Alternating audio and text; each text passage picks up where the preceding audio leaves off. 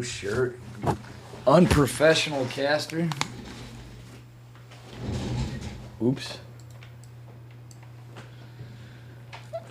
This is gonna be funny.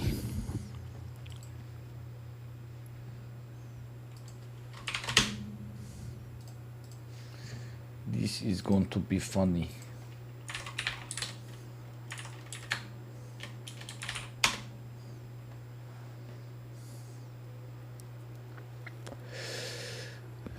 Dave is hot garbage caster mode.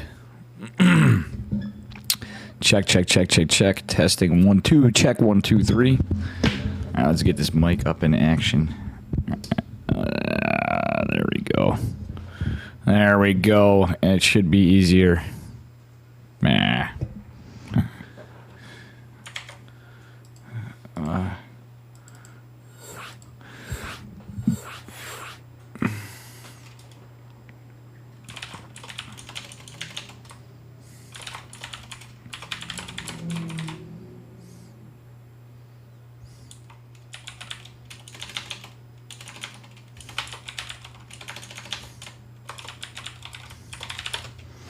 We're going to start out with the Zerg Lord and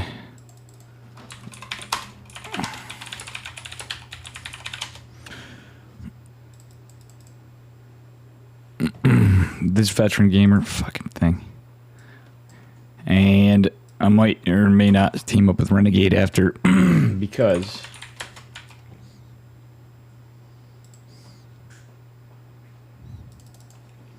shit. Is it?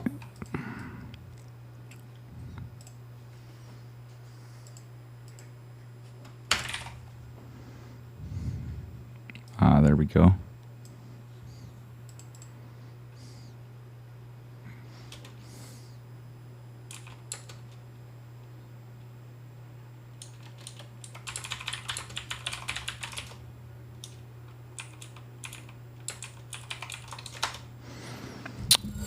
This veteran gamer and the Zerg Lord.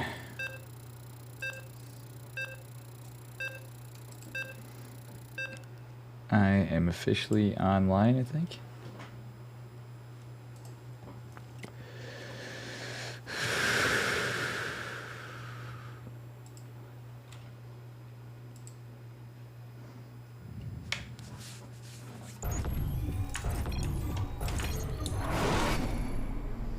All right, spawning in the upper left-hand corner of Moondance.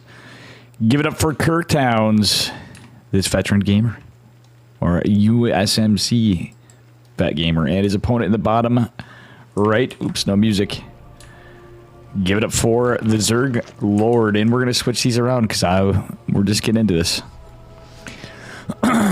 Just starting her up. Got a little food in me, and I'm just gonna do what I can do. And that is all. Because I was hoping to get more stuff done, and on a whim. The Dave StarCraft Obsessed Testa is... My voice is feeling a little better, so... Say that, and then I mute and cough. Alright. That gamer being extra spicy, taking a hatch like normal in a ZVZ. And, well, the Zerg Lord... He's pool first in it. It's Ling's baby. We got to give veteran gamer our platinum underdog, who has the bronze border, but he's not. We watched him do quite well in a diamond tournament yesterday. Actually playing very standard and nice, but the Lings could be a problem. Hopefully he knows to pull just a bit of boys to fight off these Lings. Oh my gosh, it's going to be more Lings from... the Zerg Lord. He's actually doubling down on this. There's going to be 10 Lings. It's a bit of a problem for Vet, who's opening completely standard. Hatch about to pop. This is looking really rough. I'm hoping he knows what to do. Don't want to cancel the hatch, but he wants to pull... I hope he pulls drones. And he's supply blocked for the moment. Overlord going to come pull the boys. Come on, Vet, pull the boys. He's going to pull the boys. He's pulling all the boys, but you know what? I don't blame him. He's going to go fight this. He's got Lings on the way. Nice surround. Oh my god, actually decent micro, but that is losing some workers, of course. He's gonna go right to his natural. He's got some lings to fight this. Oh, Vet, you can do it. You can hold. Veteran Gamer down 1 worker, but he's just gonna drone behind this, get 2 queens. Beautifully done. He does have gas. I would like to see him pull off gas and get some. Oh no, the ling's still microing from the Zerglord. That does have a queen though, and is going to inject right away. He's lost 7 drones. Very unlucky at the end. Needs to pull off gas, I think. He is. Okay, he's pulled off and got 1, but he needs to get link speed when he can. He doesn't have the money. He's got a drone. Because he's down to 12 drones. Same time, Zerglord opening up a little later. He has 2 queens of his own. The double queens for Vet are pretty nice, and he does have some lings out. He needs to remember link speed, and he's not. Oh, Veteran Gamer. He's just going to go into a Bane Nest? He does have a gas bank, so I guess he wants defensive Banes. We've got a Spine Crawler from Zerglord expecting a aggressive play for a follow-up here. Vet just doing his injects. He's droning. He's getting a Baneling Nest. He's getting link speed. And double gas from the Zerglord, playing extra cheeky in the natural. Okay, we do have an attempted scout from Vet, and he's going to just chill after this. He's droning up. Actually, is behind his Veteran Gamer is. He's trying his damnedest. Just needs to remember to keep droning. He's not droning. Is building another queen. We got Banes coming down. The Zerglord just building more queens. Going to take the back third, which for ZVZ, I don't hate it. He's going into a Roachborn. Okay, some defensive Banelings. Veteran Gamer making some actually pretty big brain decisions here. But it looks like he's not. It looks like he doesn't have his hatch together, or he's not droning. He's got a lot of larva, and at this point, I would like to see him smash on that drone button. He saturated gas a little quicker. He's going into roaches, which is a good idea, but we need to get the drones. And wouldn't hate a 3rd hatch if nothing else. But he's had a lot of larvae sitting here. Obviously, the underdog is still doing pretty decent. Roachborn and Evo Chamber. He doesn't have an Evo Chamber of his own. That's the problem. All right, let's see what we have coming out from Vet. Still doing pretty good considering, you know, he got on his back foot. Sadly, the Lings, if they were just in position, he could have saved a few more workers, and I think he would have been in better shape. Okay, unfortunately, because of his opponent being in quite the lead, not to be unexpected, but yeah, again, I just know on Vet, I think he could have done this. He's going to eke out some roaches. He thinks he needs to be more defensive than he is, but this back base is a smart decision from the Zerglord. How you doing, Douglas Smuggler? Welcome. I decided at the last minute to come back for EPT Americas. Alright. And we are droning hard here. Now for Vet, a little later than he should have. Going to take his 3rd hatch later than his opponent, but he's trying. It's forgetting Evos, though, and a layer at that. Yeah, he needs to tech up, if nothing else. I think he's going to try to go for a push. He knows he's up against the layer now, though. Oof. He should know. He's probably a little nervous, but honestly doing decent. He doesn't want to spread creep in ZV. Oh, no. Not in ZVZ. Not like that. I mean, yes, as long as he doesn't go too crazy with it. Guess he's just practicing, so guess I don't hate it that bad. But he's going to be behind +1 and glial reconstitution as Zerglord is getting set up. We're just now seeing an Evo chamber going down. Not in the wall, but I don't really think the wall is going to matter so much, but all the tech is the wall. Sounds like we got another Ravager Morphin? No, Baneling. Yeah, it is another Rev. We're just now seeing the layer from Veteran Gamer. We have 4 gas saturation from the Zerglord. And he's going for his all-in. Army supply looking at 2-1. Not looking good for Vet. He doesn't have any static defense. Everything's kind of out of position, and these are +1 roaches. I think he had a shot, but it's just more versus less here. And it's going to be a quick one. Not much you can do to fight. The hatch is injured. Queen's going down. Boys are desperately trying to... Well, I don't know what the boys are doing, but he's trying his best. I guess. Yeah, there's no saving this, sadly. He could have tried to go into the back base, but There's just nothing here to defend. And it looks like the Zerg Lord's going to clean this up pretty quickly. Unfortunately. That was just the whole series. Zerg Lord takes it.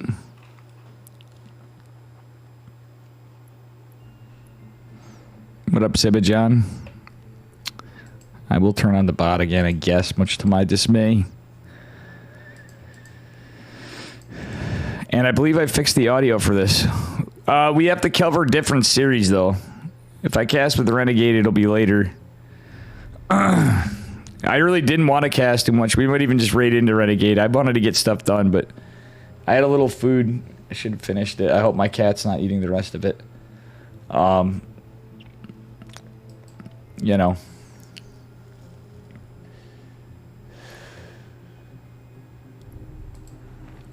I do believe I fixed the duplicate audio issues, though.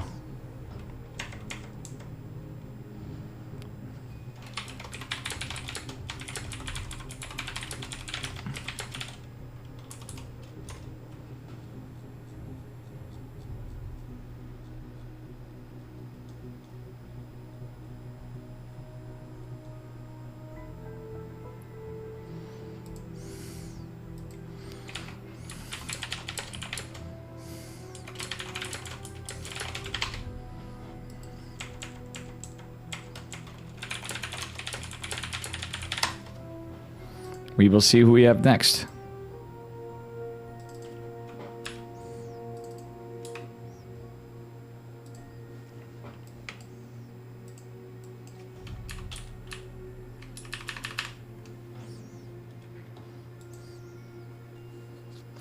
Very well played, veteran gamer.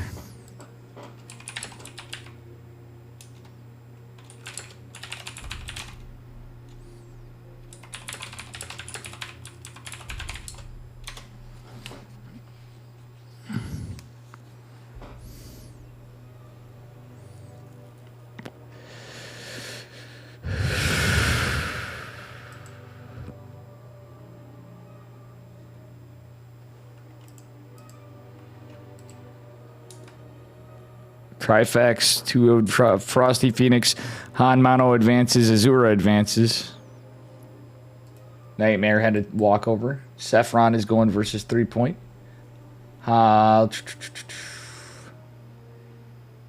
Raven Dark versus Nina going on. Magnet's playing versus Dro. It's Mies versus Cyril. Mexu versus Pooh. Geokilla versus Asura.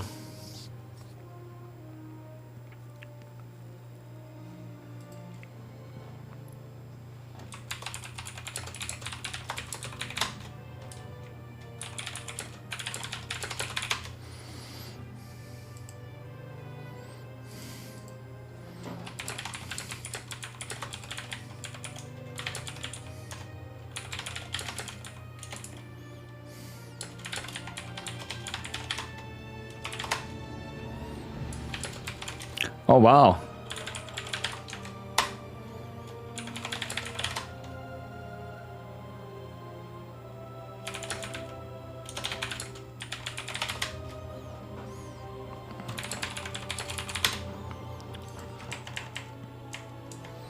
I'm going to cover whomever I can get.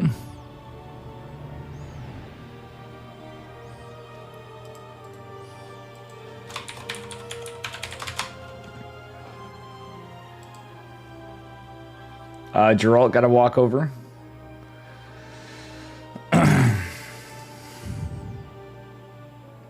Kazanas Trifex, legendary Polish player.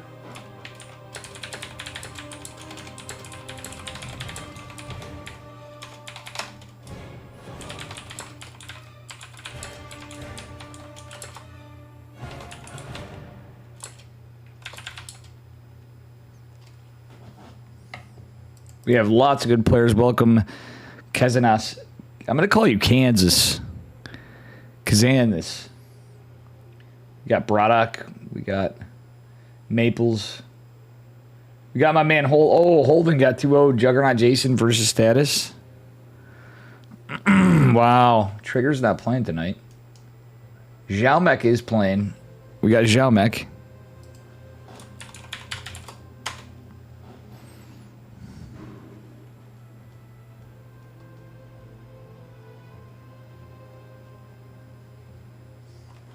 Wow, we got a lower turnout tonight than usual.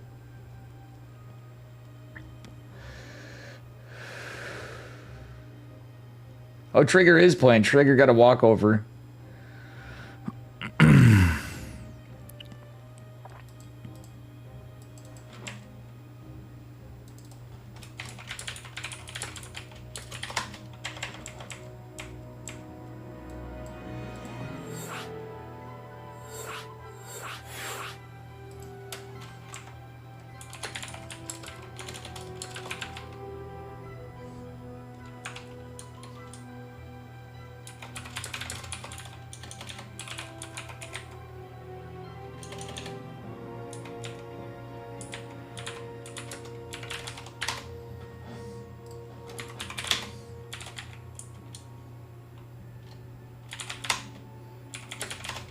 And Probius Corp versus Trifax.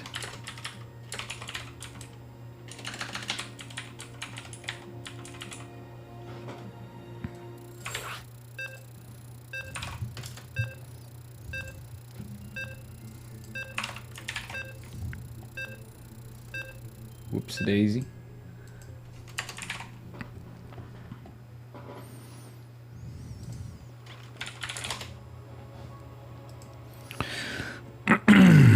And on to our next series. Changing the bracket side. Spawning in the bottom left-hand corner. Oops, we're going to switch this up.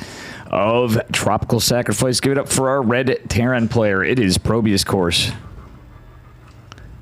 In the red.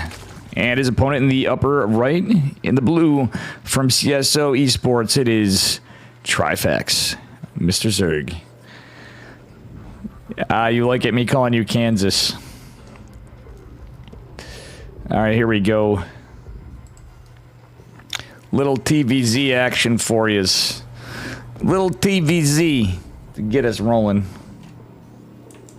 And let me just make a tweet about this. Fuck it.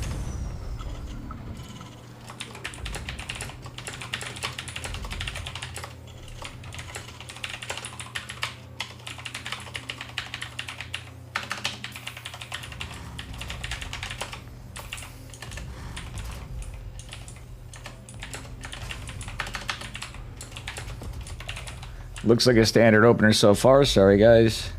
Just did a little Twitter action. How you doing, Han Mono?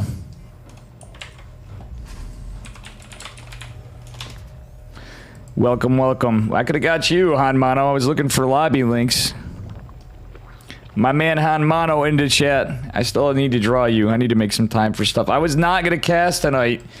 Give my throat a break because of stuff and actually get stuff done, but we decided to do it. Looks like it's standard Reaper opener, fast expand from Probius Corp, and Trifax looking pretty standard as well. He's just saturating his gas after the mineral line. We have a legend in chat, Han Mono himself. And it looks like Kansas, Kazanis has his wish of Trifax versus Probius Corp.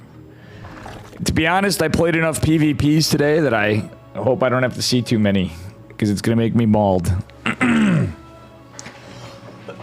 Excuse me.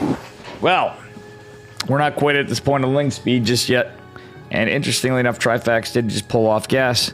He's going to start it right now. Looks like another... Is that just now the Reaper? Another Reaper in production. Interesting. He is going into... Another Rax. Is he going into 2-1-1 in a cheeky way? A little less than desired Reaper micro from our Terran player. Does get a Ling. Trifax hold positioning the Lings after. To a Reaper opener. Very interesting. Alright, he is going to go for a Reactor Factory and probably get his Tech Lab. Looks like 2-1-1 with a double Reaper opener.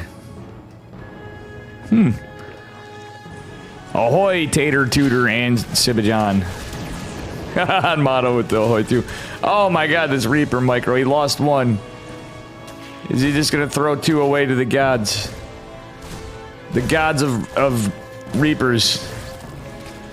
Bion is very disturbed in the force right now. There's no queen out yet, however. And the Reaper, number 2, will get some value. Does get another Ling. Damages one drone. And that is about it. He's just going to go back Third hatch going to finish for our Zerg player. Second base is done. We have Stem on the way. 211 is presumably scouted because there's no Marines out. Actually, let's take a look in Trifax's vision because I'm curious. He did not scout 211.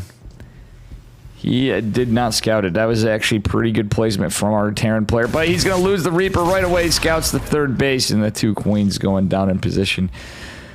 Now, I'm not 100% sure, but I'm pretty sure our Zerg player did not scout this. He's going to send some Lings with metabolic boost, though. However, and that is certainly going to be a potential for a scout, but no micro from our Marines is not good. We do lose 2 Marines and only just 2 Lings. Very good trades for Trifax so far.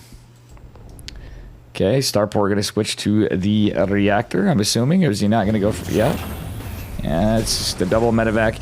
I thought he might do something cheeky here, but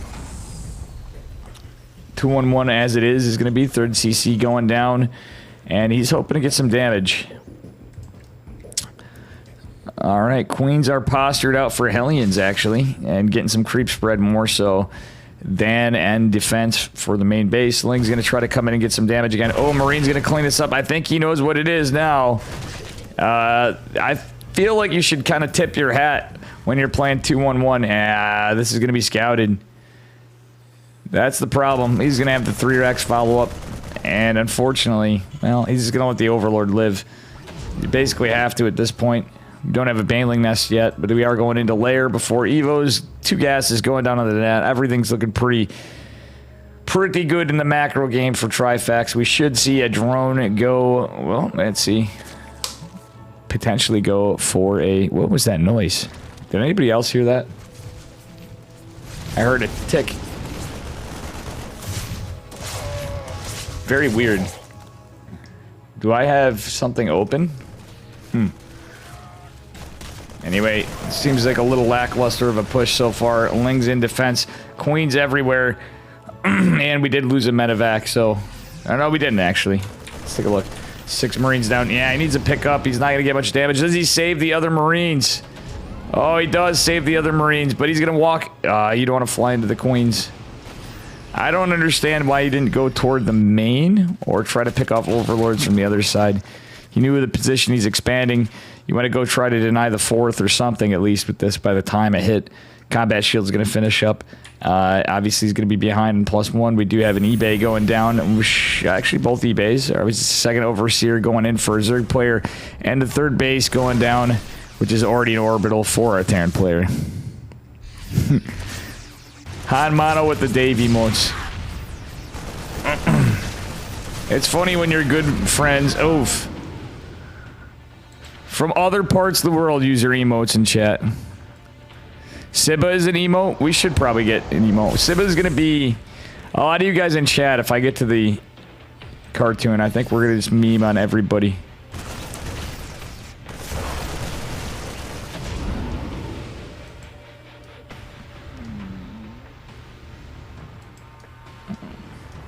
Alright, these rocks are almost down. You know, it's going to be a little easier.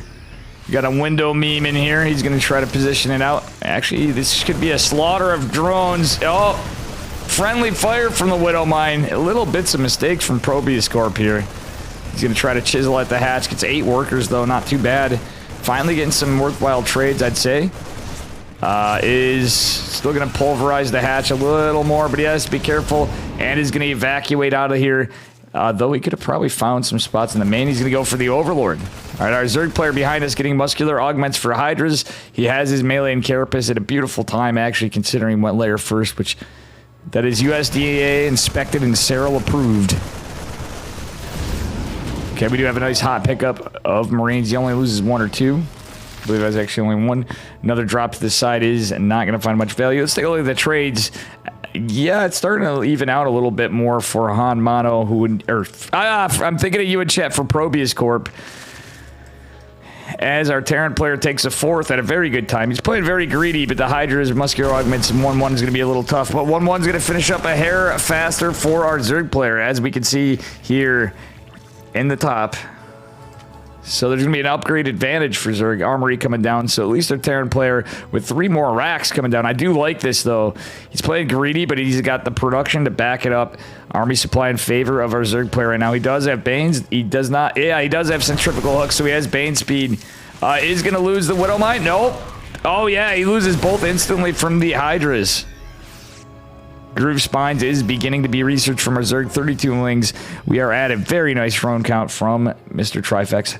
Honestly, Probius Corp could probably chill on SCVs a little bit, in my opinion. He's dropping a 5th CC behind this, getting his planetary fortress down on the 6 o'clock location base, which is pretty good. You heard it crash? I bet you it's my cat eating my food that I left on the table and didn't finish eating. Shit. Oh my god, Bane connects, we're sick. Widowmine is again gonna find no damage. And the Token Marauder and 3 medevacs are gonna just chill here. Zerg Army Supply looking very good, but Probius Corp is pumping. He's pumping out the Marine Marauder medevac. He is forgetting his +1 infantry armor, or +2 infantry armor rather. Planetary Fortress is gonna go try to be defended, but 5th base trying to be taken. Our Zerg is posturing for an assault, but we do have a 2-front attack from Terran. Trying to be annoying and get him to come back and engage, hopefully, but Trifax may just opt to push across. No, he's not going to. Widowmine does kill, 2 Widowmines kill a Queen. But unfortunately, I don't think that's worth... Oh, this drop over here, though, is pretty sick in the 4th hatch. 12 drones going down. That's actually very nice for our Terran player, who is now going to try to aggress over here after. He's going to lose a lot of workers, but he's going to try to go find some value in the main base. Behind this. Queen trying to kill the medevac. Does not quite get it, but that looks like it's on death's doorstep. Are we going to see a drop again? No, we are not. We're going to see... Oh my god, that's a lot of Zerg. Medevac's going to be instantly sniped from the Hydralist. That's a loaded medevac that's pretty injured too. And there's not enough SCVs down here to save the Planetary. Planetary will help in the fight a little bit, though. The boys are pulled over here. We're going to see some Hydras go down. We have a Hive. I don't think we have a Lurker Den. We do not. 2-2 going to be finishing up for Zerg. Again, it's a little delayed. +1 infantry armor for our Terran player. He is going to try to get in here. The Banes are going to pop pretty soon, though. I don't like this situation. He's about to be surrounded. Changelings going to get in the way. Actually, the Changelings working in favor of our Terran, funnily enough. Kind of sim-citying around a little bit. Okay, he's trying to use the Marauders to tank the Banes. There's 1 Bane here and a lot of overstim Marines getting surrounded. Do the medevacs come to the rescue? Does this last one save some of the forces? Trifax with the lead at the moment. 5th base being secured for our Terran player. He does have the workers, but he, in all this micro, was not able to fix his saturation. Trifax now up even higher. Workers going to take the 12 o'clock position base. Very, very crazy stuff. All right, the 5th CC that was taken ended up working out in our Terran's favor for the moment. But again, okay, he's just pulling the boys. He can potentially defend this. But he's going to push out. There's a bigger Zerg force in the southeast engaging the Terran army.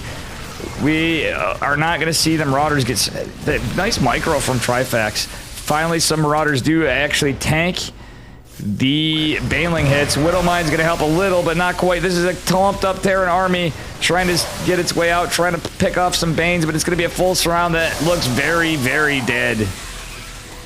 Planetary Fortress is not done down in the 5th, and Trifax takes game number 1 in a very good game.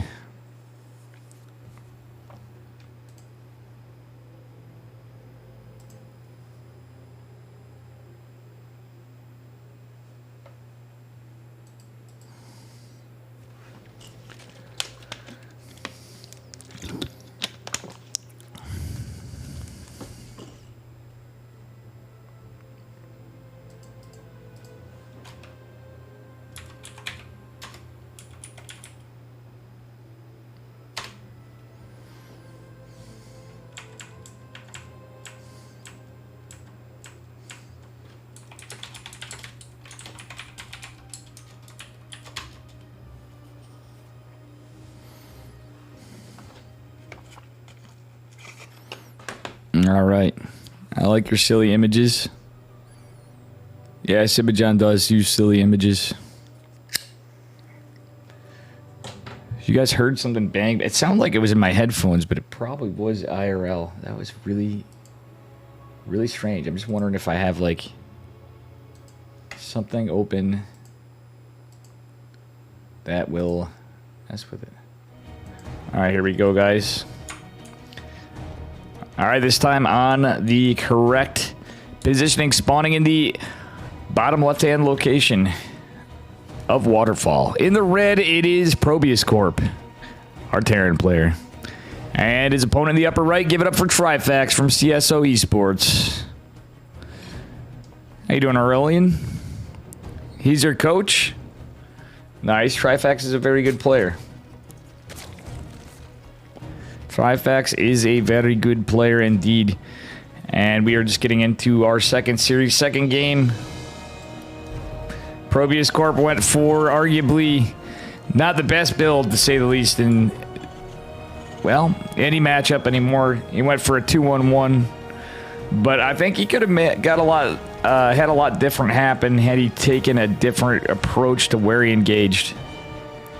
Yeah, just, you know, by how that map's set up. This is a smaller map with fewer expansions, so this could be a spicy, smaller one. It's going to be a pretty standard opener from both players at the same time. No, I know guys, I know who Trifax is. He's played in my tournaments. I don't know him that well, personally, but I do think he's a pretty good dude. He's a great player.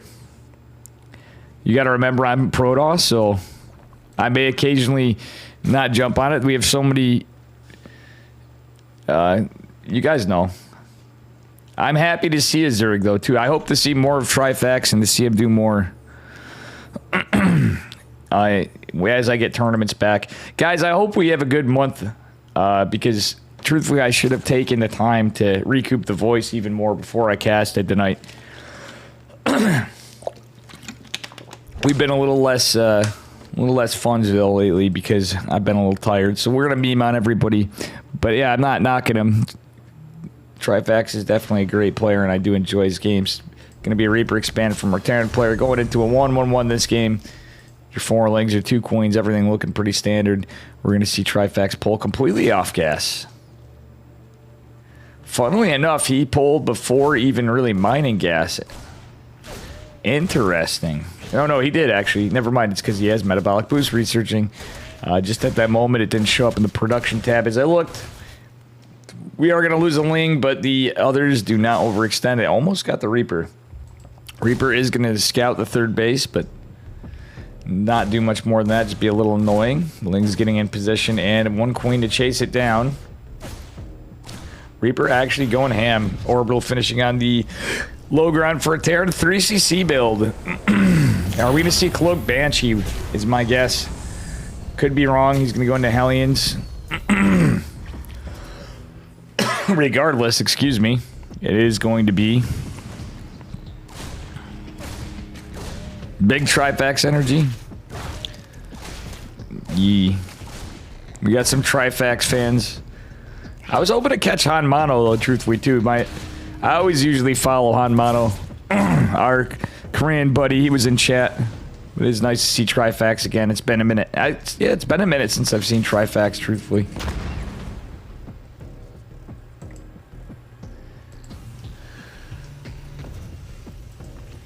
All right, am I going to call it? Is it going to be a Cloak Banshee follow-up? Or is it just going to be Stimmarines? It is going to be a Cloak Banshee follow-up for the 3cc build. More than likely. As we usually see. 2 Hellions and a Reaper. Going to go try to get some kills. Do get a Ling. He is starting to take some damage, though, and finds no drone kills just yet. More Hellions going to join the fight, but they're going to go right into 2 Queens, which is not optimal. They do damage some Lings. And they are going to get the hell out of there. Queen's out of position just for a moment off creep, but there's going to be the creep spreading out from the hatch in a moment. There's first Banshee on the way. Barracks getting a tech lab of its own. Forced them. And again, it's a 3cc build from Terran, so as long as he can get some pressure on, keep the heat, he's going to try to get a creep tumor. Does successfully get both creep tumors, but is taking a lot of damage to the Hellions. Nice Reaper grenade, by the way, from Probius Corp. Behind us, just throwing it up. Another queen coming down for Trifax. And I'd like to see... Alright, yeah, these are... Hellions are just chiseling at the queens. Queens obviously getting more damage, but just trying to prevent the creep spread, as our Terran players do. Alright, we're going to see a bit of a wall. We don't see Cloak. Wait, what? A little indecision from our Terran player getting his 2 racks behind getting Stim. Do we have Cloak? No, he forgot to get Cloak, and he is not going to go for the 2 Banshee. Little weird play out of Probius Corp.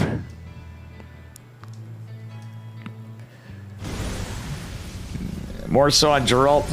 Geralt's a good friend of mine. I mean, you know, I feel like I've gotten to know Geralt and Christiana pretty well. Xiaomek I need to talk to more, but we've getting to know each other from Twitch a bit. Mr. Mana does not know me that well. He's a little too famous, I think. But I finally got his Discord. We're going to be having... Oh shit, I have to cast tomorrow. We have OSC tomorrow. I knew there was a reason why I didn't want to get too into this. And it's no disrespect to ESL, it's just I wanted to get stuff done. And I have a big tournament. That's actually kind of sad, because... Oh man. That said, stuck on Sag. These Hellions about to get wrecked. Ah, wow, he saves them. That's enough Hellions where it almost feels like he could go into an armory and it'd be like Hellbat Marauder. So, very weird play from our Terran player. He's going into 1-1.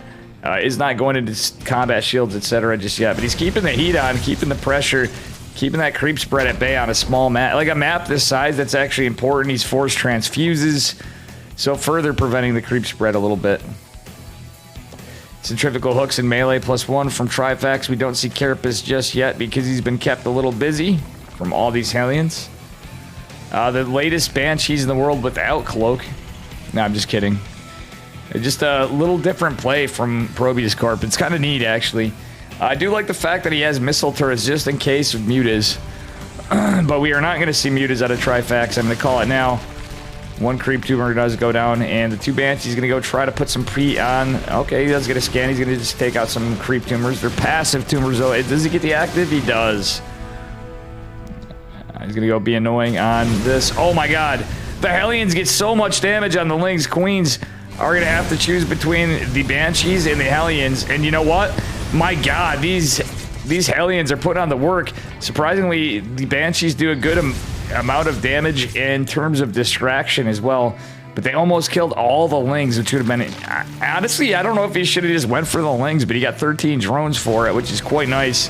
Probius Corp actually making a kill on the hatch. No, forces a cancel. That's big. Though a 5th hatch, not quite as impactful as the 4th.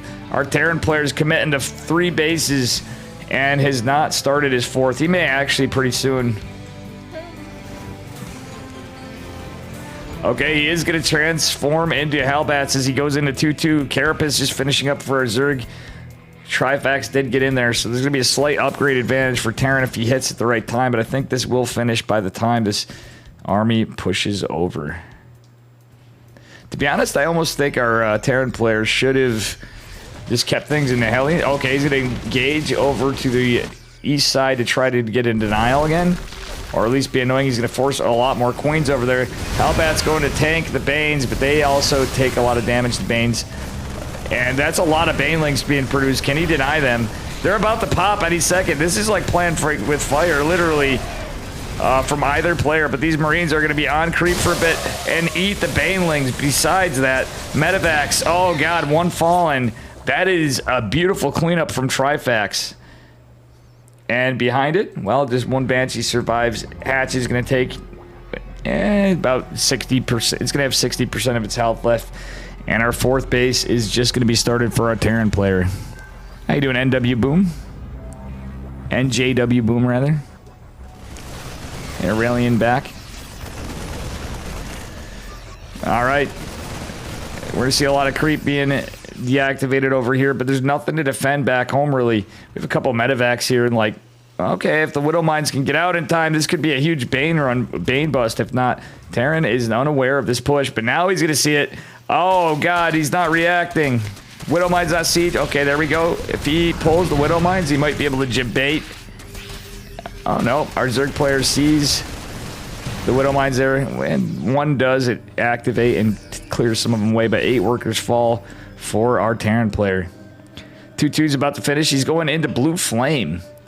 All right. Kind of Maru style, but definitely an interesting, scrappy game on the Terran side. Trifax mounting a beautiful defense, taking a 6th base in the northwest position. And there's this creep everywhere.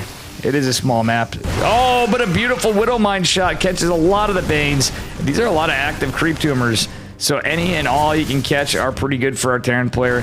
Does have a couple overseers, so notices the Widow Mines. And we do have muscular augments, but not groove spines quite yet. He is actually emitting groove spines, going right into a lurker den. And the beautiful Bane bust over here does catch only 2 workers. So that was a nice pull from our Terran player. Oh no, he needs to land the lines. Mines. Oh no, he could have used them for the Banelings. Okay, Marauder's going to lead the charge as they should for the Banes. Banes try to go in though. They're going to go into the 3rd base again. And if nothing else, okay, beautiful liftoff because that's a pretty damaged CC on the right flank. There's going to be a beautiful pickup though. I thought this was just dead. Hope he closes the wall. This map is so small you can just see it. But guess what? This drop is going to force a response from our Zerg player. Yeah, no Queen's there, but that medevac in the front, okay, is in a lot of trouble. He's potentially just going to lose all these Marines in a second. Okay, forces Zerg back. That's actually pretty big for Probius Corp. Meanwhile, let's see. Yeah, this is all going to be cleaned up, but I think he just wanted to pull Zerg back. His army supply, though, the entire supply is just so low. This does not look good for a Terran player. He's just getting a planetary fortress in the 4th base. This is just a 6th for a Trifax who's up on workers, up on army supply, and going to go in for another run by the walls open. He does not shut the front door, nor does he shut the top. This is not looking good for our Terran player. GG, and Trifax advances. Very well played by Trifax.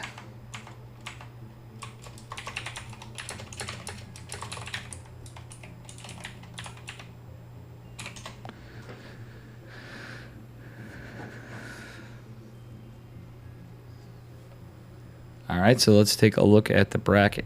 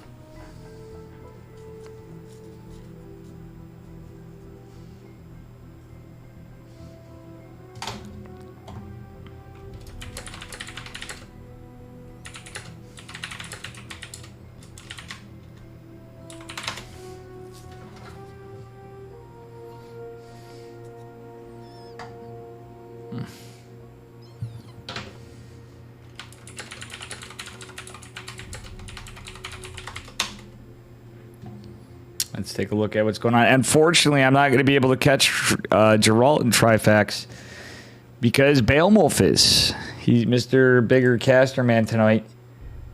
Yeah, he's obviously going to pull more. He focuses exclusively on casting. You know, I do a bit too, but you know how it is. You know how it be. Bale on the main stage, usually, you know. So, sadly, we won't get my man Geralt. But I did cover the series you guys wanted. Let's see who we get.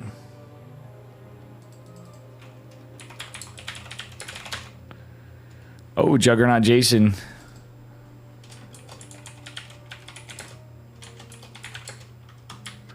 Versus a Ranger.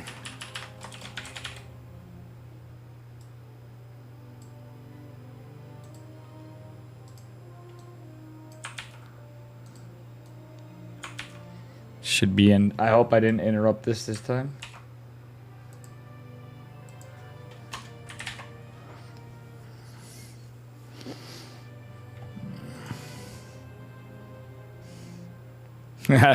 Kazan is...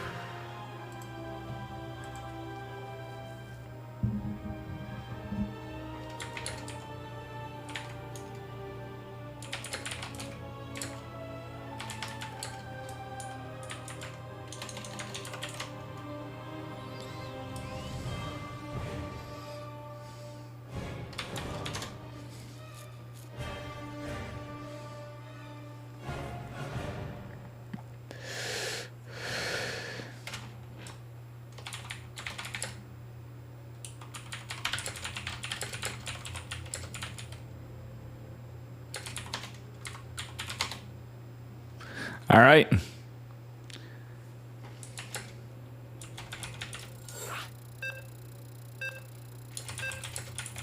All right, we got Ranger. I've not covered him in a minute.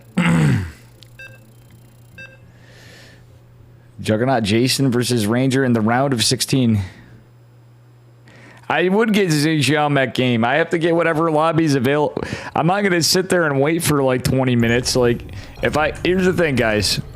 Just hear me out. Sometimes I'll wait for a series and especially see my voice isn't fully recovered, but you know how it be. So, would you rather wait for no games for like 20 minutes? Sometimes that happens. Spawning in the upper right-hand corner of Data C, representing the Noboli clan, it is Juggernaut Jason, Mr. Terran Canadian streamer man in the blue. And his opponent in the bottom left from MSIA, it is Ranger. Why am I not knowing the team name?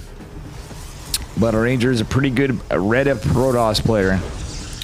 I do apologize. Trust me, I want to get Xiaomech, but things be a poppin'.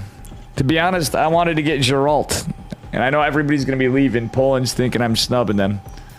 But that is not the case. Dave always enjoys catching his Polish Protoss friends.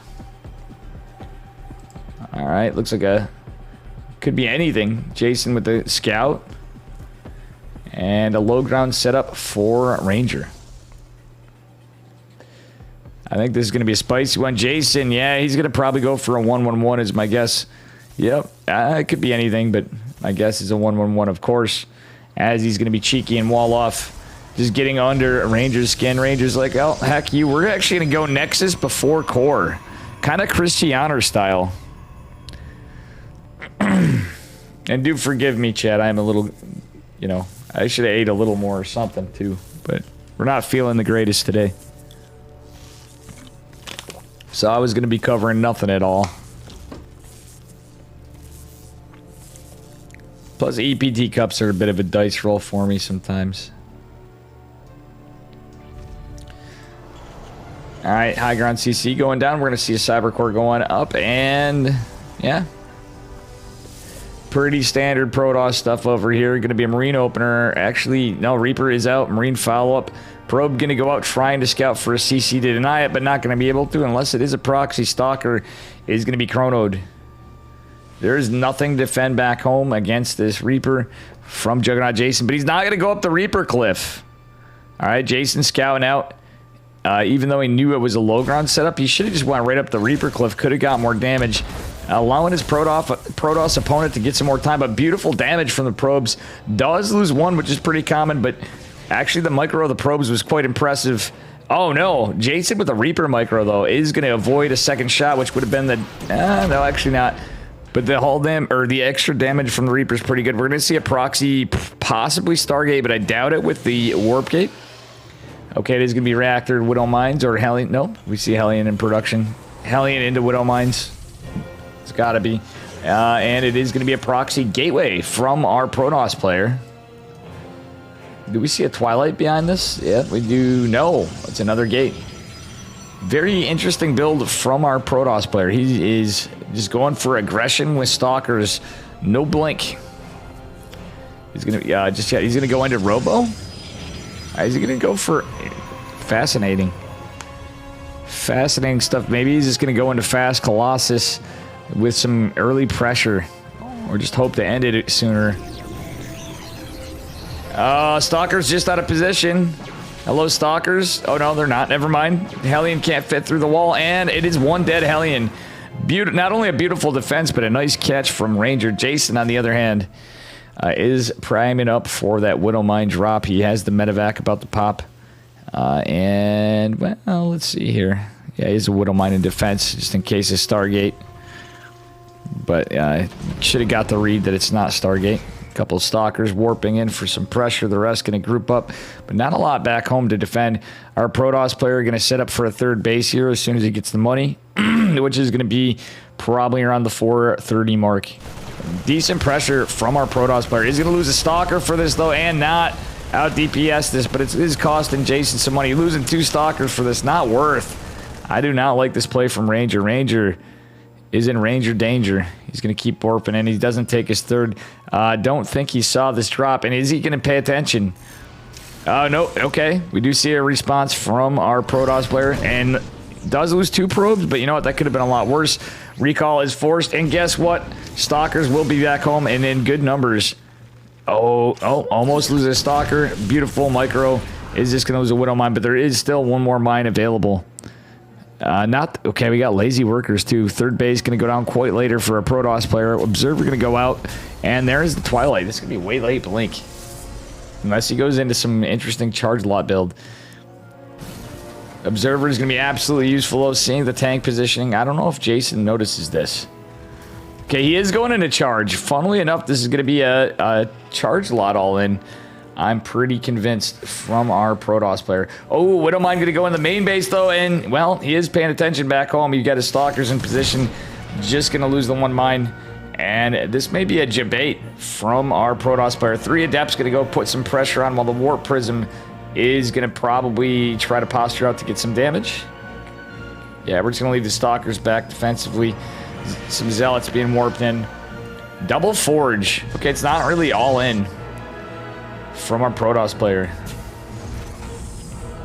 Stim and +1 on the way for Juggernaut Jason. The combat shield should follow soon. There's a nice supply block, sadly, at the moment. But actually some decent responses, other than the throws of the Stalkers from our Protoss player. Still not horrible stuff from Jason. He is still a little bit of a threat with that Widow Mine drop. Full Warp Prism going to try to go in. Just a Scouter Barracks. And everything's still camped here to defend. We got 2 tanks, Marauders, and Medevacs even defending for timing of a charge lock attack. 4 workers go down. As I called it, the Medevac still lives, as do the mines. So Jason's actually catching some value out of this drop as time clicks on. 1-1 going down at 3 gates for a Protoss player. 2 at the third base. All right, everything's going out in position for a push, presumably for a Terran, or he's going to defend the third. Could be a big push, though, which would actually hit at a good timing, but 5 gates going down in total. Adepts going to scout the push out, but guess what? Here come the chargy boys. Just 4, not a warping, just a little bit of a drop, and he might even be able to save them if he is careful, but guess what? There's a drop from Juggernaut Jason. Is he going to stim forward? He does not catch the Warp Prism. Warp Prism doing a good job of keeping everything back home. So, funnily enough, if our Protoss player can buy time for this, we're going to have +1 infantry armor on the way, but there's going to be concussive shells following up. Oh! Medevac does go down, but you know what? This looks like a dead Stalker. Nope. Oh. Wait, what? The hold position from Jason. He is going to get the... That is big brain play from Juggernaut Jason. Gets a whole stalker out of it. Get a recall of the prism. Let's take a look. No, the prism died. Somebody got a little greedy over here. Vikings took it. And it was a failed recall, I believe. There is a proxy, though, if our Protoss player wants some aggression. And you know what? He's going to have an upgrade advantage. Army supply massively in favor of Jason, though. But that 1-1 should help. Okay, with the extra gates, we can see some more reinforcements soon. A 4th base going down for Protoss. Going Gateway Man style, but Widow Mines tanks. There's going to be a big push from our Terran player. Mortar versus less. Oh, tank going to get shredded more. No, no shots from the tank at least, but the Widow Mines doing great damage against the charge lots. Battery overcharges, activated stalkers getting in position. The Vikings are kind of useless other than maybe distractionary shots from the stalkers.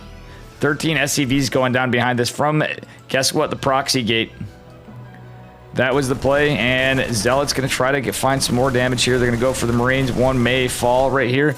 Widow Mine is going to get in position. Some micro going on, and Ranger is going to chase Jason away. Jason is afraid of Ranger danger. No, I got you, Kazanis. I just want to let you know, I frequently cover Polish players. A lot of European players, too. Even in NA favored time tournaments, these guys are always playing. 21 workers down. This is actually starting to look really grim for Jason. Does have a nasty army supply, though. So he might feel the need to push, but that 3rd CC is in a lot of trouble, potentially. We don't have... Blink is just now starting 2-2 on the way for Protoss. Jason should be going to try to eke his way toward a Ghost Academy, but damn... He is down to 37 workers. He's definitely not winning the worker battle. Proxy is located. And that's one gate in the pylon down for Ranger, who's going to take a 5th base. Okay, he's playing the greedy style, as you know I like it. He's a greedy boy. But he only has 64 workers for... He isn't fixed saturation. For 4 bases, so I don't know how much I like that. Would like to see some gas going down, at least one more.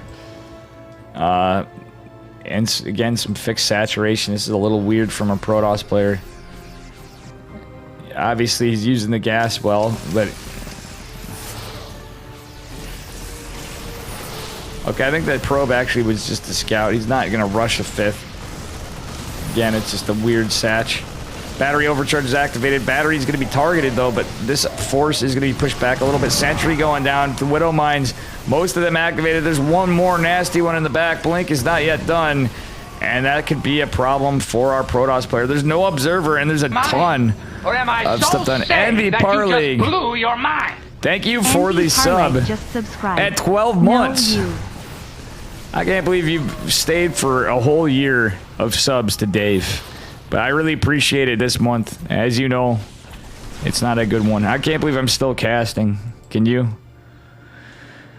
It's a lot of Widow Mines. They are going to be scouted from the Observer.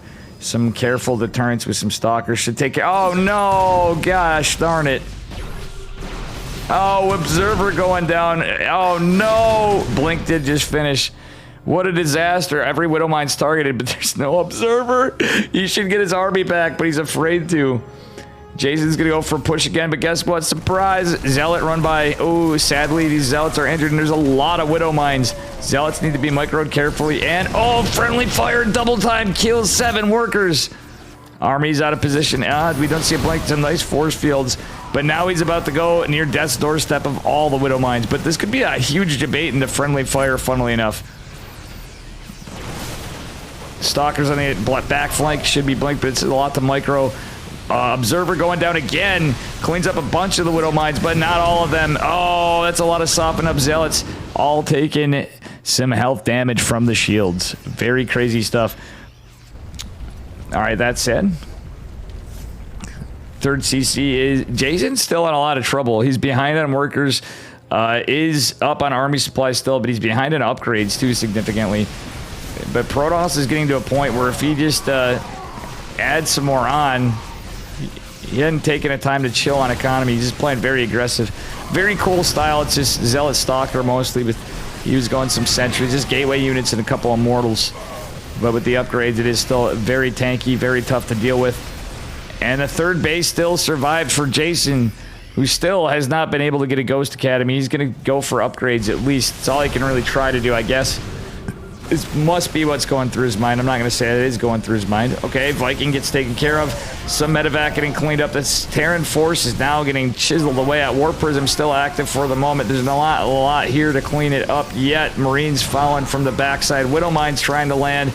Observer's still out. Friendly fire potentially going to happen. Nice splits on the Zealots from Ranger. Jason trying to fight his hardest, but GG is called. Ranger takes game number 1 of this series.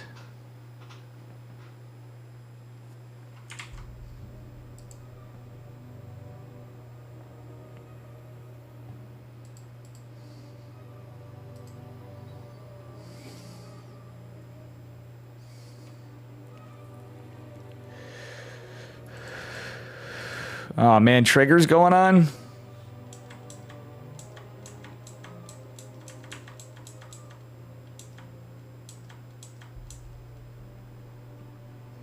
We're going to finish the series as a chat. That means I'm going to be off a series, as we don't like it usually.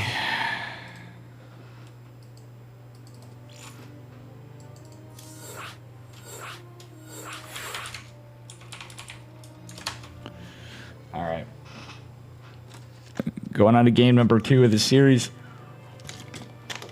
Can Jason come back? Oh, just waiting for Ranger to get in here.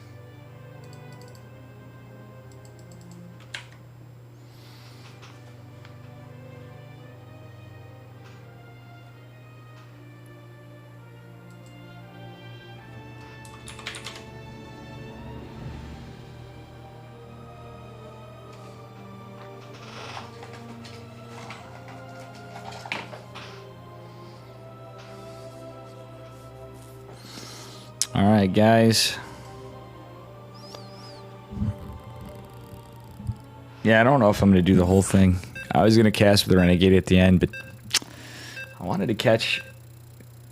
We catch what we catch. I don't mind catching my pal Jason. But of course, sadly, voice feeling a little better, but you can just tell I'm still not... We're still not 100% yet.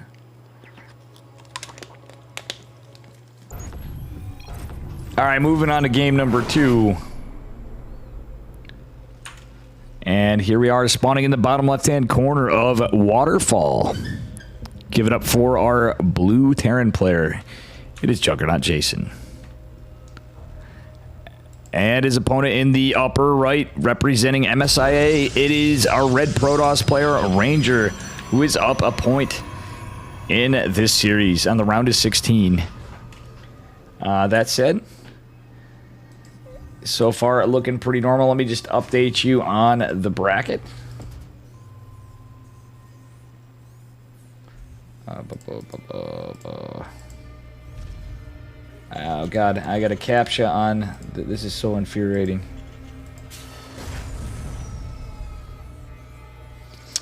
All right, looks pretty standard from Jason and our Protoss player. Ranger going for a Gate Scout. Even though it is going to be a 1-1-1 from Jason again. Looks like Nightmare versus Hanmano is going... Oh, no. My man Hanmano was in chat. And we have Nightmare versus Hanmano making it to the round of 16. Here's the hopium for Hanmano, guys. That's all right. I said it on cast. Hanmano, we're rooting for you. My underdog, Terran buddy from Korea in Japan at the moment. Pig versus Upsea. Oh, my God. Going on to fight Nina. That is crazy. Dolan... Going on, Magneth actually advanced for his first time. Mixu versus Azura. Disc is awaiting the winner. Trigger is fighting Xiaomek. I could have caught that lobby. Oh, that's the one everybody in the Dave stream would want, would be Trigger versus Xiaomek. But we'll take Jason. Makeables advances, and Trifax versus Geralt going, which Beowulf has been pestered to take all day. But that one would have been one I would have gone to. Trigger versus Xiaomek would have been the best, the epitome of Dave cast, though. Truthfully, in the past, either Hanmano, Nightmare, or Trigger. That's a tough call, but you guys know. I don't have COVID, no. It's from a rough weekend, too much smoking, allergies. I was literally going to take tonight off after stream. I was ending miserably, not because of that, but I was starving. was absolutely starving and I have shit to do. But again, I decided to do ESL. A proxy from Ranger. Interesting stuff. Okay, we are going into Warp Gate. Could we see something extra cheeky out of Ranger? You guys know what that looks like to me, but we don't usually see it. Could just be a scouter pylon, actually, which would be big brain. Ranger is going to go out. He's looking for proxies, but it's not. Does he doesn't scout the Hellion. Does see the Reaper. That's a scouter pylon for drops. So unfortunately, it is not what we were thinking as of right now. It is not going to be the proxiest of dankest shrines. The dankest of proxy shrines. Whatever. No Dark Templar this time. Jason going to go out with 3 Reapers and 2 Hellions. Pretty aggressive push. But we don't have a full wall. And I think this may not cover. Oh yeah, this could be a little rough. Just one stalker here and another at the top to defend. He's going to need to pull both back. Oh, he's way out of position. This could do a lot of damage. And actually, that stalker is going to go down. That's also worth a catch, but we're going to see a full wall behind. So, collateral damage from our Protoss. That's actually really smart to do this. Though annoying and it does tie you up a bit, it's probably the smartest play you can take. And is going to allow Jason to have a moment to come in with the Reapers, however. Very nice micro from Juggernaut Jason going around and decision making at that. These Reapers actually doing a pretty good job. Hellion's going to try to split back again. Hopium for a little chain the wall. Reapers getting microed with it. Okay, we do see a split in the Stalkers. Shield batteries down, however. And the Stalkers are going to split, but the Reapers are here. Ranger is making a little bit of a decisionary boo-boo for a second, but the Stalkers at the top are going to be there to greet the Hellions and the Reapers. Actually, a misclick from Juggernaut Jason means he's going to lose a Reaper and potentially another Reaper does fall.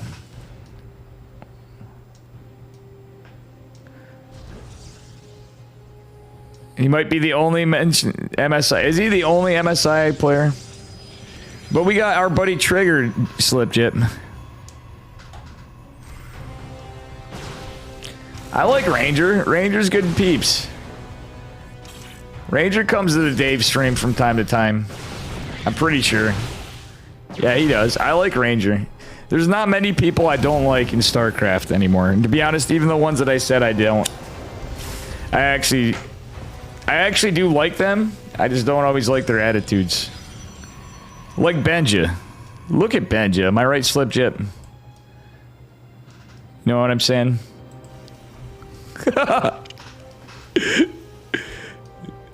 I'm just messing around, guys.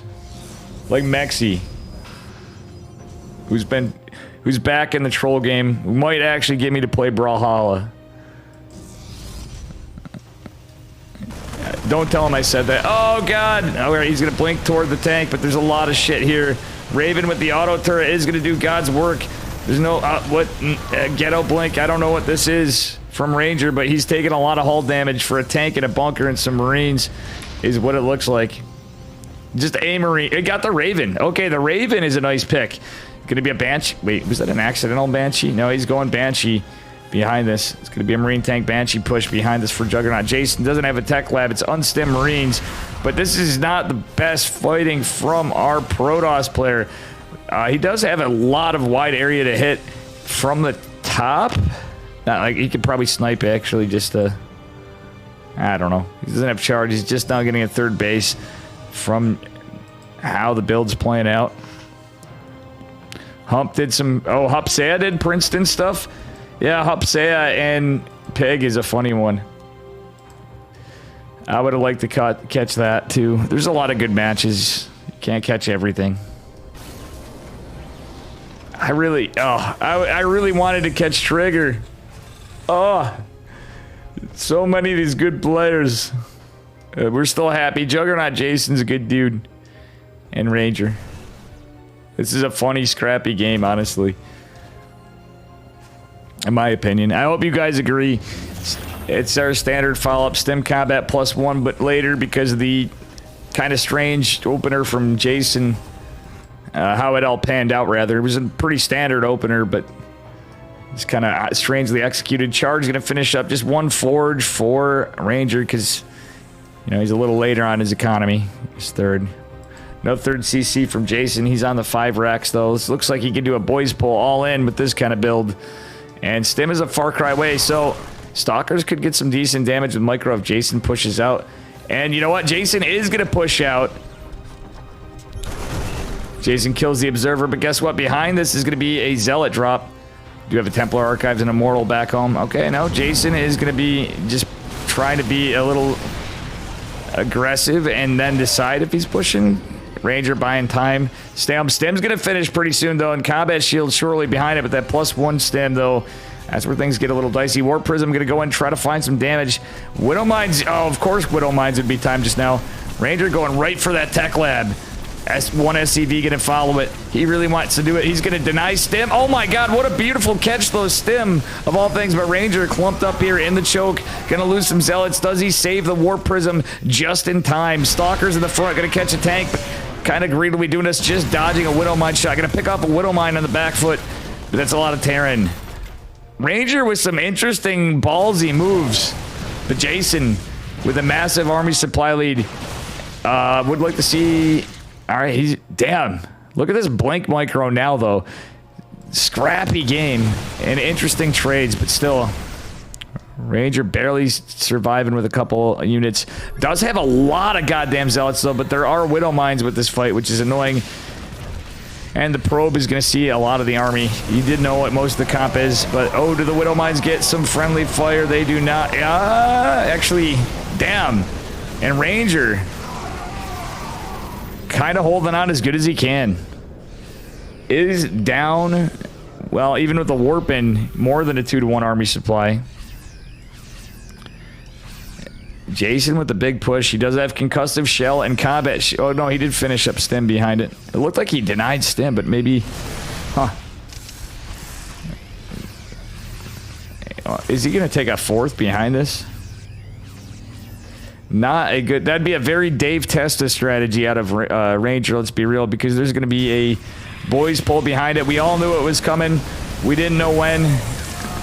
Archon's being morphed to try to tank stuff. Warp Prism is certainly going to be eliminated in this fight. There's no other shield batteries. Yeah, he should have dropped another battery. Boys being pulled against boys. And this looks like it's over for Ranger. I don't see him coming back. He lost the Prism. He had no aggression on the other side of the map. And Jason takes game number 2 in an absolute slaughter. Mio Micah's the best. I didn't realize Mio Micah's on the team. I actually really like Mio Micah, but Ranger's a really nice guy too. Mio Micah is actually hella nice.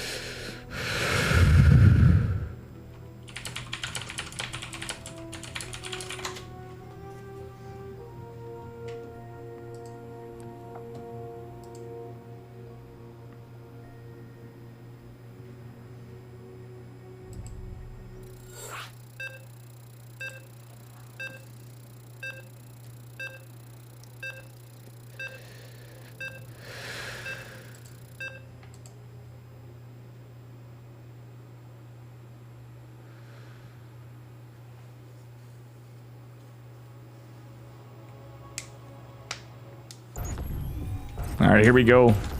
Hey, we're starting to see some fam in chat, I have a feeling. This match point here on the round of 16 on this side. What up, veteran gamer? Spawning in the bottom right-hand corner of Tropical Sacrifice is our blue Terran player, Mr. Jason. Juggernaut Jason. And his opponent in the upper right from MSIA, one of the few players in the red, it is a Ranger. Who is going to be going for a way earlier scout. This almost looked like a Max Pax for a second because he had delayed pylon, but I think it was just a little mistake. Or is it? It is going to be a Max Pax. Something to the effect of a Max Pax. Maybe he's going to do what I do. He's going to go gate, then he's going to go pylon, and yeah, it's going to be something similar. He's been hitting hit with a really early 1-1-1 every time from Jason, though. And Jason does play a lot like that versus Protoss, so we'll see. And back home, it's going to look pretty standard if he does this just right. He's going to go for the gas. Going to maybe go for core then gate. He might go gate then core if he holds it off, and then just going to delay the Nexus. Okay. Yeah, I think we're going to see core then... No, it's gate. And Ranger should, if he does this, just... Yeah, he's going to have just enough for the cyber core in time where it almost looks normal. But he doesn't have a probe down for the Nexus just yet. Jason may know, because Jason plays a bit of pro. He's definitely played enough Protoss before. First game where it's going to be a Reaper opener. It looks like the probe's actually going to do a good job at denying and expand for a second. Oh, is going to scout a high ground CC, but high ground CC is a smart move from Jason from what he scouted. Oh, Jason with the gas deal. Cheeky, cheeky. You know what? At this point, I don't know what to say, actually, in my opinion.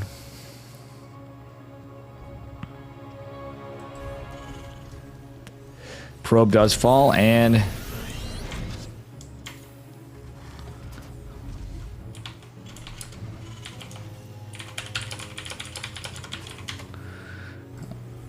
And let's see what happens here. You're not nice? Why are you not nice, veteran gamer? You are absolutely nice. All right. Stalker and Zealot going to go push up. We do have a wall. Bunkers going up. Jason reads this like a book. He knows what's up. Protoss being very aggressive. Getting a shield battery. I don't know why he's getting a battery. It's just a Reaper. He's got a Stalker out. He's got some aggression going on, but there's a bunker. Oh, does he get a delay on the CC? No, the Zealot goes down just in time. He wanted to delay the CC at the least. But it is going to have enough units to be annoying. We got probes kind of derping out here. We only have 2 gas saturations. What is this probe doing right here? That's bothering the shit out of me. Is he going to get the kill? Yes, he is. The gas goes down, but Jason's in a fantastic position. Nexus just going down. Warp gate just now on the way. Gas is now getting taken. I don't like how this played out for our Protoss player at all. Probe is even going to go down before the pylon? Nope. Is he going to lose 2 probes? My guess is probably. Reaper with 4 kills now. This just spiral out of control for our Protoss player. If it was for a player that you knew didn't open like kind of off kilter high ground CC 1-1-1 early most of the other games play, I would say maybe. But Jason knew how to sniff out the, most importantly this game, he was going to open a little more standard, and he sniffed this out. Oh, do we get a debate on? We do. Widowmine is going to go down before going technically down, and he doesn't want to lose a Stalker for a Widowmine. That's a horrible trade. 2 Widowmines are out, and we are going to see some damage to the Marines. Oh, no. Oh, not like this.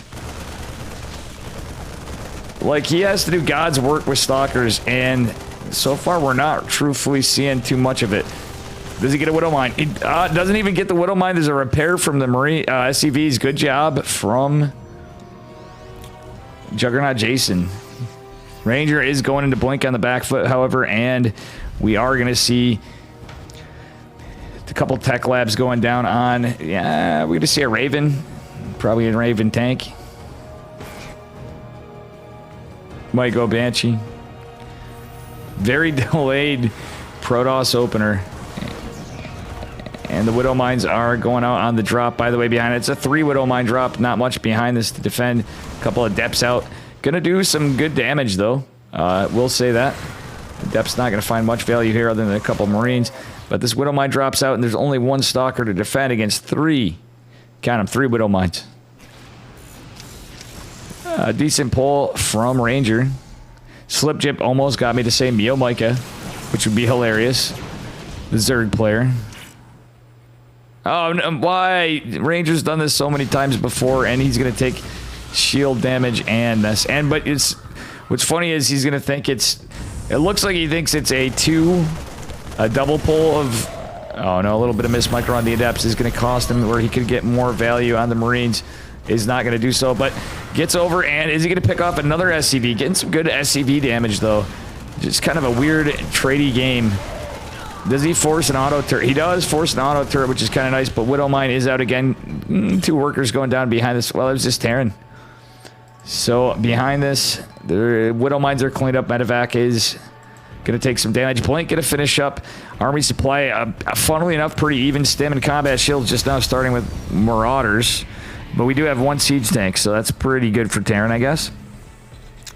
3rd Nexus going down for Protoss, rather. And we have the Observer out. He chronoed that. No. Well.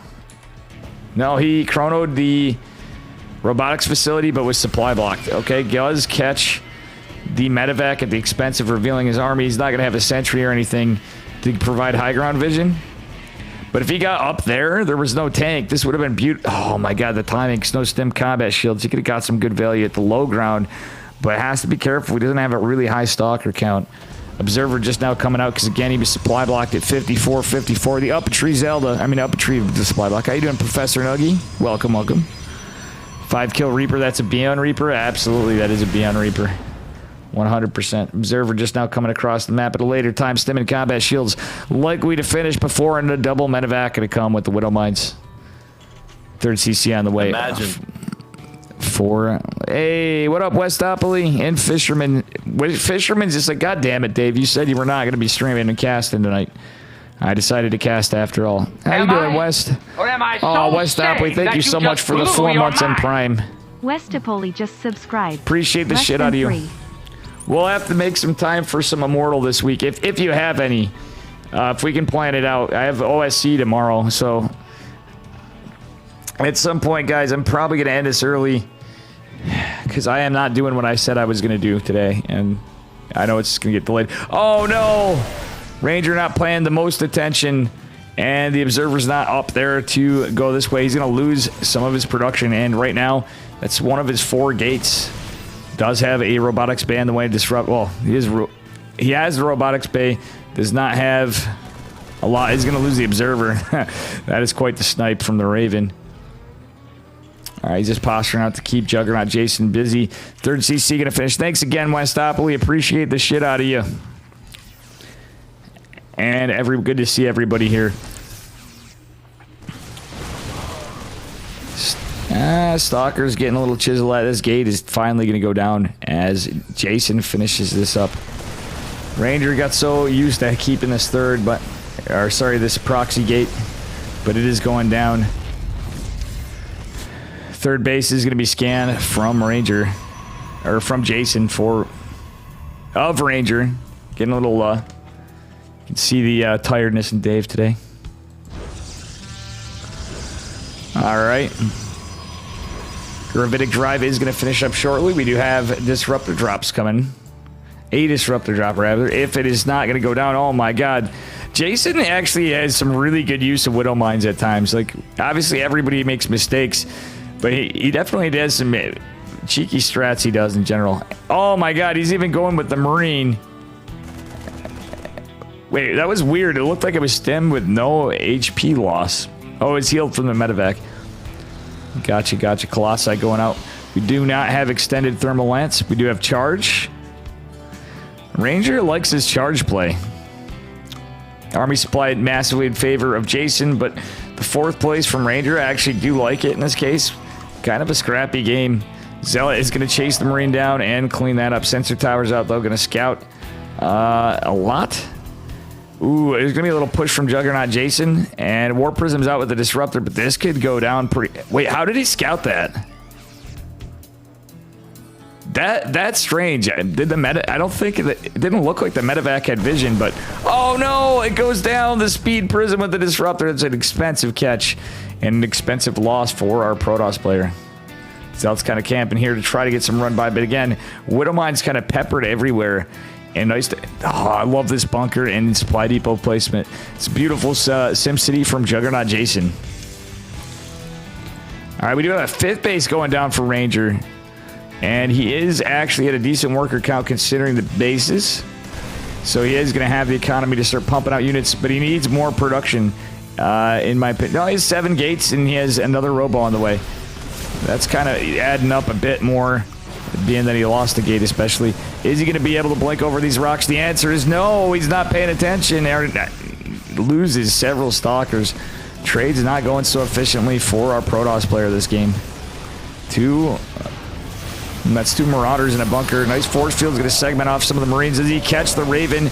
Oh, not before the anti-armor missile catches the Colossi and the Immortal with the 2 sentries. That is very unfortunate. Interference Matrix does go down as well. That was like a very well-timed micro from Juggernaut Jason, and these units are in a lot of trouble. There's a Viking. One of the Colossi falls. The other on the verge of collapse as the hull damage has made it go down to but 42 HP. That's it. Good Lord. The absolute carnage. Oof. Imagine Terran, as we'd say. 5th CC just started after the 4th going into. Not quite a planetary just yet, as I said, of course. The Synchronicity. Dark Shrine, and let's see the upgrades, actually. Protoss on +2 ground weapons. Jason just getting +1 armor, and there's now double forge for Protoss as his economy is booming. And a lot of static getting set up everywhere for Protoss. Oh, wait.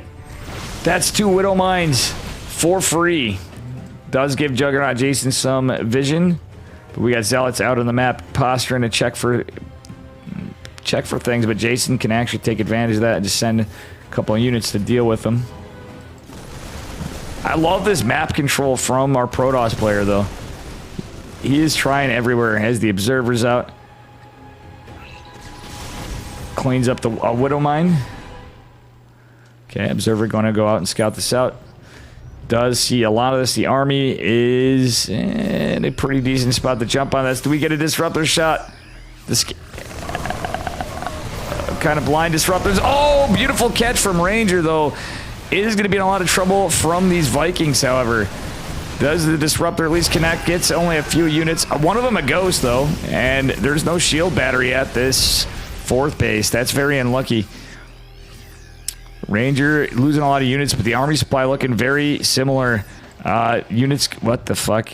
Yeah, it's kind of strange trades. A lot of the army split up across the map for vision from Ranger, but nice. No, oh my god. Those Novas were just juicy. Widow Mine does. Oh no. Wait, it gets cleaned up. I didn't see an observer there, but apparently there was something of the sort. Wait, we just had a disruptor for 6 workers and like 4 zealots. I think that trades out better, but we're not sure. Disruptor's gonna go down before it lands. Oh, that was very unlucky. That would have certainly connected, it looked like. Ranger down to 36 army supply. He is gonna finish, well, he's got a ways to go. We have infantry weapons +2. But we do have +2 ground weapons for Protoss, so he's gonna be on 2-2 in a minute. Shadow Stride and DT is being researched. But look at this. What a set of static from Juggernaut Jason. Ranger does get a Nova on just the missile turret, but I guess that's going to help out for DTs, potentially. Oops, sorry, guys. This is going to be interesting. Oh, the invisible men going everywhere, but Jason just has missile turrets strategically placed. His placement of bunkers, missile turrets, sensor towers, and mines is just actually pretty goddamn good. Jason seriously plays some of the stuff he does, just his game sense and his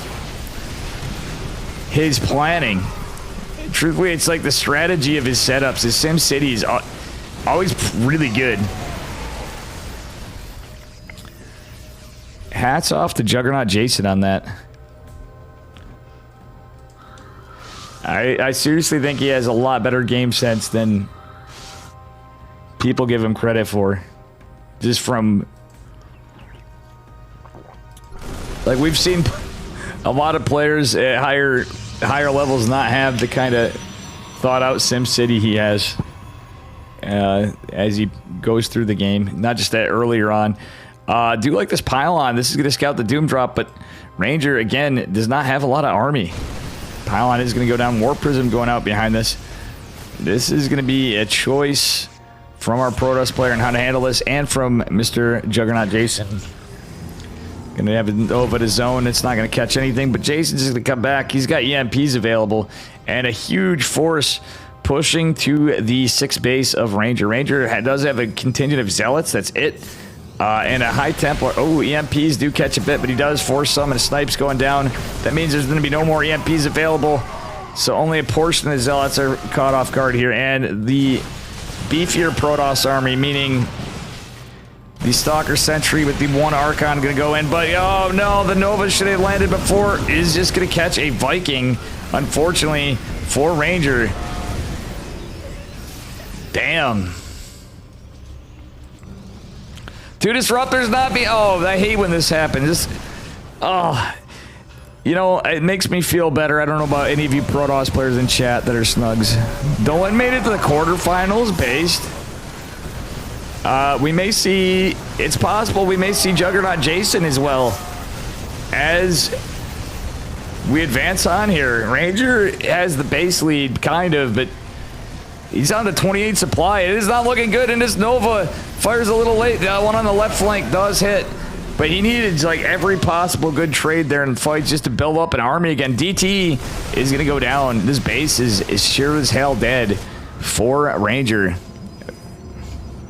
He does have an army upgrade advantage, sort of, but it's going to soon to change. Man, Jason's just going to catch up to +3 infantry weapons. So now it's going to start normalizing even more in odd ways. DT's going to scout the reinforcements. He's going to go in and try to find some damage somewhere, but there's missile turrets everywhere and widow mines and bunkers. Okay, a little trigger happy. We've lost so many disruptors on the Protoss side this game, I don't know. Looks like Ranger's in a lot of trouble. Planetary Fortress not quite done yet, and the SCVs are going to be pulled. But there is a little contingent of force from Jason. Force them back a little bit. Dark Templar out to scout.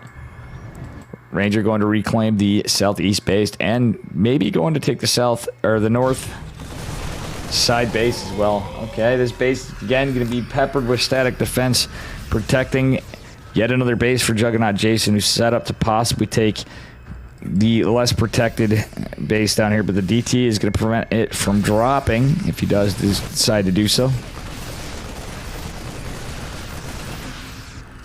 Oh no. Oh no. Battery overcharge activated, but it's going to be immediately sniped from Juggernaut Jason. But he's got an army supply lead like hell. It's a lot of medevacs, but a decent number of disruptors from our Protoss player is going to make this a little difficult. Cancel base over here, and there's the small contingent army cleans this up on this side. Big oof. True fisherman. Base fisherman. It's a lot. You know what? That is 16 medevacs. That's a lot of goddamn medevacs, but for a moment it almost feels like a lot of the army supply is tied up in medevacs. Okay, this is scouted by a DT. Expensive loss, but is it? He scouted the push, but there's very, very energy full ghosts. The EMP does land, and the whole army has lost its shields. Does catch one of the ghosts in the back foot with a disruptor, but that's it. Huge Terran push coming out this side. A lot of static, though. Could maybe help with the Liberators if the army can be dealt with. It's just a few Stalkers. The shield battery may help a bit in this fight. Photon Cannon's actually helping pretty well, as funnily enough, as well. As I'd mentioned, not against the Libs, but we're gonna have a nice battle on this side. The DT in held position from earlier there is now going to engage in the fight as well, just a little buying some time for Ranger. Ranger's long distance mining, but going to lose workers. He's going to reclaim this base. He's actually down on workers now as well, which could, if he could actually keep his army alive and trade efficiently, this could work out for him as the battle ensues. He's mostly mined out. Well, lost workers over here. Definitely mined out of his first 2 bases. Stalker's going to take care of the Liberator, hopefully saving all the workers. But there's a lot of Liberators out elsewhere. 16 probes went down, I believe, from this side of the map with the Liberators. As we have nukes. Everybody loves a good nuke. Nuclear launch detected. From Juggernaut Jason, he's going to try to get nukes. We do have observer speed. This is like, we're in the late game, folks. And Jason's going to drop double planetaries? Maybe an orbital and a planetary on that side. But this is going to be an aggressive push from our Protoss player. Definitely a little dicey of a choice, but you got to try to do what you got to try to do. Oh, he lands some beautiful disruptors, but is it enough to clean a lot of this up? The answer is kind of. Okay, does he catch the Liberators? Are also annoying in this push too. DT's going to try to hit the front flank. Army behind is going to push. Disruptors need to take care of either SCVs and... Okay, never mind. There's going to be enough units there to take care of this. Oh, Observer gets sniped, though. It's a bit of a problem. But is it? Finally, a base goes down for the Terran player. I don't know. I think Protoss might be coming back in this. God damn, though. Jason has some good SimCity, and Ranger putting up a hell of a comeback. Now ahead on workers and ahead on bases. Long distance mining from the north side of the map. All right. Nova does fall a little short. I'd like to see... Okay, never mind. We're not going to have a blink forward because we're going to have a Zealot Blink DT run by. Blink DTs, do your job. Ranger's not paying attention. You should be looking forward. Oh, no, he gets EMP'd. He could have saved the DTs. Then we get an Archon morph. Nope, he's going to try to keep them alive. They're split, and... Oh, yeah, I wouldn't have hated an Archon morph right there. Because it would have even maybe forced a little bit more pressure to the side. We're going to see some more disruptors. 9 Stalkers morphed in behind this from our Protoss player. 1 DT does fall behind this. Actually, looking at this, the income advantage in favor of Ranger, but Jason is just keeping this army alive. He spent his bank. He has other bases. He has the 6 o'clock position base. Ranger can expand next to it and find this other base. Potentially Ghost going in for a nuke into the 5 o'clock position base. And a massive drop going from... Oh my god, look at this. This is hilarious. There's a Ghost and a DT in a staring contest, but everything's going to be pulled. And funnily enough... Wait, why would he drop the cannon right then? Oh, never mind, it's out of range. Ghost certainly going to have some energy left to do some things. Terran going in for drop, but we're going to see some aggression. Oh, Widowmine hit does get a lot of value. Some of the static going down. Disruptor going to get shot to clean up the Widowmine. That Doom Drop's going to push in here, though. If Ranger doesn't notice, this could be just an insta-kill. It's at that time. Ranger, do we get a cancel? Oh, it's no cancel. That's 400 minerals. Actually, 500 from the pylon, too. He does have a disruptor to zone out, and his army was close enough to come back. It looks like, I don't know what, down there, and 8 workers fell somewhere. I think that was just from the Ghost. I don't know. Who knows? We weren't looking. Mamma mia, this is a push. Jason still the army supply lead massively. This is looking scary for Protoss. As much as Jason seems to be like struggling, quote, his army's just so big. He just has enough to have a massive army on 2 fronts. And it looks like the northwest side is where most of it is. And that is a pretty fresh base, too, so that's unlucky for Ranger. Jason is oversaturated as hell, though. He's pretty mined out. Look at these bases. The downside of Terran, you just start mining the hell out a lot quicker because of mules. At the same time, look at mules. And Do catch a little bit of stuff on the Nova. We don't have any detection on that Ghost. This static defense looks Deadsville. This Disruptor does not catch anything, but the Nova barely catches some stuff. DT's falling in the process. This ain't looking good for Ranger, folks. This ain't looking good for Ranger. Another fight on the southeast. DT's doing God's work, no static to save them. Ranger not a fan of turning DT's into Archons these games. It does catch a Ghost here, though. But Jason's looking... Let's look at the income advantage still in favor of Ranger. Jason very mined out. But actually starting to get a little bit of a bank. He has CC's out. He is not going to go try to take this base, but he's going to go in with Liberators. Ranger just at a slight worker lead. Is going to warp into Dark Templar. The 2 Liberators could be split off into 2 bases, but this base is completely mined out. So...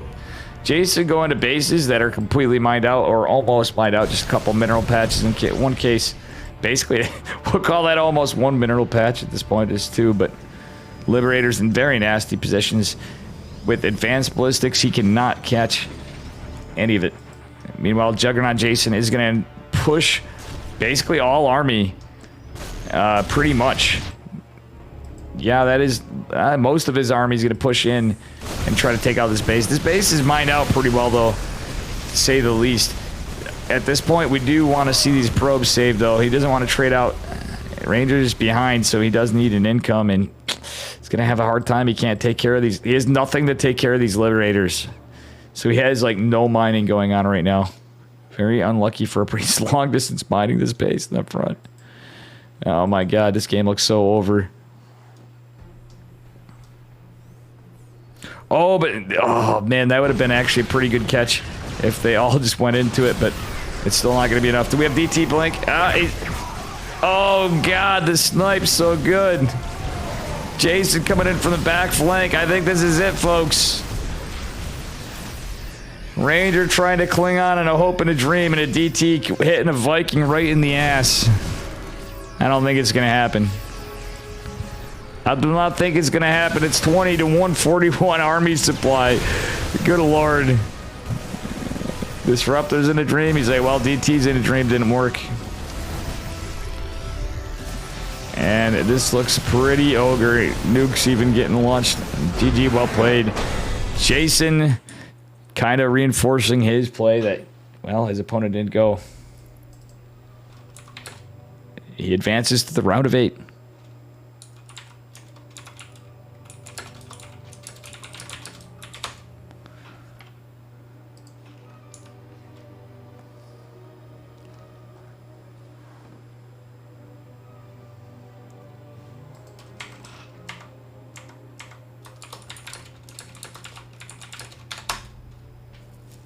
Oh.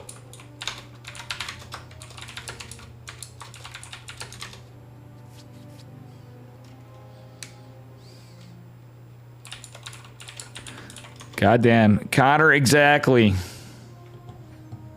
Imagine Terran. Imagine Terran.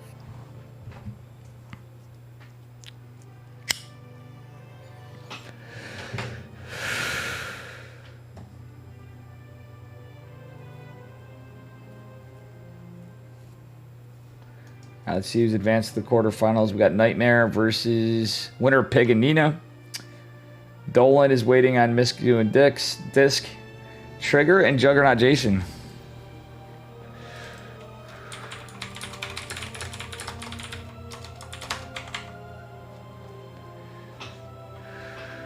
Wait a bit. By the time this catches up, you'll have known.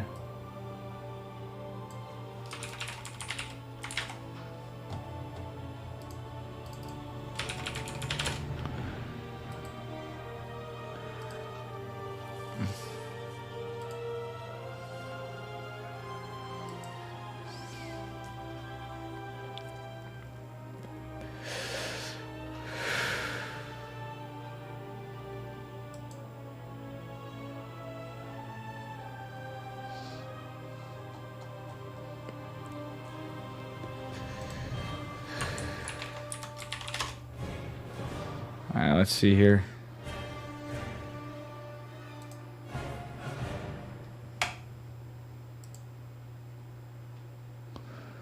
We should be good.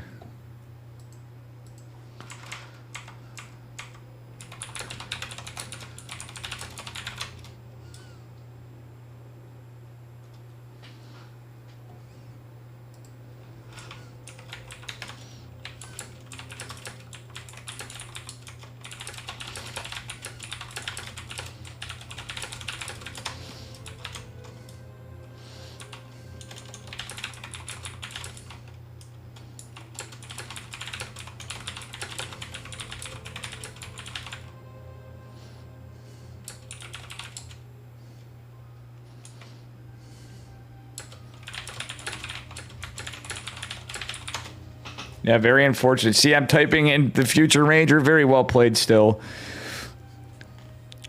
Jason actually has really good Sim City, though. Okay, here we go. And we're going to go on to the round of 8. Following Ranger's side with Trigger. Oops.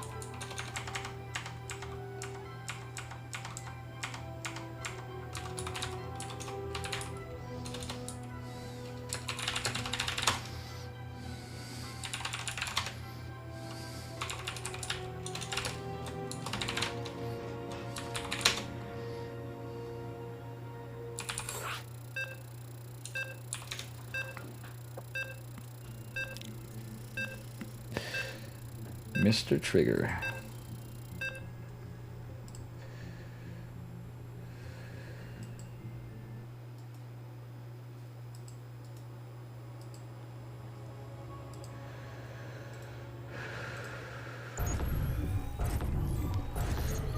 All right, here we are, and on to game 1 in the round of 8, spawning in the upper right, representing team list at the moment. It is Trigger. He's currently not on a team. He went from Team Super, may be in the process of signing in. His opponent in the bottom left in the blue, it is Jason. Juggernaut Jason, Mr. Streamer, man.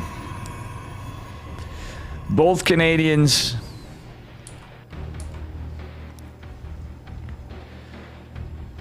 Both doing the thing.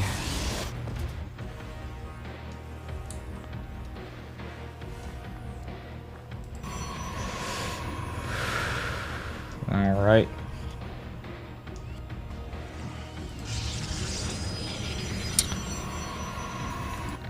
And we are going to go up here.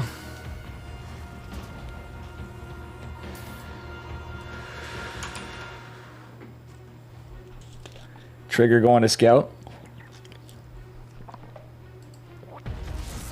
And do a little harassment task.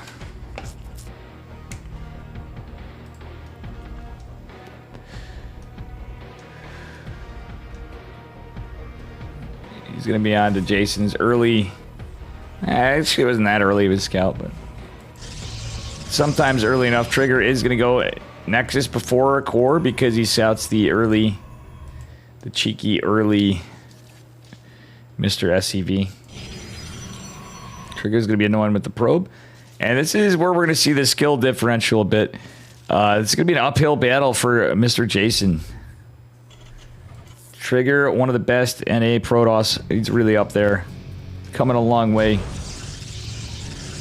Practicing with his homie Nina.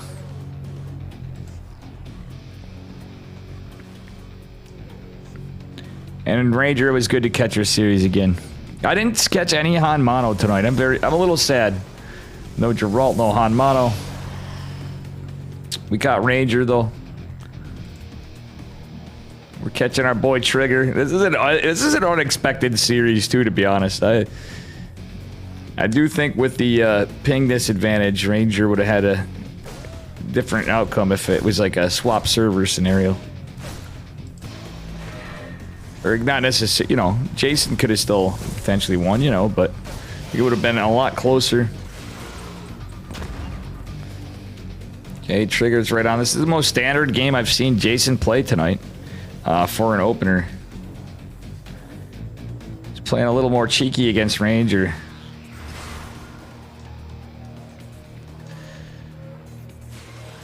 Alright, Stalker's out to greet the Reaper at the Reaper Cliff. Adept's going to go back and still shade across, though. He's going to try to catch Reaper position. Reaper's going to go back to try to catch the Adept. However, looks like a blink opener from Trigger. Not surprisingly. Ooh, that is an interestingly timed shade. Trigger is on cooldown, but is going to catch this.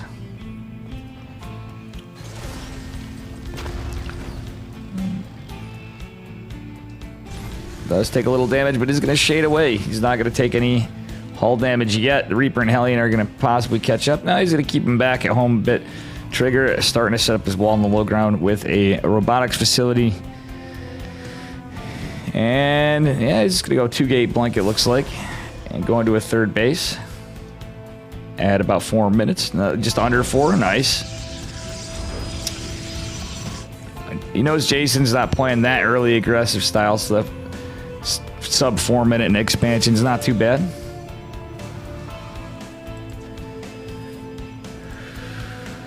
All right.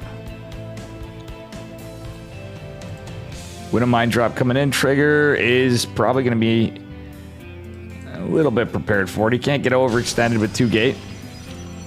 Observer on the way. He's not so sure. SimCity will... give him a little earlier information, but no, actually the position from Jason is not too bad. Medevac chilling right here, going unnoticed. I don't know what happened. I think the Adept got hit by the Hellion, and Reaper cleaned some of it up. Blink's not quite done yet. Beautiful. Oh my god, the micro from Trigger, so sick. Is losing a lot of lost mining time, but kills the mine with the probes and the stalkers. Just fixing his saturation. That was a beautiful catch from Trigger. Yeah, man, anytime, Ranger. I try my best. Like I was telling Chad earlier on, the Polish crowd going in was able to catch a Trifax game, but Beowulf had request to catch Trifax and Geralt all day since UU. And the mines are cleaned up. Medevac is going to try to escape. That's a good amount of stalkers from Trigger. Jason with the army supply lead. Observer out catching all this. We don't have a tank out just yet, though. Stim combat shields and +1 on the way, but Trigger going into charge robotics bay. Actually going to finish up just now with 2 more gates. Trigger does play this style quite a bit, and we do have a Hellion still alive taking his Elnaga watchtower, which is pretty nice. However, this is only 5 stalkers for a little bit of pressure and scouting. Trying to keep Jason on the other side of the map as he buys time for the charge Colossi and extended thermal lance. Alright. A little bit of a staring contest here. I think this observer is as good as... Yeah, look at that. Trigger almost just a hair off, but he's so precise on his timings. Stalker's going to try to find some value or just be annoying. Actually going to get some good damage. Salvage on the bunker. Forces a salvage. And a cancellation. The bunker does get the Hellion, which should potentially could have and should have went down before. Stalker's going to retreat. There's no battery at the third base location for Trigger. Extended thermal lance is a ways away. Charge isn't even done yet. So these Stalkers got to do every bit of job delaying if Juggernaut Jason pushes. Army supply. Actually, I don't think Jason's really going to fully commit to a push yet. He's going to load up with some more mines and Marauder. Actually, yeah. No, he is going to Trigger. Are you paying attention? Is paying attention a bit. Unfortunately, the path. He's going to take the other route for pathing. I think he knows, though, that Jason's going this way. He's going to posture up here. Just wants to save the Stalkers. Still no shield batteries. I don't like this for Trigger. Extended thermal lance is 13 seconds. And the timing from Jason's kind of nice because it's just out of reach. Hallucinated Phoenix distracts and does keep eyes on the army before it goes down. He sees that everything's loaded up. And the Blink Stalkers zone the army back. Trigger in a fantastic position. Jason, not too bad. Actually, Trigger's in an insanely fantastic position. He's not going for that fourth just yet. Look at the army supply. Trigger with the army supply lead. Do we have upgrades? No upgrades with this style for our Protoss, but you know what? He's got the tech. Extended thermal lance. Does have charge, but the Marauders are going to go chisel into these Colossi. Nice micro from Trigger, though.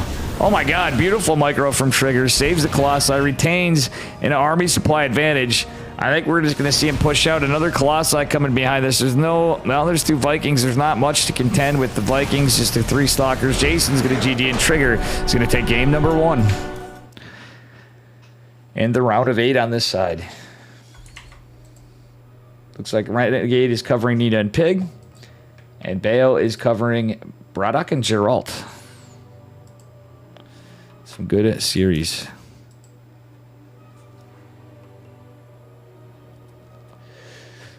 Some very good series.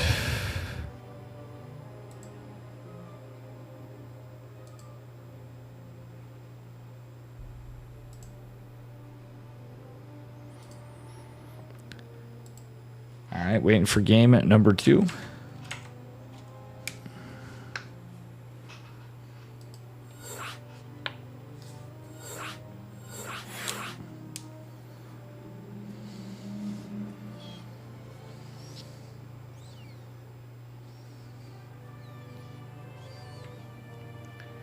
And as we wait,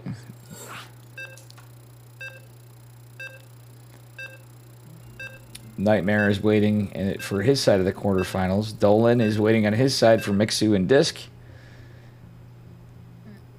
And again, Braddock and Geralt are on Beowulf's. Nina Pig on Renegade. And both of them streaming, of course, as well. Pig and Nina. So Pig is not yet casted.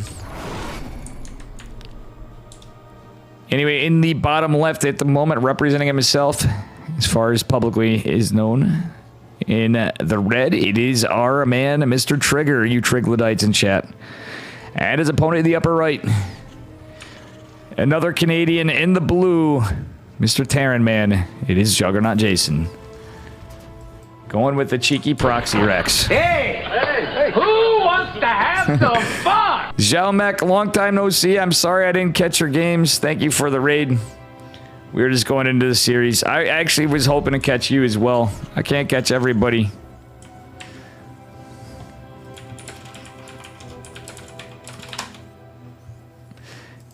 Sorry I didn't catch your games. I'm actually going to type that to you. Anyway. Proxy Rex from Juggernaut Jason, and Trigger's going to go scout this on a gate scout. It's going to be Proxy 2 Rex, so it's probably going to be Proxy Marauder. Trigger, if he scouts the gas timing, is going to know that this is Proxy Marauder. Very likely.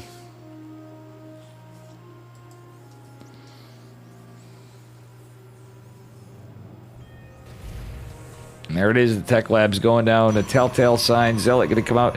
Trigger not going to go for the expand just yet. He's going 2 gate. Which is an alright response. Scout it. Trigger knows. It's the kind of thing that you're kind of tipping your hat right off the rip. Trigger is going to have his Zealot come out.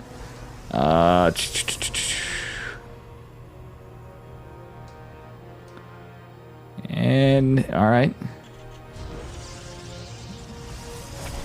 Zealot going to chisel away at the bunker as he forces a cancel on bunker number 1. Stalker on the way. No shield batteries just yet. And the first Marauder is out. Trigger going to back off a bit. Got a bit of an Artosis pylon. It is going to be a Marine coming up behind it too, but nice boys pull. I do like it. They're going to out DP. No, doesn't out DPS it. Nice cancel from Jason. But this is the problem. You can only go so far with this battery. Trying to go down, but the boys are still out.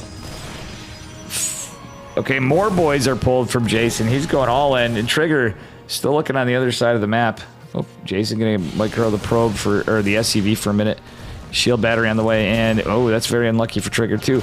Boys pulled again.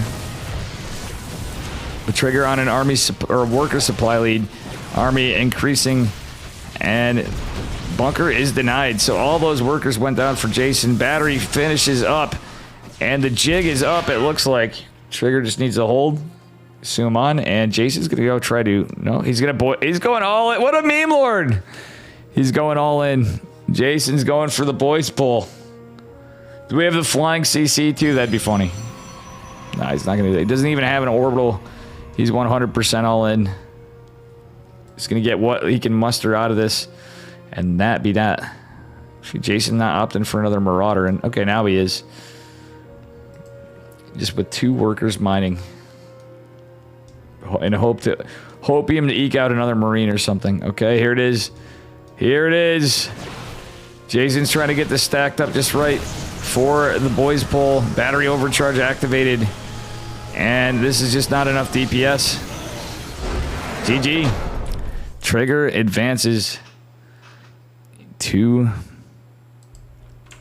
the semifinals.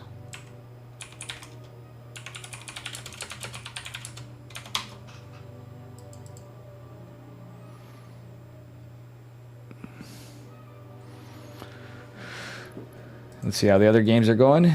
Nina and Pig still going on. Pig playing Protoss.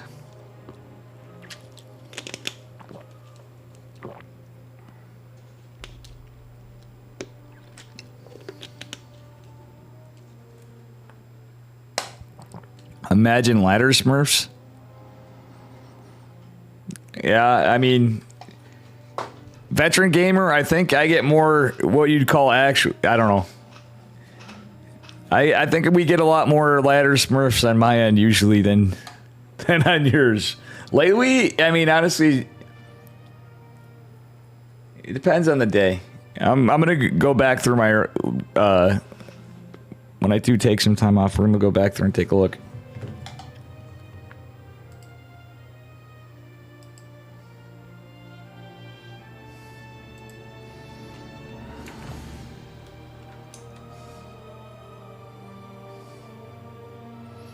Nightmare still waiting on Pig. Nina, Dolan advanced. Mixu disc still going on? Damn. There's 2 in some late games.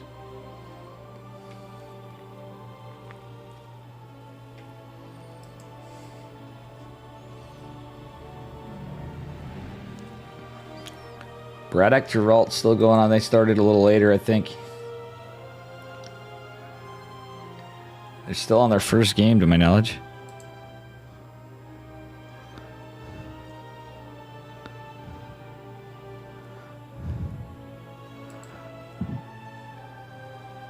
Okay.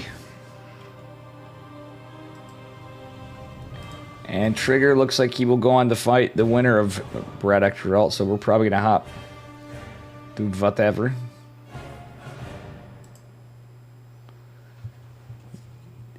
Yeah, Nina probably is going to dumpster Pig here in a moment. I mean, the game's still going on. She's got 4 bases to 3. It's Nina. 2. Pig is probably behind in his upgrades if I was to get. He's, I don't know. Pig's going for some aggression. Looking on Renegade stream.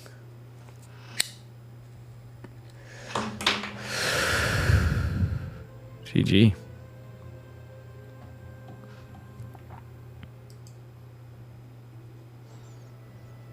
And yeah, this is the most underwhelming casting I think ever, huh? Thank you for listening to NPR. This is your host, Joe Mama.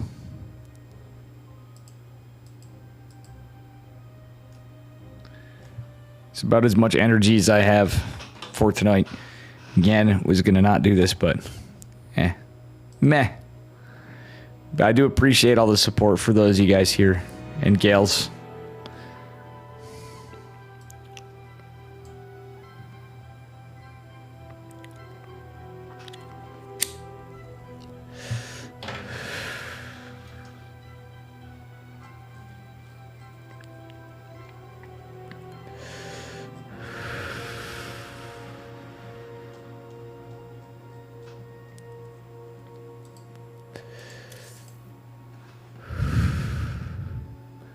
Cast the Maples game.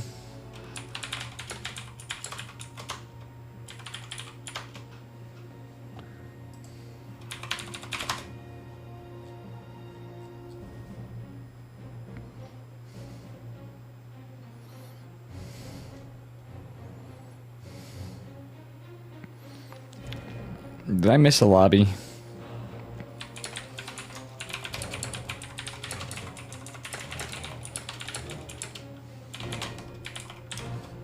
Yeah, I missed the. They're on EU. Geralt and Braddock. We could have got that, but it's on EU. Shit. So we're waiting for Nina and Pig. So I could probably meet up with Renegade after. Ooh, Peg actually putting on a good fight. Down on supply, but he took a pretty good fight for a moment. It looks like on Renegade stream.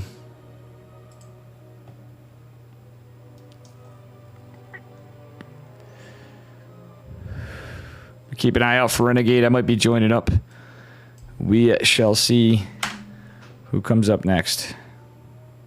I'm going to take a brief break.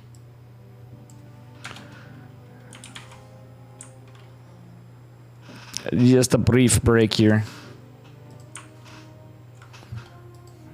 I think. Yeah, I'm going to risk it. We're going to give you guys a little breakerino for a momento. I'll be right back.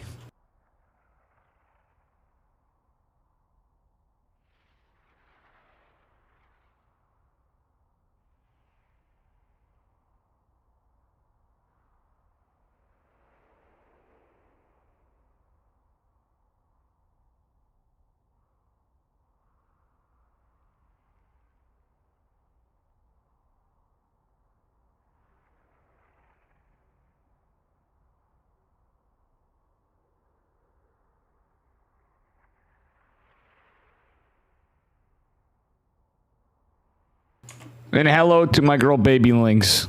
Good to see ya.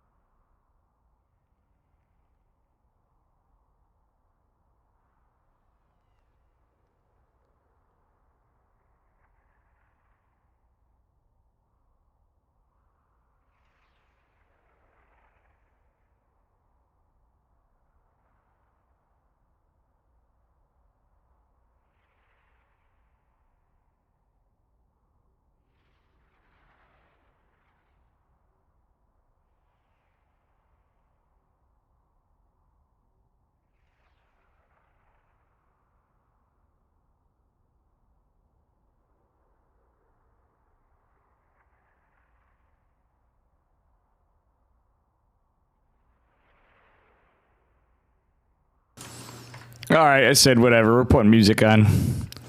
How you doing, Ugler Smuggler? Still no matches. I probably shouldn't do this, but I'm going to have a Pepsi. Veteran gamer. Zergneeb's puffed. I mean, this is NA. So, like, it's amazing. It's kind of nice to see NA players actually win NA tournaments. There are server disadvantages. But it is good to see Mixu, my man, in this still. Mixu's a great dude, and I love the shit out of him. And I'm sorry to my player friends for all the lack of tournaments.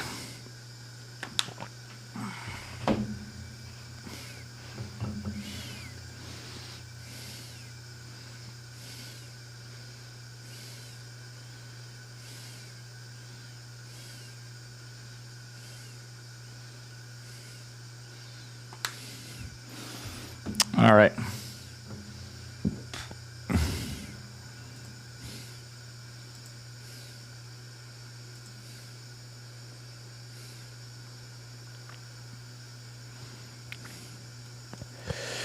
Keeping an eye out for the lobby. I'll probably be joining up with Renegade after this. Possibly.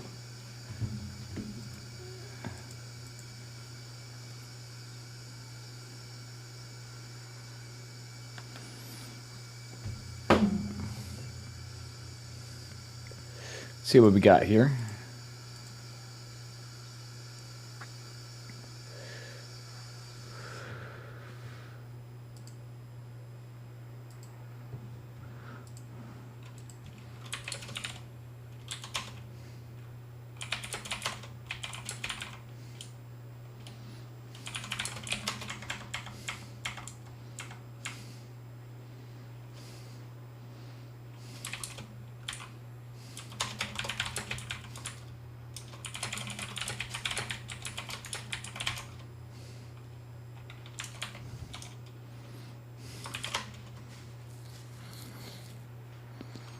Okay.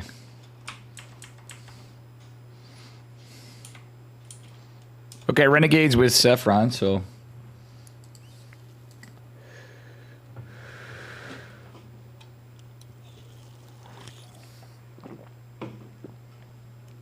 Let's see what we got going on here.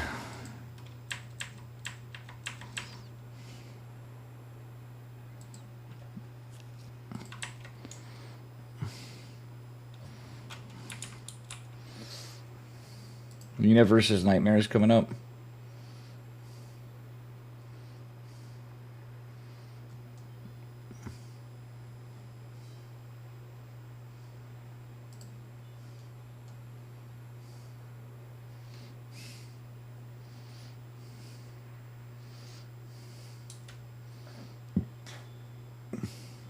Here we go. Mixu and Disc is still going on.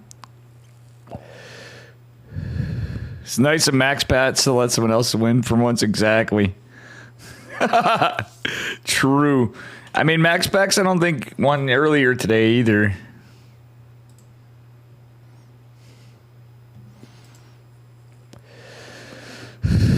I do think I should have taken a break tonight, but oh well. Thank you guys. Get a couple subs.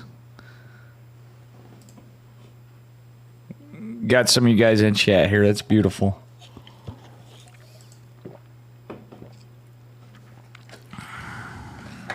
How you doing, Chaos? All right, any day now.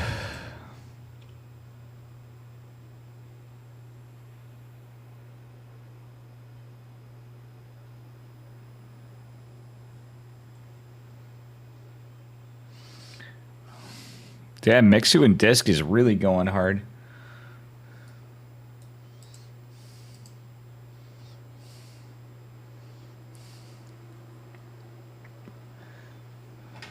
I'm looking on Disc stream because nobody's covering it.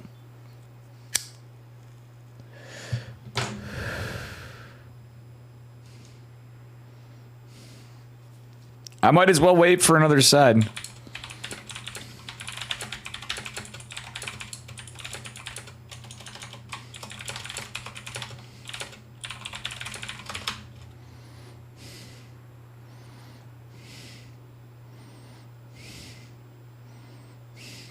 Try to get like Dolan and Winner of Disc Mixu.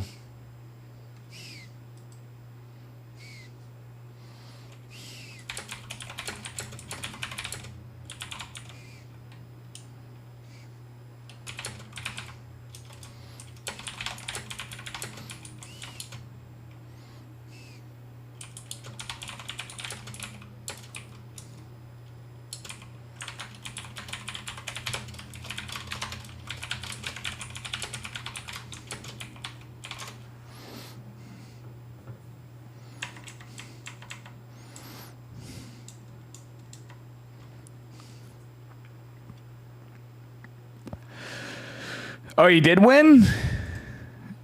I was streaming that at the end of it. I was watching Max Pack stream.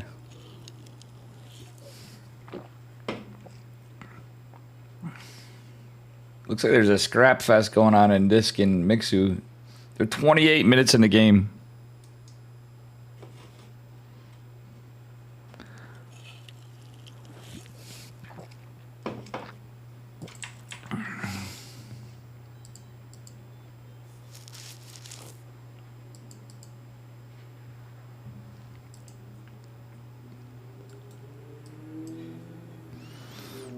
I don't know. What do you guys want to see?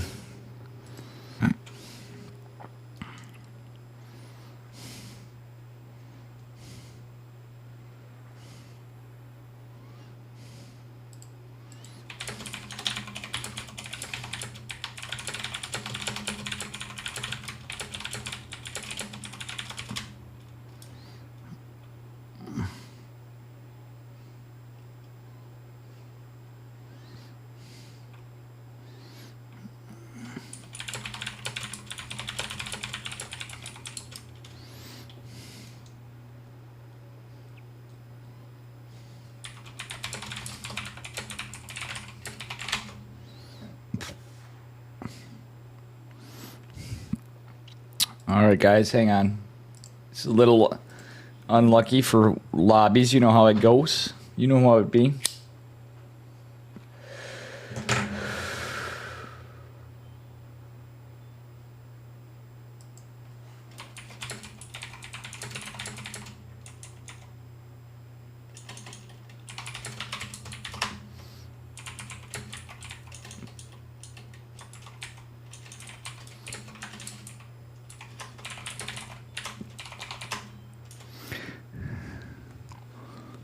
Little shy of a 300-mile drive really gives you time to road to reflect and jam out. That's awesome. I could use anything.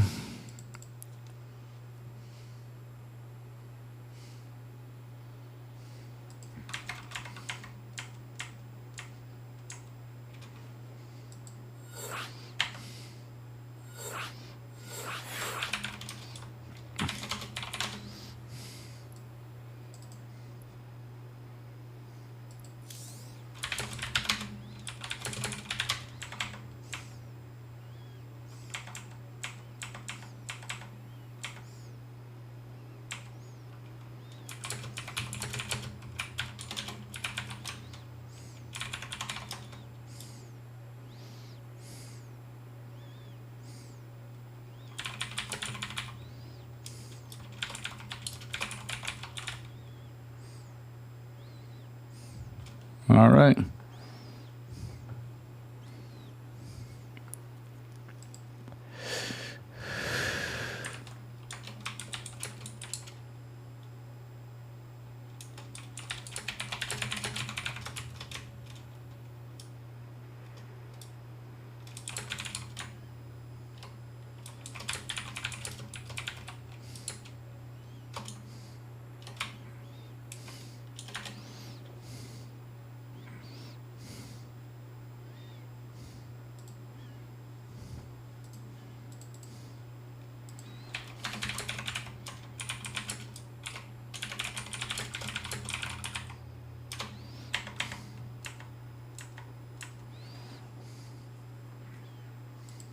All right, we're getting Nina and Nightmare.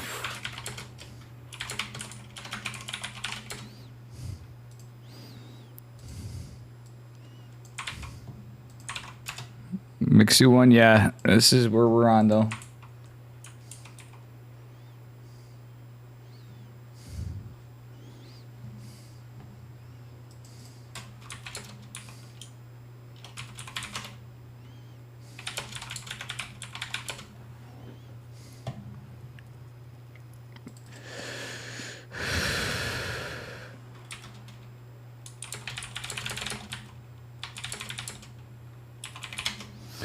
All right.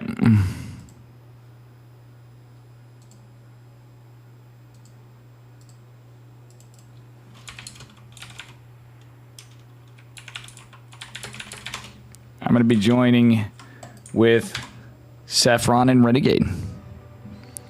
I think.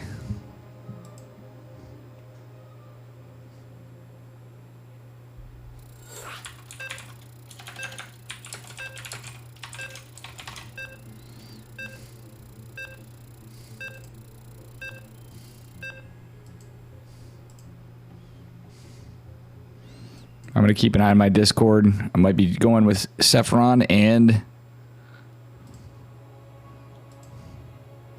Renegade. Okay. Okay. What up? What up? No, we're good. We got a Hi, man, Dave. Oh, David's Hola. in here too now? Yeah. How you doing, Dave? Good. How are you? We got ourselves a new series. Yeah, absolutely, man. Absolutely. Are you in this game now as well? Yeah. Good, good, good. So I'm just checking. We got everybody. That's so good. Who wants to do intros? Whoever. Everybody. Go ahead. Go ahead. You're new to the Want stream. me to so do let's- intros?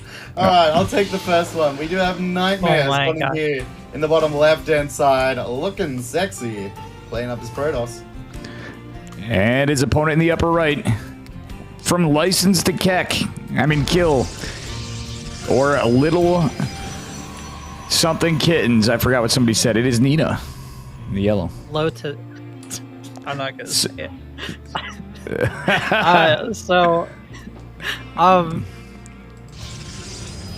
Yeah, guys in chat, it's 2-minute delay, but let me know and let Dave know if our audio levels are all okay. Oh, I forgot to introduce my player. In the middle, some Scantipedes or Artosalopes or Ewoks or something, probably. I don't know. Got Nexus Block from Nina. And I believe I may have fixed the duplicate audio, by the way. Oh, really? Congratulations, Dave. Good. Yeah, it was Getting just. your shit together is good. Well, no, it's just for the ESL scene. It's something that only people with fucking too much equipment would experience, basically. Is the long and the short. Or not too much, but you know what I'm saying. Anybody that listens to Sal. So don't listen to Sal always. Chicken Man even suggested, he's like, dude, I would have told you not to go that route on the audio interface. How about that? David watched too much up a tree Zelda. Like, his setup is actually just 3 mixers daisy chained to one another with like 2 MV7s off of that. Yeah, when you see me with the Rode mic and everything and down the road, then we'll know. And the double doors behind me, Renegade. Yeah. And Steadfast behind you. Oh boy. So how are you folks doing tonight? Yeah, we've had some real good rippers there. Nina versus Pig was really good. Pig versus Huff was really good. So I watched myself get beat up by 3-point, which was also really good. So that's okay. So we are coming up with the Phoenix, though, there is going to start coming out here for Nightmare. Interesting, Nightmare kept the Adept at home, didn't want to bother shading it out there across the field. So we are going to have a good scout coming out here for Nina as well, as the Adept and Zealot are going to be able to start trapping out that Adept there. Yeah, it looks like a How did- pretty good fight. What's... Oh, she might actually get the kill here too. The Adept is way far away from it. A little bit of lack control there. Could have got the kill on the Adept. That would have been really, really good. You know, I really like that recall. That was a pretty smart decision, honestly.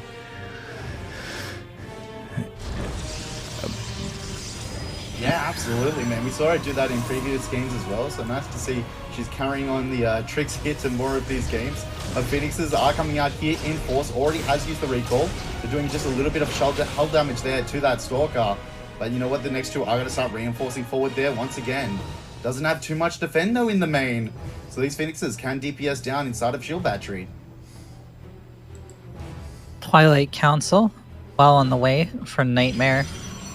Nina's had hers for some time. She is going to start the earlier Blink Stalker attack on the way from Nina. The Phoenix arrive at the main of the Yellow Protoss, but they are limited at the damage they can do by their energy. One more joins them, and it does have a lift. They're going to try to finish off Stalker. Yes, they are, and they will do so. But Nina has arrived at the enemy base. She is going to be able to get the kill on this shield battery. She will be able to kill the Zealot and will be able to kill the Stalker. Question is, what happens after that? Sepheron, what do you think? Yeah, this is really, really scary. You know what? Nightmare did hit really heavily to the Phoenixes. Phoenixes did actually trap a few of those Stalkers warping in and moving out there across the map. So I like that a lot. But he's left himself very vulnerable here to the counterattack. And Nina comes forward with so many of these Stalkers. Forward positioning here as well. Ooh, takes down another Stalker though. Really good control coming down there from Nightmare. And shield batteries are back up now. The overcharge is ready to fire. But the gateway is still unpowered there at the front. I think Nina's just got to buy some time here. She might be able to take a pretty swift W. Yeah, this is... Oh, sorry. No, go ahead, Dave. I was going to say, yeah, depowering not only depowering a lot of the production, at least the Stargate and, you know, the batteries, and she actually picked off a battery. That was huge in all this. That's about all I was going to say.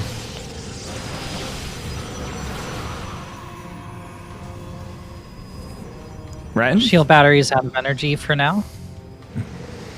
Gateway finishing very shortly for those quick warp ins. Nightmare doesn't want that to happen, so he sallies forth across the drawbridge and is not able to pick off the pylon. There's the warp gate, and we should have fresh reinforcements from Nina momentarily. Yeah, it doesn't matter if you got Blink, if you do have those lifts. Can't use Blink in lift there. And you know what? That shield battery overcharge still has not been triggered. So heavy, heavy defensive opportunities coming out here for Nightmare. Nina opting for an Observer. I actually kind of do like this. I wouldn't have hated funnily enough, I wouldn't have hated a charge follow-up to this, just because of the position. And the third base, because, you know, it didn't really seal the deal. Nina still being aggressive, but an Observer definitely could be useful to get some high ground and just, you know what, we're going to change positions and jump into the main. Yeah, So really nice control there coming out from Nightmare as well. Not losing any of those Stalkers, constantly blinking back to the shield batteries there. Looking really, really strong right now. Nina is already ahead 4 probes and has taken a third. She's slowly giving way here, not committing the most. She will be able to kill off this Phoenix, I think, if she wants to. She's targeting the Stalkers right now. Actually, no, I don't think she wins this fight in the long run, but she's trying to cause damage as she retreats. She will lose a couple Stalkers. Yeah, losing like half of those Stalkers actually. Another big blink forward could come down here for Nightmare. Does go for the pickup there with the Phoenix. Does lose one Phoenix though. Trades out a Stalker for it. Another Stalker going to get picked out. And all of a sudden this third base is looking very vulnerable here for Nina. that said, she does have an Immortal on the way, and we do have the double battery one going to finish up. So Nightmare really can't push the issue too much because, you know, he didn't really have 100% of the army. With 2 batteries, she certainly holds, and especially when Big Daddy Immortal pops.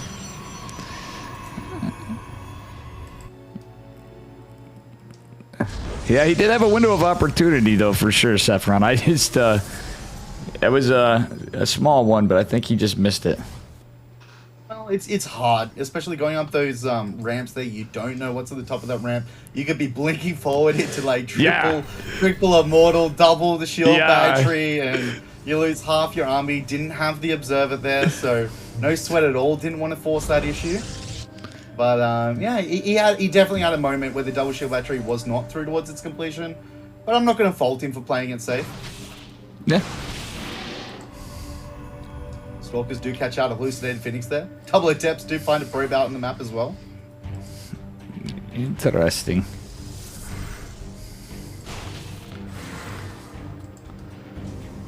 Yeah, it looks like Nina was going to proxy again. That's funny, but they're both going to be on +1 at the same time, and Nina going into Dark Templar behind the Immortal follow-up here. Yeah, interesting stuff.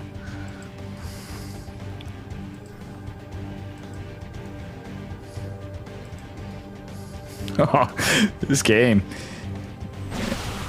It's actually starting to. I think we're just in the pace. Yeah. Gone. Nightmare's presence cleaned up on Nina's half of the field.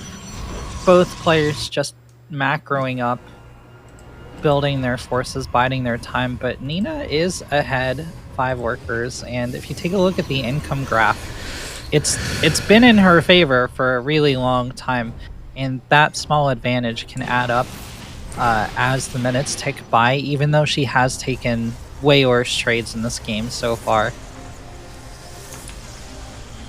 Absolutely. We're looking at a pretty extensive hit and losses, but Nina's going to have a very extensive tech advantage, though they're both on the same upgrade. So in the 4th base, pretty much even Stevens in time. So Nightmare's not really gotten a scout on the DTs, by the way, so that could be actually...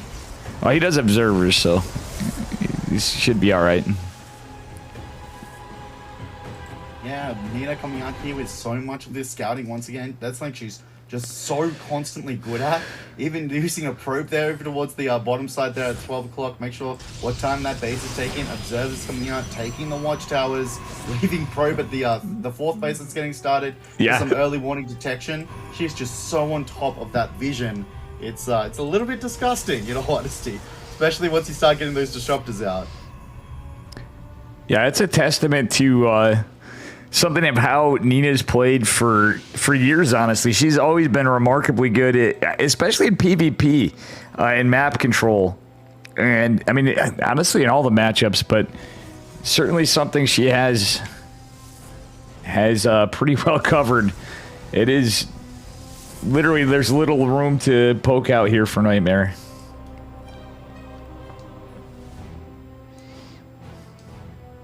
Oh, Nina looking to posture down here at that 12 o'clock position. Though Nightmare is going to be able to start rotating himself back around in time. Disruptors are coming up there from the backhand side, though.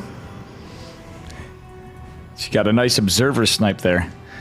Beautiful stuff. How do you guys feel about the timing on the sweep beacon? It's good. It's good. This is exactly when you want to start doing it. At the end of the day, in the Protoss armies, the Golden Armada still is king. So if you can get to those carriers, it does make a big deal. Does take out one of the disruptors there, though. Could take out a second. A little bit of miss micro. More of these disrupt shots are coming forward. Going to be able to start forcing Nina to back up there again, but decent trades there coming up from either side. But yeah, going for the swap there. He's got the mothership coming out to go for the Mothership. Yeah. Going to be the first unit. Honestly, I feel like I haven't seen a mothership in like 100 games. Oh shit! That disruptor just pissed on Nightmare's cornflakes. That is... goddamn. Did you come up with that one, or is that something people say? Like, That's an expression that I can't remember from where, but just popped out. Little bit of a Tourette's guy moment. Nina double expanding behind us, by the way. Sorry, that was... Yeah, that all pink flag is really going to hurt Nightmare there. Being forced to use the blink because of one disruptor, but that's just going to let the other ones continue to start firing. And Nina's going to be able to get herself into a really solid position. And that Nexus is going to go down, though Nightmare does get a bit of a wrap there with the Zealots. I do like that. These disruptors are ready to fire again, though. Big blink came out one more time. Nice dodge there from Nightmare, though. Doesn't lose any of those Zealots. But Nina with a DT drop coming into the main base behind this. This is 4 DTs to the Prism and a battery, but the mothership pops at the same time. What is this game? I was out of position to actually cloak for those unfortunate 6 I've never mining seen robots. that. I don't know about you two, but I've never seen Dark Templar hit to go at the time, the exact moment a mothership comes out. I think that's got to be a StarCraft 2 first for as far as coverage. Well, I think we need to talk about the rest of this game. It's Nightmare's got a knife. Top side. You go, Ren. So, Nightmare has the better army here, for sure. But Nina just has more stuff. She's got more buildings lying around. She has more Stalkers, she can absorb more damage. So it's going to be really interesting to see how this plays out. Nightmare is pulling the probes. There is no base up here, guys. He's just running the probes away. He can afford to get a Nexus there if he wants to, though. Nightmare ambushing a bunch of probes out in the middle of Nina, some Zealots as well. Nina just finished up her, well, it was supposed to be her 5th base down. Okay, we almost had a major disruptor shot. Are we going to get one? No. Snipes all of the defensive disruptors. Army supplies are actually more even now than they were when they started. Nightmare's lost a lot of his advantage. Nina trying to come in for a giant concave. Is she going to get it? Yeah, Nina actually came back. Sorry, Dave. Getting the snipe there on the Observer was absolutely key as well. 4 of those DTs did get left alive, and they sliced it, guys, their way through that Stalker army. Still no Observer. Oh, there goes the Observer for Nightmare. It's the time warp. That was the world's slowest disruptor shot. I know. It's like, I can make it. Damn, That's your one time warp for the month, okay, guys? Yo, look at that! Oh my god! That was like 4 disruptors, I think. 4 disruptors under the sea. But Nightmare hiding the disruptor in that little alcove of algae. This game is probably one of the coolest PvPs for getting in, touching into the mid game toward late game that I've seen in some time. Oh, Nina's lost all of her disruptors there in that last fight. Does have a few of these DTs still out though. The Observer is still out here for Nightmare, so she has to be very careful about that. She is up on workers though, 35 to 52, and is actually up on army as well, and up on a base. So as long as she can keep herself alive, she doesn't even really need to engage here. Yeah, this is... Oh my god. Well, she's been up 2 bases for a couple minutes now, and it's really been paying huge dividends to her. When this whole series of chicanery started, Nina was behind 20 army supply. Now she's actually in the by a couple. Now it's not the highest quality army supply, but we do see these disruptors slowly replenishing, and this is even despite of Nightmare's excellent disruptor connections earlier. That said, funnily enough, as you were noticing the base count and updating everybody on the position of the game, there was an amazing disruptor shot killing 4 Dark Templar from Nightmare above his 3rd base, just as that was going on. Yeah, Nightmare just looking to hold on here for as long as he can. Disrupt shot does come in, does whiff there though. Forces a lot of the forces back. Disruptor of Nightmare taking out 1 from Nina. This game. I really like this Oracle swap as well. Going to be able to get a bunch of those Revelades off. It's going to be really, really key. Mothership has been recreated out here for Nightmare. Setting up a few stasis traps here as well. Looking very, very intelligent play coming out from Nina.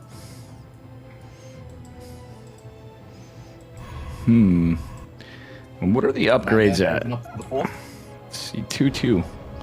Yeah, 2-2. But Nina has prison. Where's that observer? Oh my god, I can never tell by the icon.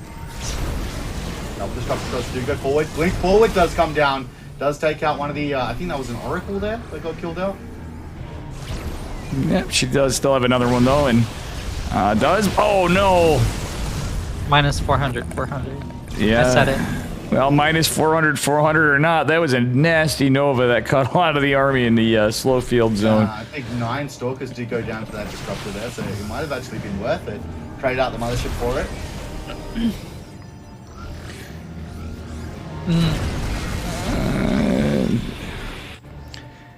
Honestly, I'm gonna have to steal that play for a later game. I'm really liking the mothership. It's a disruptor shot. Both the stasis traps and the mothership. I think combining both of them together in one Archon of PvP would be amazing. Because you can do it. If you get the Fleet Beacon Stargate. That's a lot of skill there, dude. That's a lot of APM to use at the diamond level. Sorry, but... I think you could pull it off. You can pull it. You just gotta... Oh, I'd love to see it. Oracle comes forward as well. Revelade does come out there. Does take out the Observer on towards the bottom side as well, does Nina. Disruptor's trying to find their footing. Disruptor from the back. Ooh, does get sniped out though. Nightmare playing a really smart game.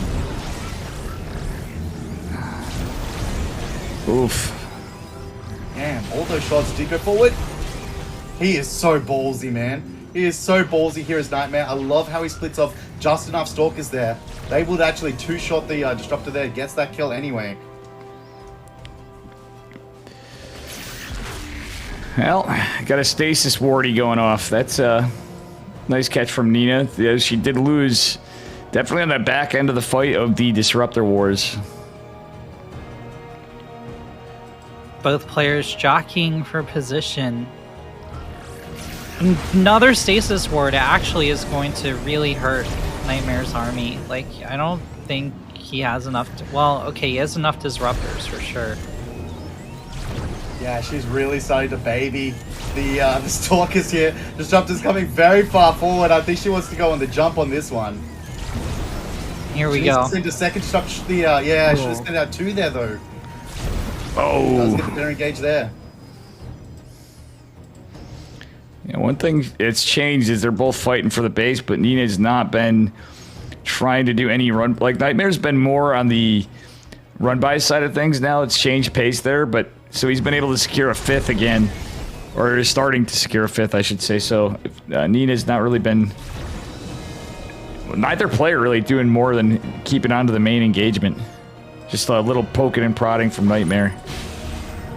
I do like the tech change coming out here for Nina, though, as we do have double carriers are going to be on the way. Big blink off to the left there, does come down Nina, or Nightmare, sorry. Much of these disrupt shots do trade out there with each other, though. Oh. Should be noted, Nina still has a base advantage, still has an economic advantage over Nightmare as she switches into these carriers. Both players just trying to zone each other out, and I really think that this favors Nina. She's keeping Nightmare pinned back as she makes this critical tech switch, as she maybe doesn't have as big of a ground army as she wants to, gets into these slower, lumbering units to supplant her gateway Robo Force, and Nightmare's happy to let that occur. He's not launching any attacks, there's no DTs running anywhere, no adepts, no harassment of any kind. He's just trying to straight up engage this death ball, but this isn't really Nina's army more and more as she switches into air toss. Well, it's not just to switch to air toss. She's got to watch him losing these disruptors because it's carrier disruptor really that you end up into. Well, having 3 carriers out at a time is still pretty good. Oh, yeah. Once those carriers do come out, that does kind of force the issue here. She will want to trade out some of the disruptors though, as she will move up into Immortals as well to be able to fight a lot of the ground army there. But definitely having a few disruptors out is still good. Be able to trade out with the other disruptors, but like even if she just straight up maxes on carrier, it's more than enough to take out a mass Stalker army. Oh yeah. That said, she also got +3 behind it at the same time as just a smidge behind now because of Chrono Nightmare. It's a 4 Archon run by being held off by cannons. Can we talk about what's happening at the natural here of Nightmare though? Disruptors are trading out like crazy. Yeah. Nina got fantastic engages there. She did. Fought almost all of the Oh my God! and getting another one. Oh my god. Oh my. Recall out. And she even saved disruptors with the recall. That was insane. And speaking of that 6th base, or 5th base rather, from Nightmare, that's talking about Nina finds it and is going to decimate it. Yeah, with that latest engage, this is pretty much where she's going to start pulling the trigger. Still has those triple carrier production, and she's really maxed them up, has now put them with her army, and when she's ready, she's just going to send that across the map, and she's going to just absolutely decimate. Ooh, that base held with a thread, or held by a thread, but I don't think it matters at this point. Nina's going to go into +2 air weapons for her carriers at that, so she can tip her hat pretty soon.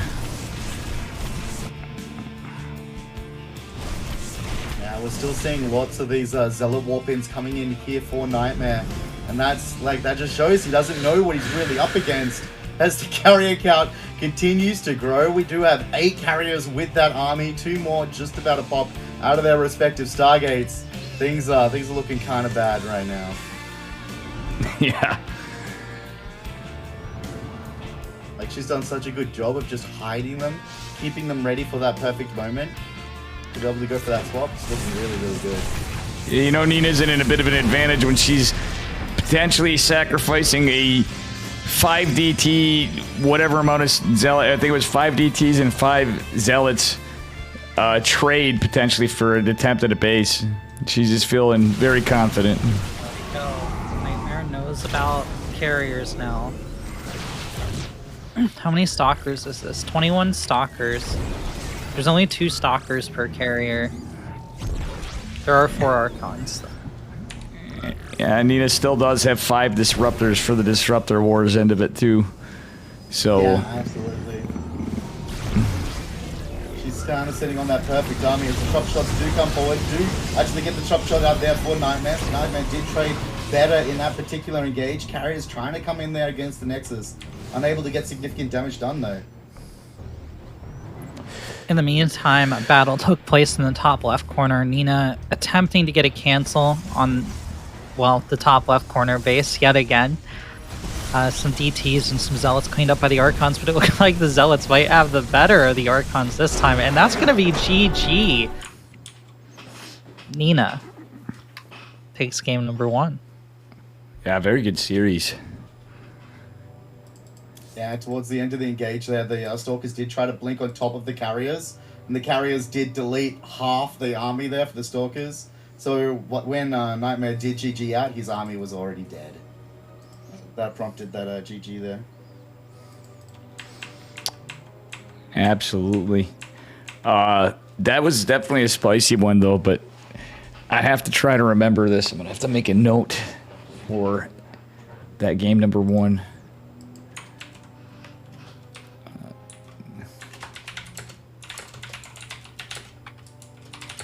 That was a good-ass game of StarCraft. That really was.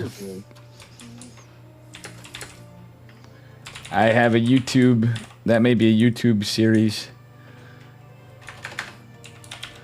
I almost wrote. We have our first semi starting, actually. Trigger versus Braddock is going on.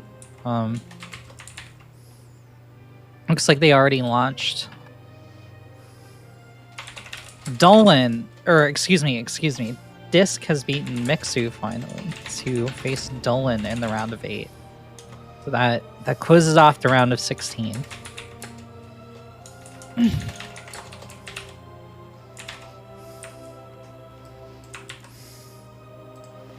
Okay. Make sure you guys follow myself, SC2 Sepheron, and Dave Testa. And this is Renegade X Studios. Here we go. And Sepheron. I'll give you 2 shout-outs here. Renegade.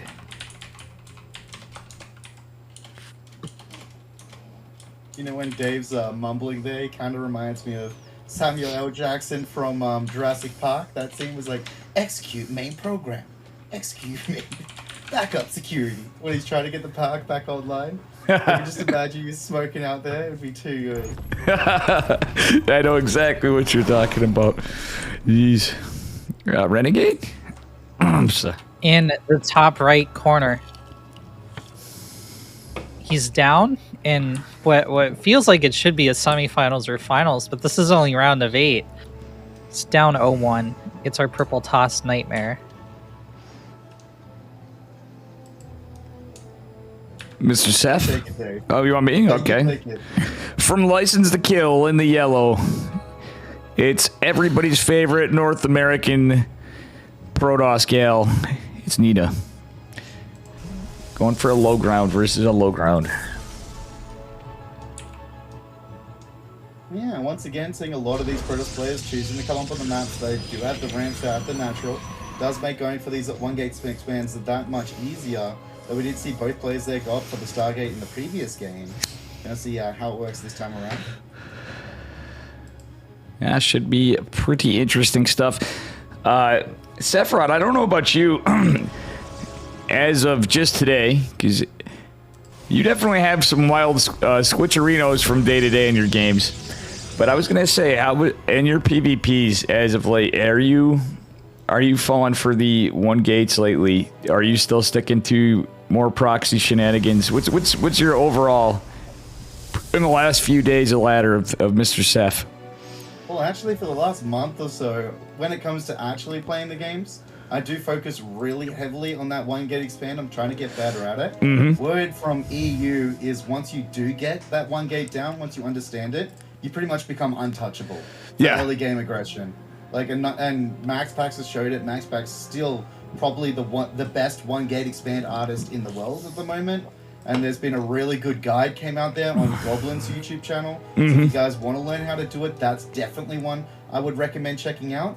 So learning how to do a one gate expand into either your Robo to Disruptor, your Blink Stalker, or going into air is so damn crucial for your development now into the future of StarCraft, because this is the game-changing meta. And it's only been around for like 2 to 3 months. So you're catching a lot of these players still trying to go for the 2 gate, and your 1 gate is just going to be better. So I'd really strongly recommend to everyone, learn your 1 gates. Yeah. It's the future, you know? But it's so hard to convince people from their history, because we've been doing 2 gates for what, like 15 years or something, you know? Yeah. So I mean, it's very hard to get the change. Honestly, it's something that I asked for a double reason, because we'd mentioned coaching today, especially.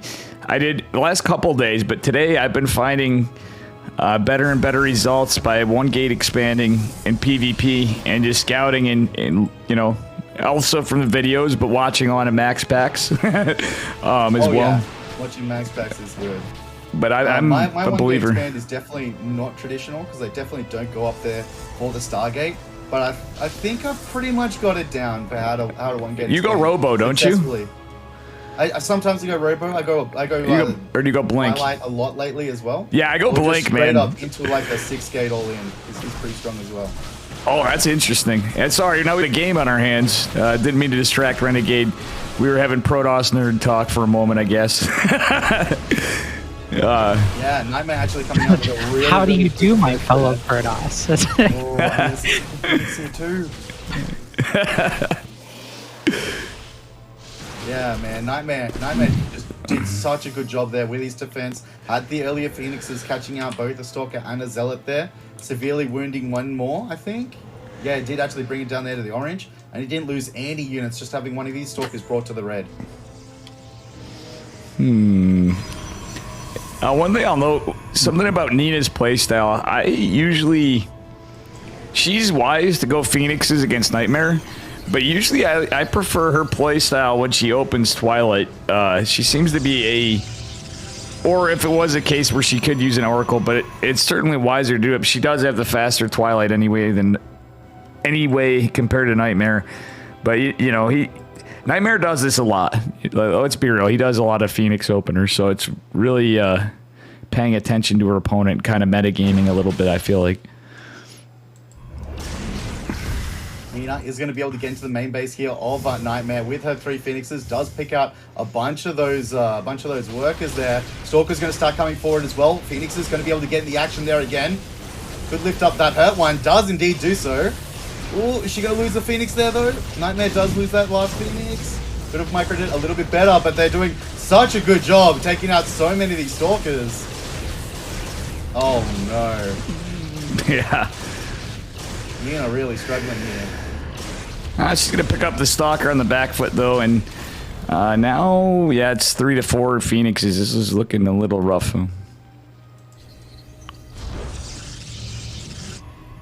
Yeah, that There's was a really robotic solid play. ability for Nightmare. Both players still developing Blink. Where do you think the game goes from here? Who are we asking? I left it open-ended. Dave, you take it. Where do you think this game's going to go? I think we're going to go Nightmare with the faster Robo. He's probably going to go right into... He could go into Immortals, but I'm guessing more likely he's going to go right into Disruptors, knowing how Nina plays. Nina going to go Blink Stalker Disruptor as well. Well, she dropped a couple gates. We might see a quicker Forge from her. But, so I think Nightmare may go right into Disruptors. I just have a hunch based on the 4 gases. Yeah, on 3, which is a little more standard if you're going to take a 3rd. But Nightmare looks, you know what? I don't know, because Nightmare looks like he's going for a third first.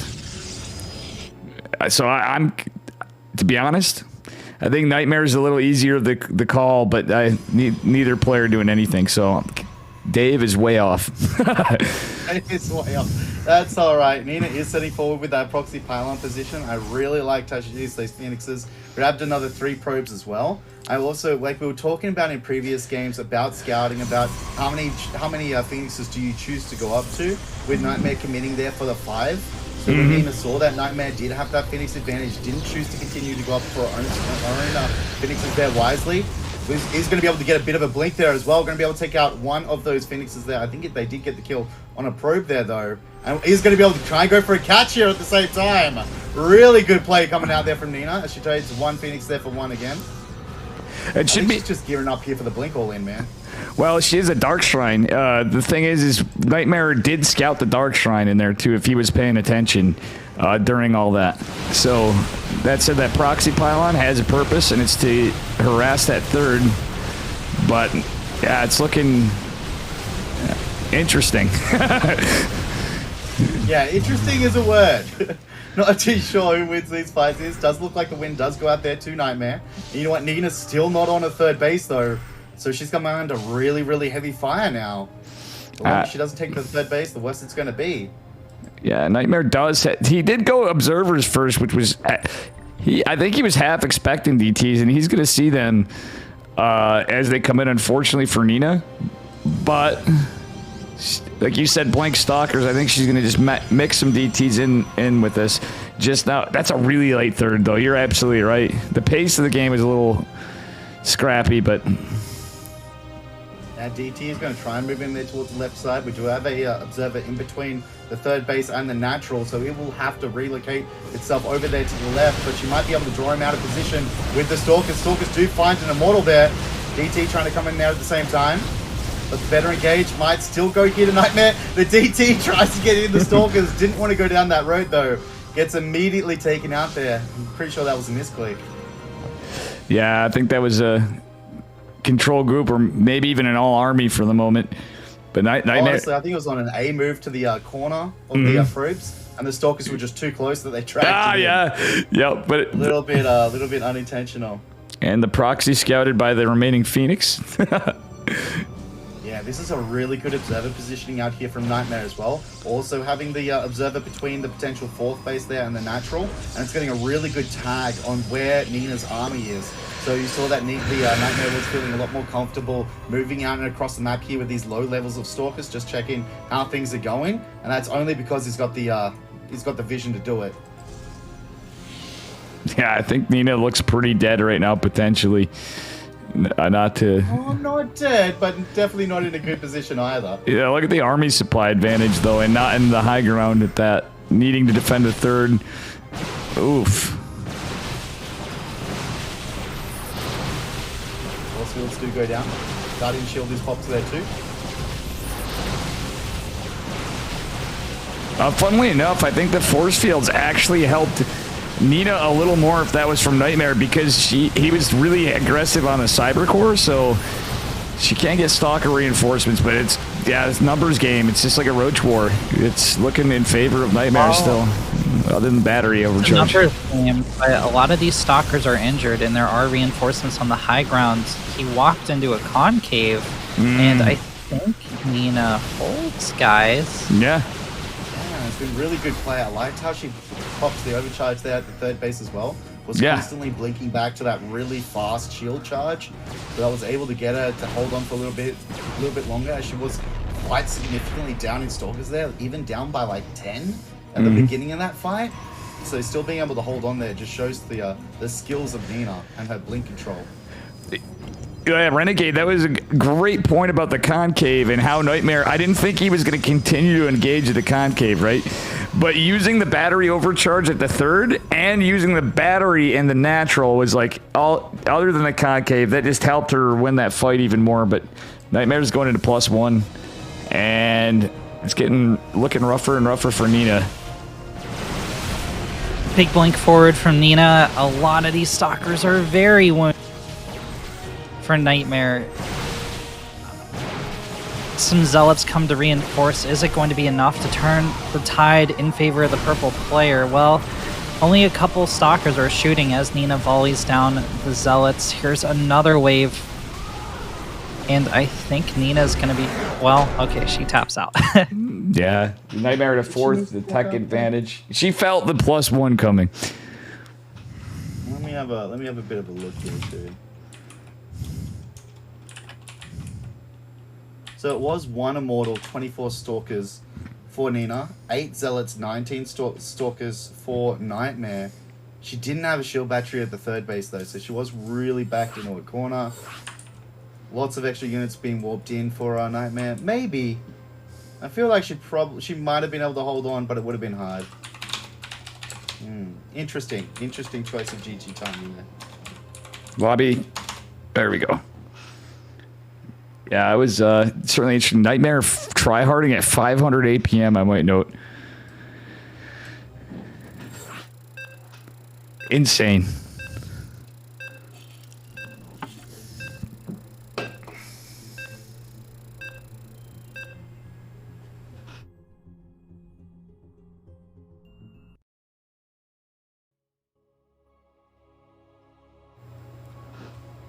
Sorry, I was giving you some ASMR, so I muted my mic. Oh, please do. Please give me that ASMR, Dave. Or, you know. The ASMR is just you lightened up, having a big drag there. Oh, that's the shit right there, isn't it? We have a winner from our first semi-final. Trigger has 2-0'd Braddock. Amazingly, Dolan versus Disc is still going on, so we don't know who the winner of the series is going to face in the next round. Sepheron, who do we have in the top left? Top left, we have a man hot off a win, bringing it back to 1-1 apiece. It is Nightmare. And in the bottom right, as our red Protoss, with a solid victory in the first game of this series, but unable to clinch the second, she's Nina. Oh, she's going for both going for a high ground. Still could be in a quick expand. A map that I veto for many reasons. this one's interesting. Choosing to go for the both gateway on the high ground there.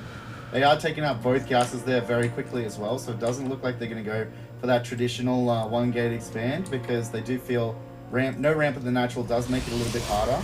So the ramp at the natural is a bit of a choke there. So that's still interesting how they're choosing to go for this particular build.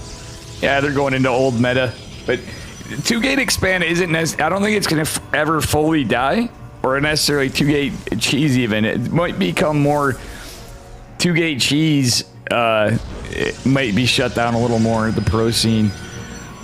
Is what I'm thinking from that 1-gate thing, because it does delay you economically, but I've certainly seen plenty of players still able to punish just with a standard macro game and kind of adapt, because you're going to have 2 units before, usually, you know, at the standard like 250-ish Nexus time. I can see some trouble, but you can cut some corners on army supply, I guess, and still end up in a pretty good spot. Thing is, if they do open up double gate like this, and you do go 1-gate expand, and you do get the Nexus, and you do get the pylon block, you pretty much force your opponent to go into an all-in.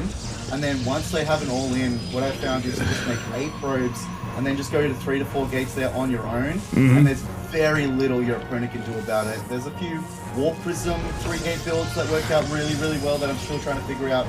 But I think it really is just a matter of time, in all honesty, that people figure out how to get their defenses so good that the 1-gate will become king. In all of them, even the one I'm really struggling on is actually Moondance, because Moondance has even a bigger choke in the natural than this one, as it does have the pocket base in the back. But even on maps like Cosmic, where they have the ramp like this, it's kind of like a 2.5 force field kind of ramp choke there. You can still go 1-gate expand and still get the holds. Oh yeah. It's very interesting though, Dave. Like, we just have to wait for the meta to develop a little bit. Maybe someone's going to come out with just a kill build. It's like, look, if they 1-gate expand, this will kill them 100% of the time. Yeah. And but until then, I think the 1-gate expand eventually will phase out a lot of these 2-gate openers. Oh, for sure. For sure. And I mean, it already We're does a lot. already There's so seeing it much that yeah. you can see it even in scrappy games. It's it's such an economic lead. You can just basically, a lot of people just tap out. You know, if you just hold their nonsense. Well, that's it. They just can't break in. You got either double shield battery at the natural or shield battery in the main. They're trying to come up for the oracles. The oracles are doing no damage. You've got 3 gates there as well as like double their economy. It's very difficult. Nightmare doing a fairly good job of targeting here, pulling back the hurt ones. He's just trying to bait out the rest of that shield battery energy, and he's almost got it now. Trying to get on top of those stalkers. Nina also doing an equally good job of keeping her units alive and not going to lose anything here to the 4 stalker push. Yeah. Yeah, really good job there. Didn't use much of the energy there either. So these hallucination scouts are also going to come up there. Super important to be able to get that vision there on your opponent. Yeah, the double sentry opener is, you know, a lot of people don't like it in the 2 gate, but it has its counters, of course. If somebody's going to depths, you can lose them right off the rip. But altogether, I think it's a very safe opener. Kind of the stats kind of style of a 2 gate. We'll lose this stalker there by either side though. Something to note there, just the timing on Nightmare Stalkers getting there literally the second Nina's probe arrived, but also the control from Nina saving that probe. We have this engagement shaping up. Some force fields from Nightmare are going to... I'd say this is an even engagement. Oh, but a pick on the sentry might put it slightly in favor of Nina. Nina, up a few workers. As well as a few army supply. We had the cheeky probe going to be sitting up there at the top side there of Nightmare's base. Might be sitting up there. Pylon looks to come down. She's moving it over to the right there a little bit. So it does look like she's setting up here for quite a fair bit of aggression, but she has the 3rd base coming down at the same time. So do wonder if this is just going to be for a depth there, if she's trying to look to put on a lot of pressure. No, and Nina, I think it is going to be used for some sort of aggression, but also to scout for possibility of like a warp prism, or well, the more so. Scouts coming out there as well. That's going to tag the 3rd base. These stalkers will actually catch the adepts if they move a little bit. Maybe they don't though, as they are going back to the main. I think what she's doing is she's just tagging the 3rd base, and if she saw the 3rd base, she might go for a kill on it. But only seeing that it's getting started now, knows that Nightmare's spent more in terms of his own army, so she'll just back up here. So I think it's just in case, you know, like if there is an opportunity, I can dive on it. So that's something that Nina does so well. Is her intuition of when to pull the trigger is so good. But we do have Nightmare in the main here with some depths. 2 probe kills. It doesn't look like they'll be able to do... are they going to be able to get a 3rd? They are! Thank you for the follow. Control is so Chensuski. good here. A 4th. Not going to be able to get a 5th, though. It is still alive and still occupying all of Nina's army, though, and that means Nightmare is going to be able to creep in these stalkers for even more probe kills.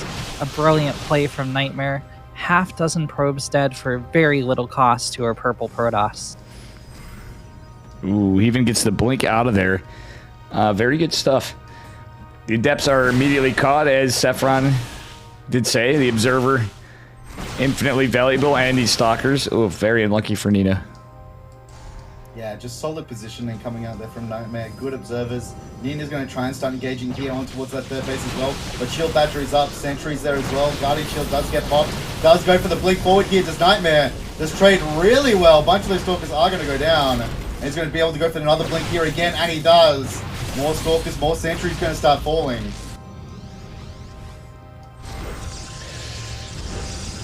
Well, I think Nina's in a decent defensive position now. Worker count in favor of Nina again. But she's going to have a faster +1 potentially. Well, who knows with Chrono Boost, but Nightmare with the charge again and more gateways. This could be very... depending on what Nina does from here, it could be punished. I would have liked to seen some charge come up for Nina behind this. Looking good. Nightmare is going to take that watchtower, so Probe is going to go down. We're going to be able to... Oh, doesn't pay attention. Could have sniped out an Observer there, as the Observer of Nightmare does move its way into position as well. Stalker to be forced to engage this Adept as well. The Adept is tagging a few of those probes with the probes just in range of the shield battery. Very comical. I love it. Yeah, it's funny stuff. Oh, Nina going again with more Adepts, and this time the Observer's out of place.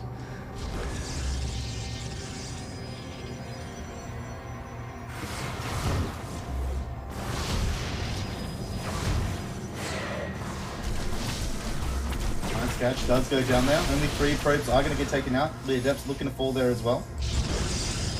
Charge has finished up now for Nightmare. As Nina does move up there for the Robotics Bay at the same time. Both players looking to take their fourth.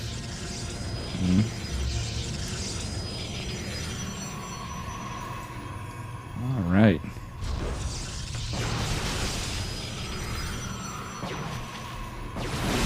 Nightmare going to start reinforcing here with the Warp Prism.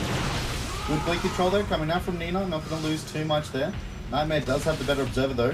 We do have a bunch of these Zealots are going to make their way here into the natural gear of Nina. They're going to go straight down onto that shield battery.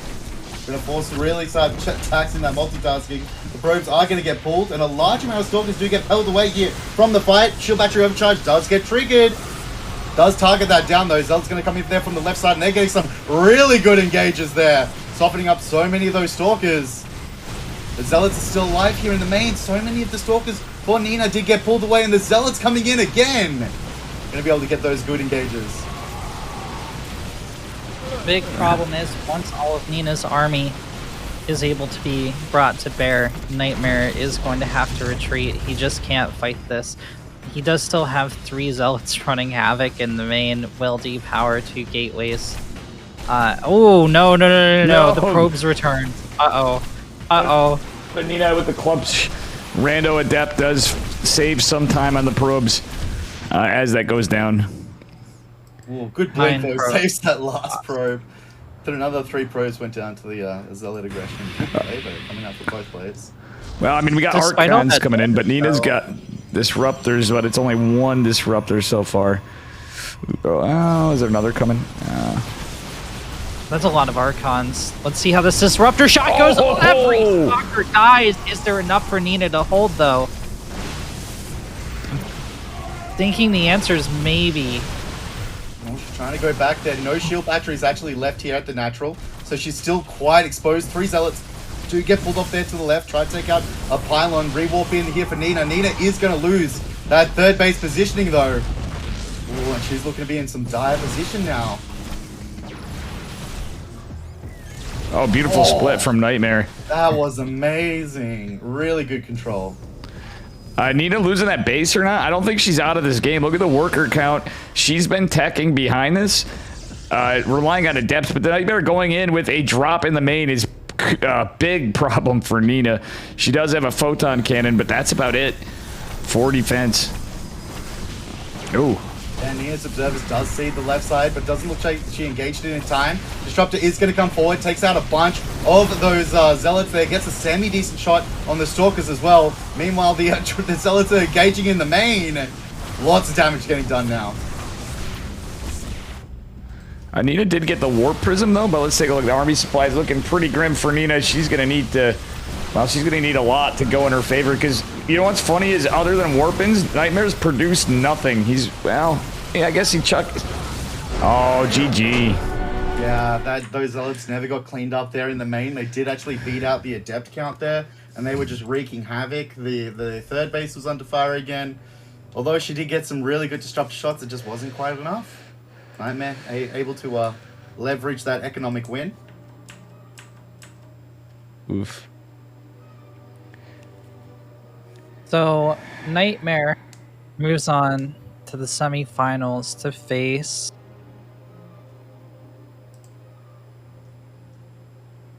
Dolan.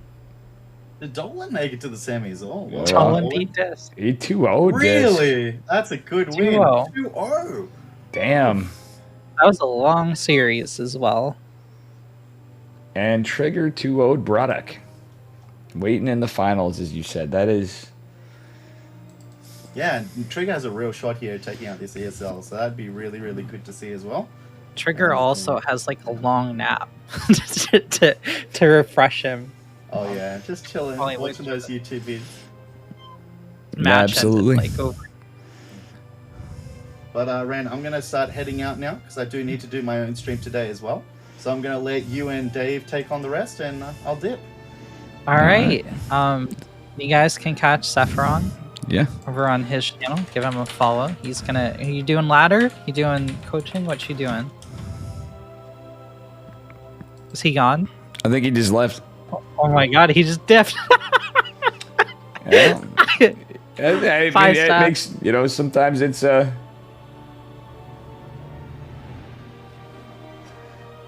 the way to go, you know? That way you're not, I'm usually like, bye, see ya, okay, goodbye. It's like a drawn out, like way too long exit, you know? It's like, Dave, just hang up already. Well, so I think you're a little bit too far east, but I'm basically in the Midwest. Do you know how we say we're gonna leave? Huh. I should know. You slap your knees, you stand up, and you say "Welp." Yeah. If they really don't get it, you say "Welp." It's about that time. Yeah. And then they leave. They depart. They scatter to the winds. All right, so we got Dolan versus Nightmare. This is one of the longer ESL Americas for sure. That's why I wasn't even going to cast today. My voice is recovering, but I had more, was hoping to get stuff done, and I'm beating myself up about it. Oh, I updated What you end up eating? What? What did you end up eating? Leftover chicken and bacon. Nothing else. But you know what? And I actually didn't even finish it, so I'm thinking a noise we heard earlier. I was like, we heard something crash. I'm like, I bet you that's Charlie.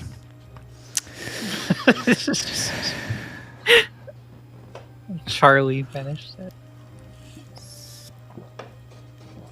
Yeah.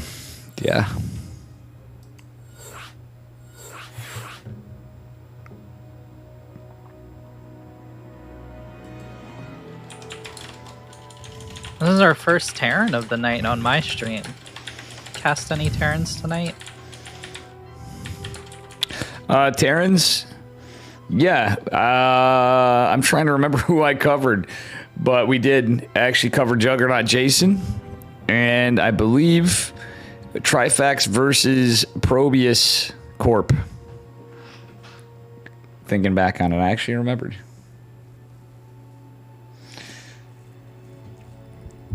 Dolan in the semifinals, amazing. Just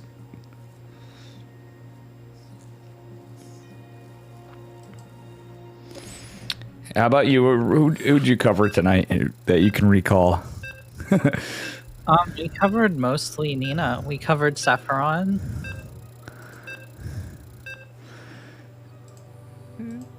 Gotcha. I covered Veteran Gamer versus Covered Pig. the Zerg Lord at first. Yeah, I don't know. Lately, I always seem like I end up in like really awkward spots for games. I've been covering. Been getting a bit more of Juggernaut Jason and the Sale when I can sometimes. All right, here we are. First, the upper bracket side of the semifinals. In the top left, once again, it's Nightmare. And his opponent in the upper right, representing Cranky Ducklings, it is Dolan in the yellow. Presumably going to cheese the Protoss. It's Dolan after all. I haven't casted Dolan in like 2 years. 2 years, really? I've covered him a couple times. It's been a minute for me. He was one of the first players I covered in like DreamHack qualities. Gotcha. He was WCS at the time. Yeah. I forgot we have DreamHack coming up too. Like, I mean, I'm not forgetting, but yeah. Next week, it's so fast. Yeah, and I'm going to be, I don't know how much or what I'm going to be able to do. I'm hoping to be back in the next couple of weeks to work, but that said, looking pretty interesting out of Nightmare right now. 2 probes going, one with the scout. This is looking really cheeky. Double gas. If we see Dolan get cheesed, when he's usually the cheeser. This is going to be pretty funny. It's going to be Proxy Stargate. Calling it now.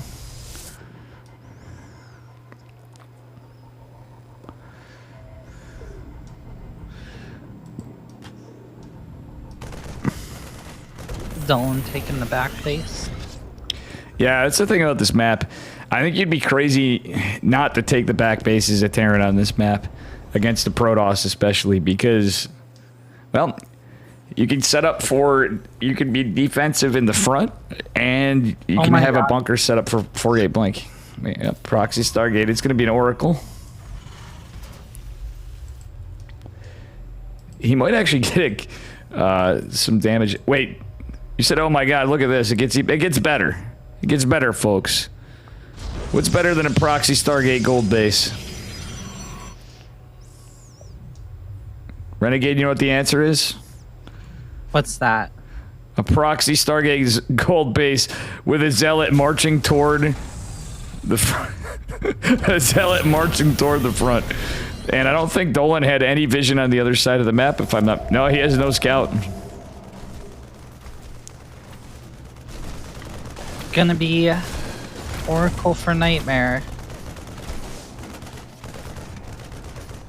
But Dolan's reading this. He's opening Cyclone. Game paused. Car. Wayne's World Renegade. Car. I have not seen Wayne's World. Oh. I know. That is... I'm very surprised, honestly. Not like... It just seemed like a movie that... Of any Boomer movies, I just assumed you probably would have caught that one. Yeah, I don't know. It's never happened. I've never seen Spinal Tap either. I've seen clips from both, but... All right. Maybe I should watch that tonight. Maybe I should fall asleep to that. Yeah. Absolutely. Dolan looks like he could be in a good position here. Yeah, he's got the Cyclone out to the side. But it depends on the positioning of the Oracles. It's double Oracle, though. And they're going to go right for it. Oh, Cyclone and a Marine. They're totally getting workers. Oh, but one does fall. I think that was entirely worth 350, 100, to 150, 150. Because this is like the only time of the game Terran needs gas, right?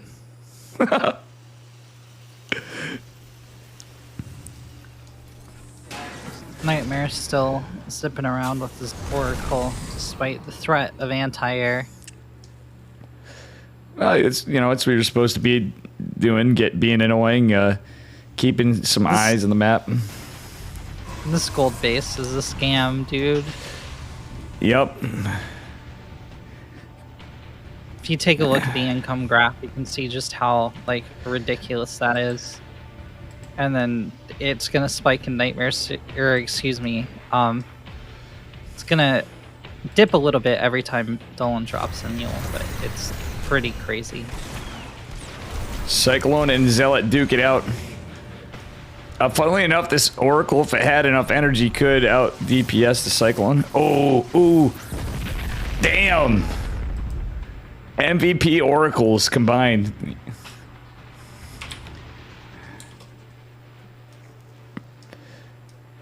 Wait, look at this. He pulled all the SCVs. But what's... No, yeah, he's going for a boys pull. He's mining it out. This is a Dolan kind of play. He's going for a 2-base all-in. Yeah. But if Nightmare was just right up at the Zelnaga, he would see it coming. He has no idea. Well, I mean, he has an Oracle there, too. But is he... Yeah, I know. Okay, sees it now. I think he sees it. Now he sees it. Now he can't use the Oracle to zap workers. Okay, we got a Dark Shrine. We got a Dark Shrine, but I was hoping it was in the gold base because this would be very reminiscent of a Dave game. Unfortunately, It is in the main base.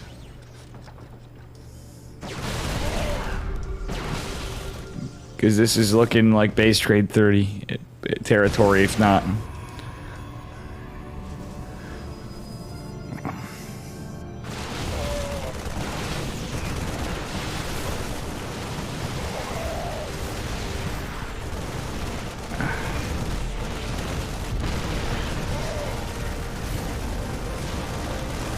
I think he's gonna want to cancel that Nexus. Well, I don't know why he kept the Nexus. he wants to finish. To buy time, maybe?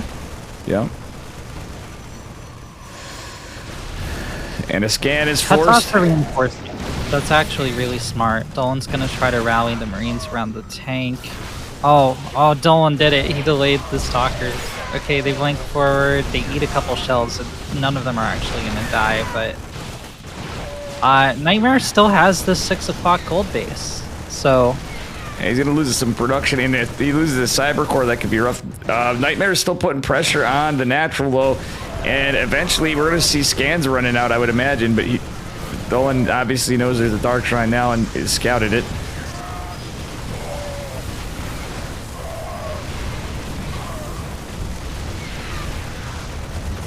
A DT in a dream, Renegade. It's like a New York Times bestseller. Oh my god, Nightmare taking an expansion to the bottom right.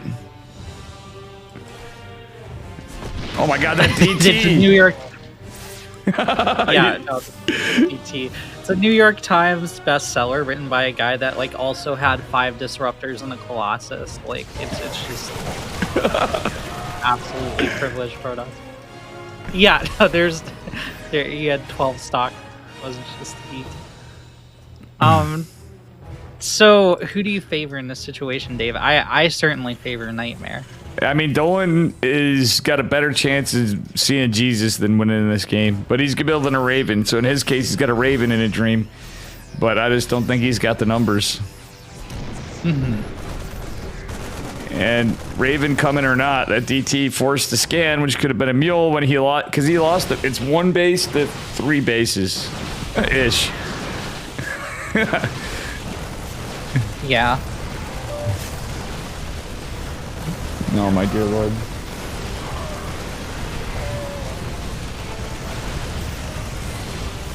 Well, it's about all she wrote there. Pretty soon, this is a little bit of copium from Dolan, but it is a great. Well, he doesn't know. He thinks he's facing a 1 base Protoss right now. Yeah.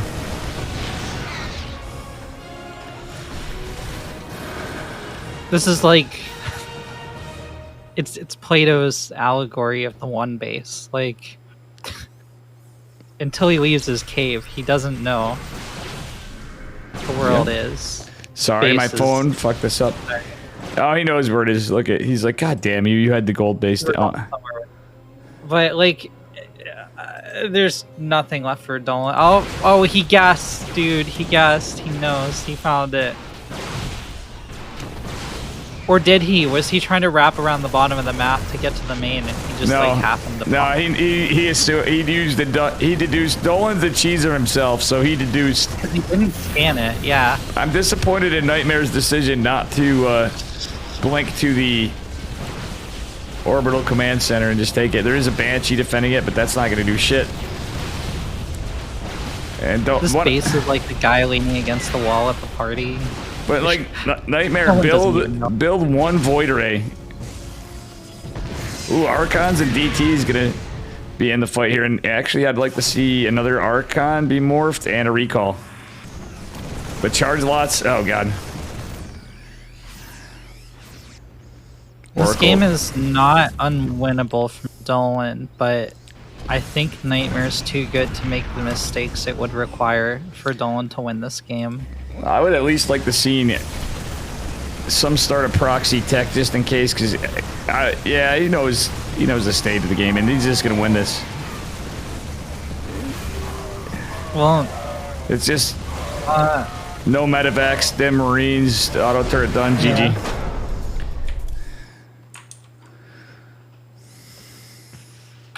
Ripperino.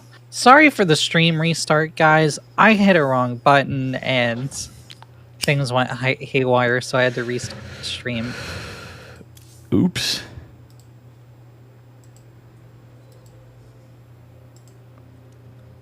We got game number 2 coming right up here. We only missed the first 2 minutes of the game.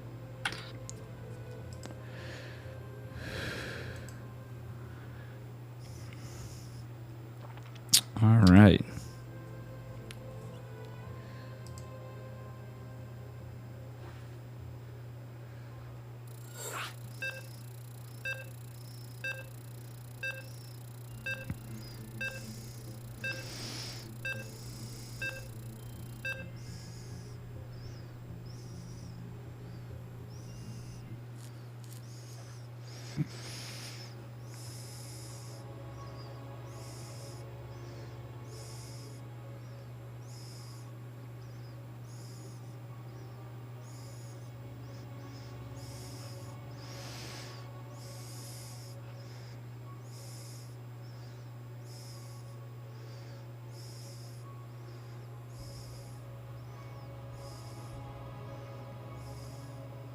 Thought this game was going to load faster than it did. I tabbed in already. Rip. Yeah, it's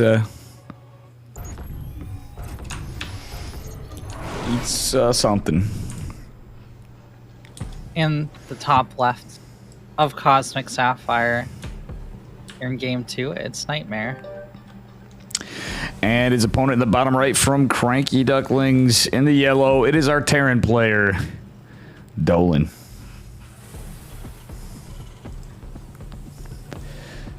Yep.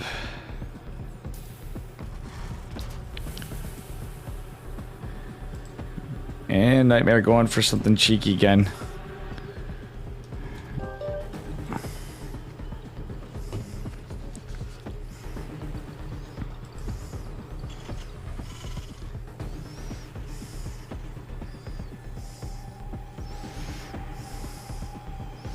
Alrighty, sorry.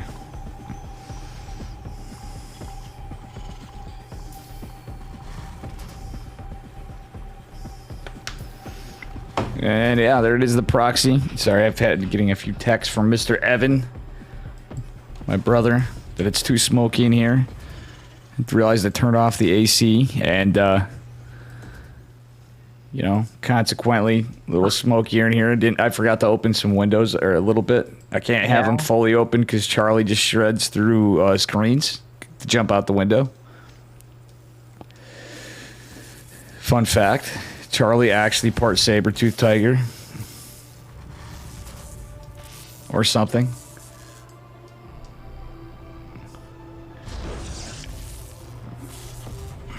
I think we see another aggressive play from Dolan. Yeah. I think Nightmare wins this series overall, unfortunately. I think Nino was the stronger opponent for Nightmare. Or for Dolan, you mean? Or yeah. I think Nino would have been doing fine just the same against Dolan. Either case, but like...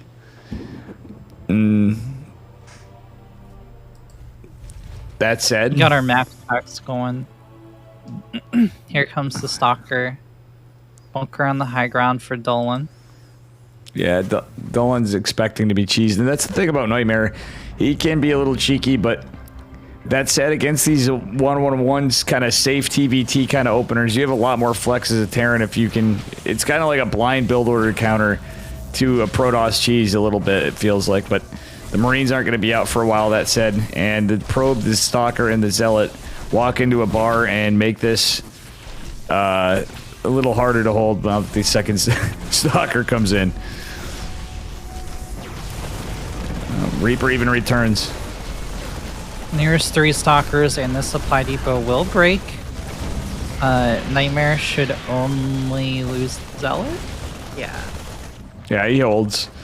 A little bit of lost mining time, but... nah. Honestly, if you see Stalkers, I understand the desire to make a Cyclone. In this case, he should have got a Siege Tank. 100%, because Blink's not going to be done for a while even if it was a cheeky fast Blink. And they just can't move up the, you know. Cyclone's alright, but nah, he's just going to lose it. Should have went Siege Tank. Yeah, I think a siege tank holds off for a while, especially with the bunker right there. Yeah, and you just take your high ground base and etc., etc. But I think we just see a quick end to the semifinals. Yeah, there's just too much damage being done. Siege tank or not. 8 workers. 10 workers. 11 workers. No mining. Terran malding. And a dark shrine. To make things worse. Nightmare is gonna build a dark shrine behind this. I love it.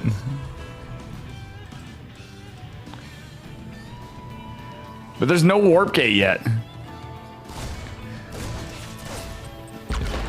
Is Nightmare actually a big fan of Florencio too?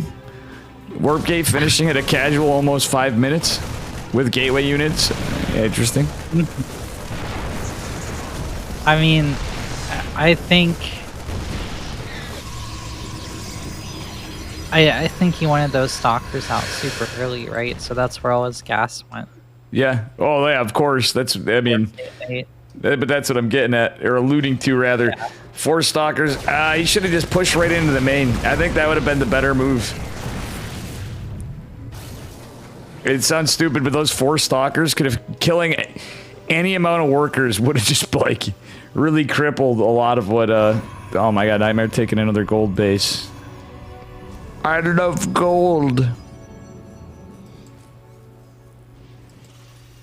Couple DTs warp in, start moving down the left side of the map. Proxy gateway could mean even more shock troops from Nightmare.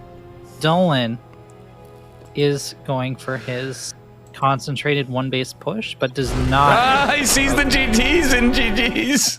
He knew what that was. He was regrouping. You're right, but he saw the DTs right there. He's just like, nope.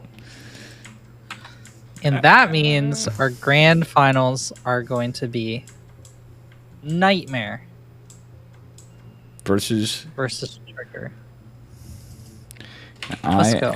I'm going to give it a few minutes to catch up, as chat had corrected me not to update my stream title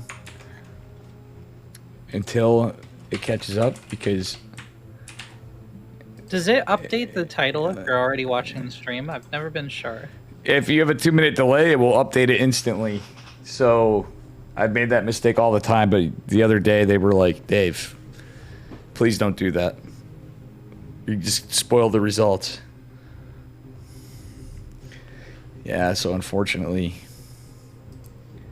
But I'm looking at your stream, which I don't know how desynced it is. Yours and Bayo's. To get a good read. Because you had yours stopped and started, you know what I mean? I don't know how in sync we are. We should be in sync. I'm just thinking about that. Let me take a look at mine too while we're at it. We got a minute.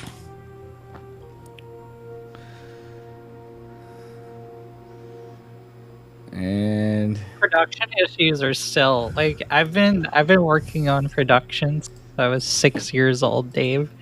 And it still makes like every time something goes wrong, I'm like just my heart leaps in my throat. I'm like, no. You're always gonna have stuff, and I'm gonna stop myself. Like chat's told me enough times too. Like one of the things I'm gonna start doing is just I have to like mentally being the chronic apologizer and oh you're an idiot whatever mentality.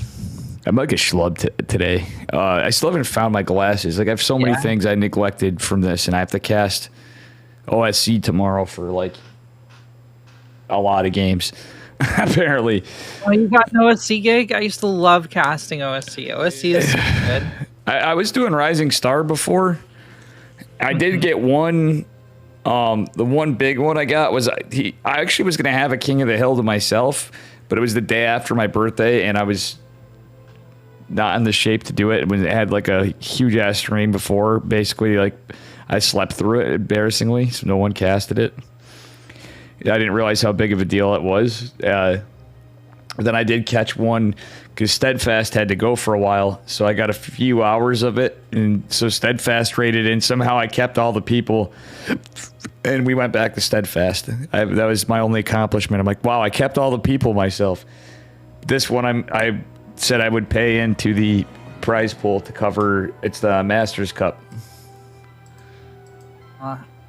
Sleeping through gigs is pain.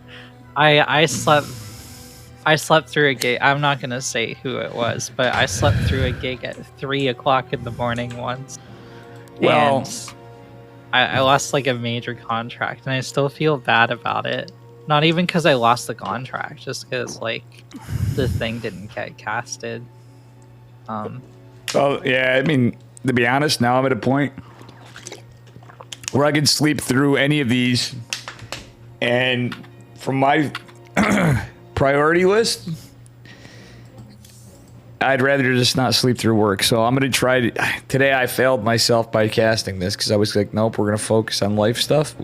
We did stream earlier. I got to a point where I was too hangry to do anything, and you know, because of everything I'm into, you know, gotta get the life stuff under control, you know. Yeah.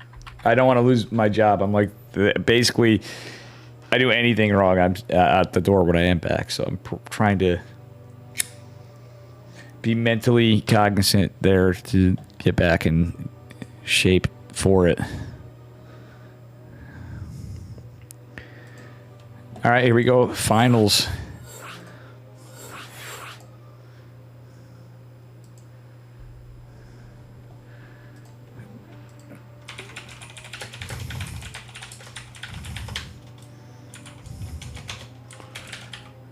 All right, here we go. What the hell?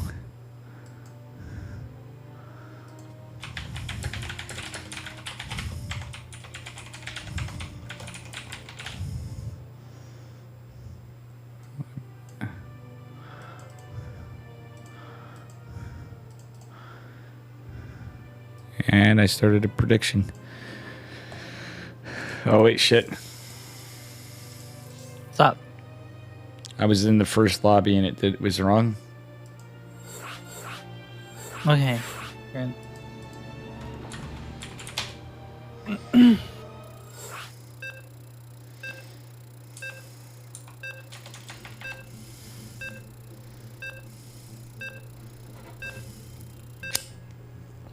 Nightmare, disregarding the rules again. I guess they have penalties now if they don't do the colors in the finals. The correct colors, if not chosen, there's some kind of, I don't know if it's points or money.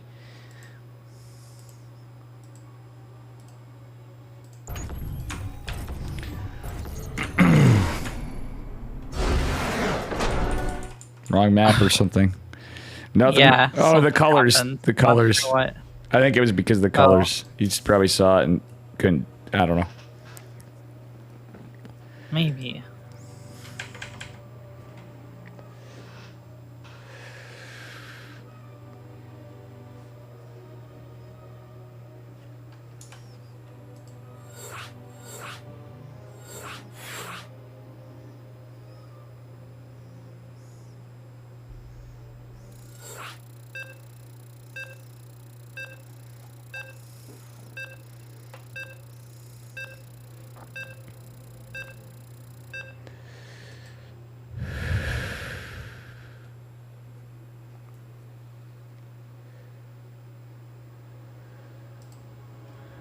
All right.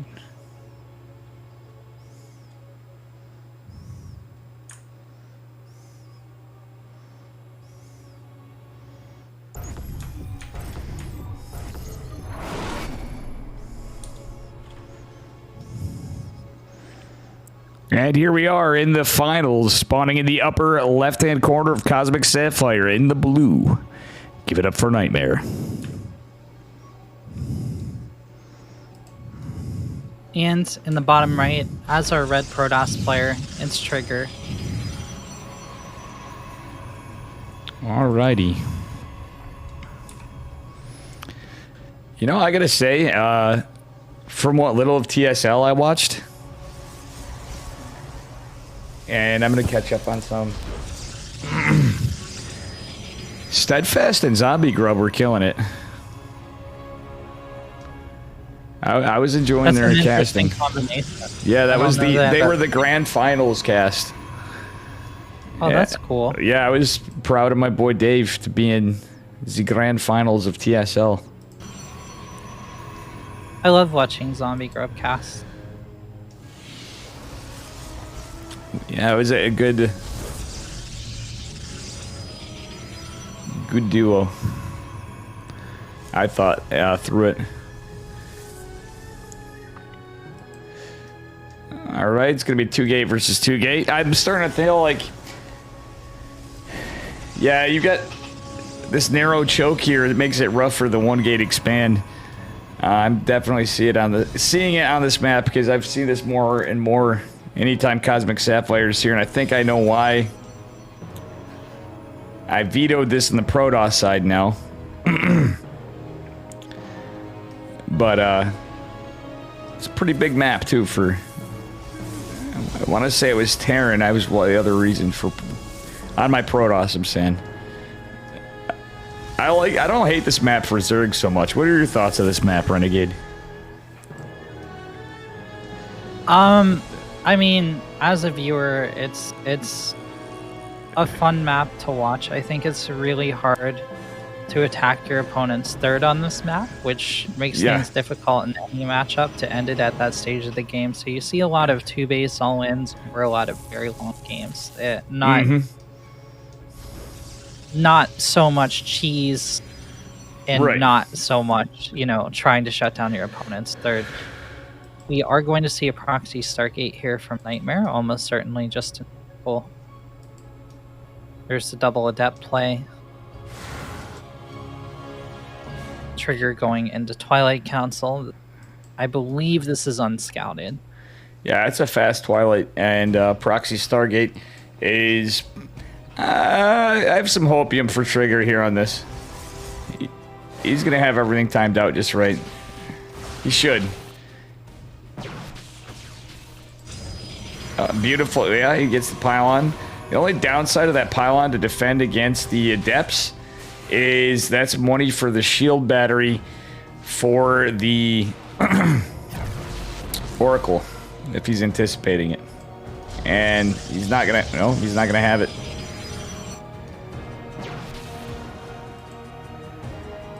He needs to be in position for... Okay, he's going to have 2 Stalkers for an Oracle. That should be sufficient.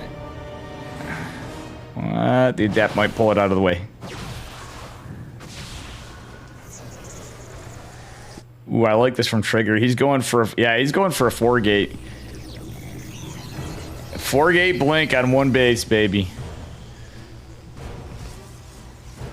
And I have a feeling... Okay, Robo behind this. This is potentially holdable for Nightmare, but the fact that he's going another Oracle that sits him... And he's going for a base? I don't know now. He's gonna... If he cancels the base, he can hold, but Trigger's gonna be looking pretty good. I don't know, Renegade. This is looking rough, though, because... The double Oracles now. Now, as I say that, like, he's got nothing back home to defend this.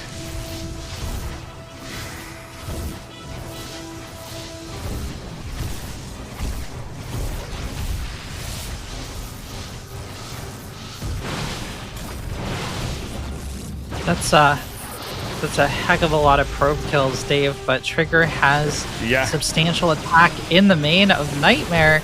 It's doing its own damage, and mostly it's depowering things. First the shield battery, then a couple gateways. It's going to gun down the Immortal, and now the probes are going to start for the blue player as well. Trigger still has 7 probes that he was able to pull out of the main. Nightmare. Yeah, he even forced the Oracles back, so this is pretty much GG. Yeah. He's going to be able to out-DPS the Nightmare battery. doesn't have anything to fight this, right? The Immortal pops and it dies to the Stalkers in like 2 volleys, or it doesn't even pop. Yeah, it's literally the Oracle, and which don't have much energy, and the probes, and that's just not enough. GG. Well played to trigger. Yeah, That was a bold move. It's what you do. He was all in. He wasn't necessarily all. It's PvP, and with these guys, it's usually all in for a lot of players. But like I've seen Trigger and other players around there certainly end up in spots where it ends up playing out to be a macro game and looking like it. When you look like 10 minutes down the road, it ends up turning into like, how the fuck did this turn into a normal PvP? You know what I mean? But like it's usually it's still, I think, even in his case, very committed with a 4-gate blink. And then he had Nightmare was being extra greedy with 3-gate Robo and after a Stargate and 2 Oracles and a Nexus. That was too greedy. So he punished the greed. For sure. Cheese the Protoss.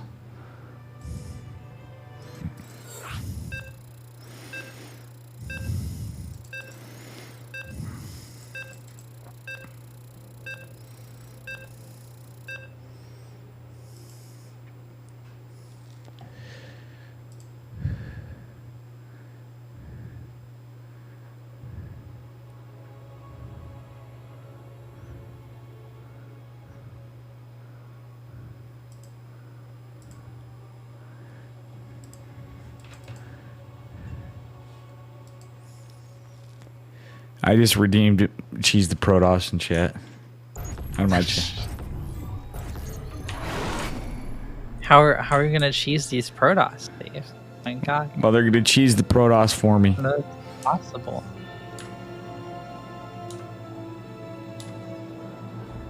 Renegade? In the bottom left corner of Tropical Sacrifice, Blue Protoss Nightmare.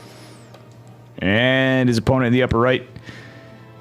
Now teamless at the moment. I think he's probably in the process of going to another team. It is Trigger. Going for the 1-gate versus 1-gate.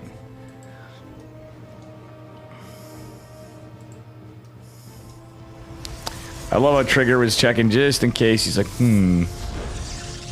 we getting cannon rushed here?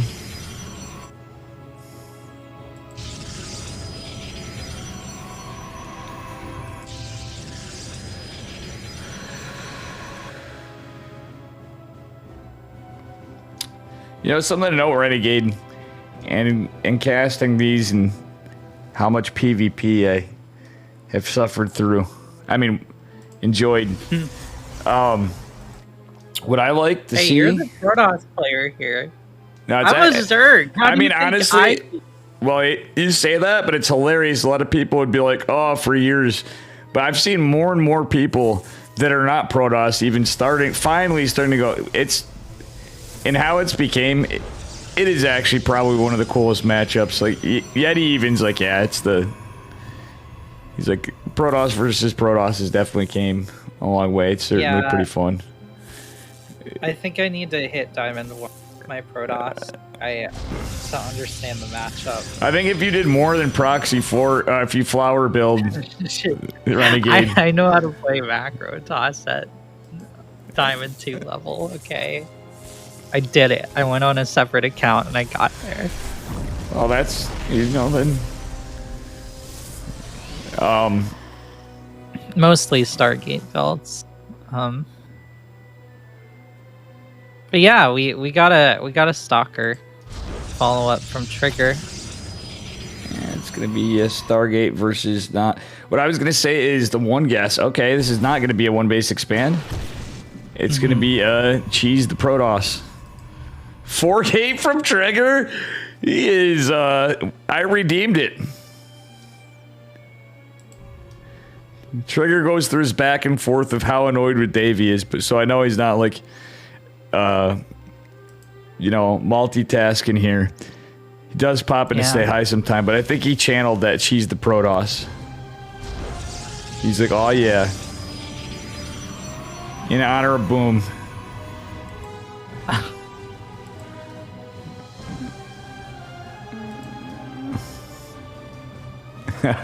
That's literally why I have the channel points on there. I memed on all the friendos over time. I'm gonna like... I'll get you one day. I gotta get you with something. I still have not thought of... stuff, and people have even thought of things that popped. It'll pop in my head one day, and then you're gonna come to my channel and be like, "WTF? I'm a command and a channel or a channel point, or both." Oh no. Well, this is a stalwart Void Ray defense. These kinds of engagements can really go either way. It comes down to micro, but this is a high ground map. Nightmare has that high ground. Well, here's the thing: there's no battery overcharge when there's no Nexus. That is true. But these are He's off to a good start, though. These are slow warpings because there's no 5 gate. There's 4 gate. Unless Trigger decides a long distance mine, and maybe he can eke out proxy gateway. Oh.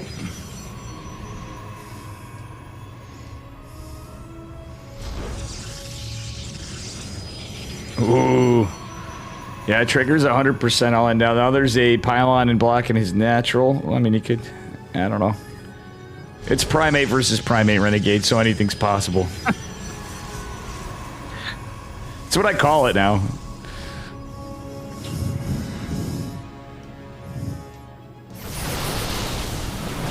I like that. That's good. Shield battery's out of energy, and that means the Void Ray instantly dies, but luckily there are 2 of them. Unfortunately, Force Field wears out, and it looks like Trigger is going to gain the ramp. Second shield battery has popped, but it's already halfway out of energy. This pylon is going to fall very shortly. Trigger's okay losing a couple stalkers to make that happen. He knows how far ahead he is in army supply.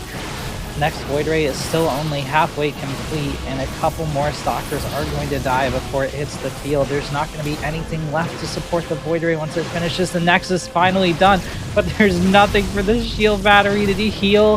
The final sentries go down. The probes are pulled into battle to help out the Void Ray, but it's not enough. GG. Trigger looks like he's going to take game number 2. Oh yeah, cheese the Protoss. Nightmare's gotta be molding. GG. Wow. Okay, I'm gonna check some stats in between games because I did not realize Trigger was this favored against Nightmare. He's up 2-0.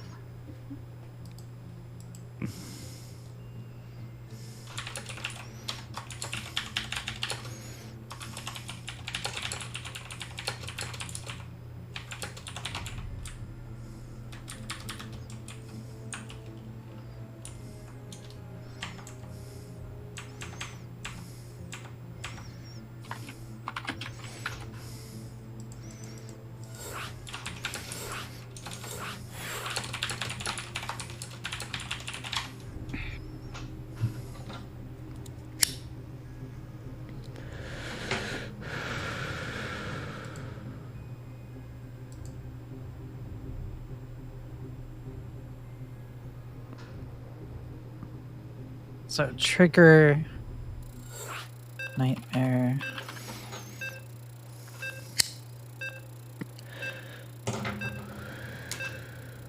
They are 50-50. 6 wins, 6 losses for Trigger.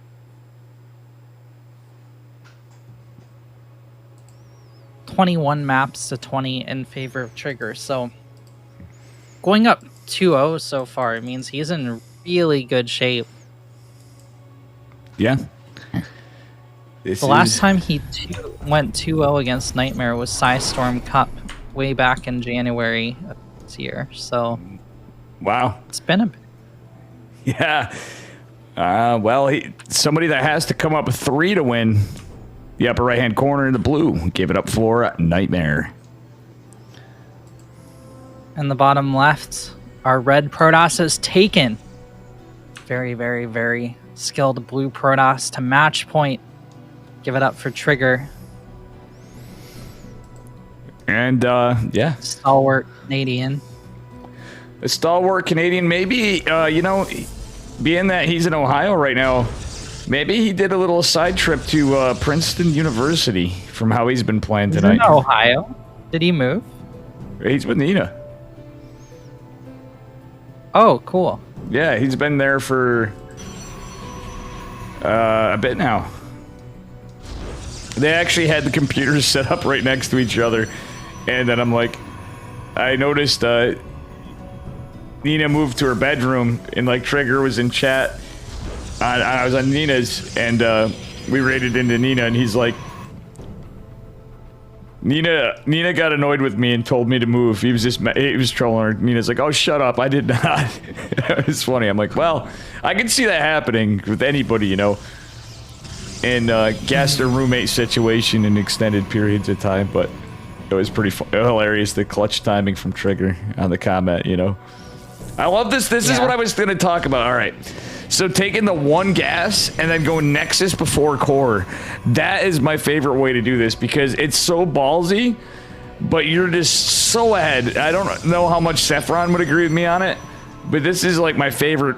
This is literally what I've been doing because, you know, it does so much, but Nightmare actually capitalizing on this and cheesing. This is going to be a little rough though in this particular case.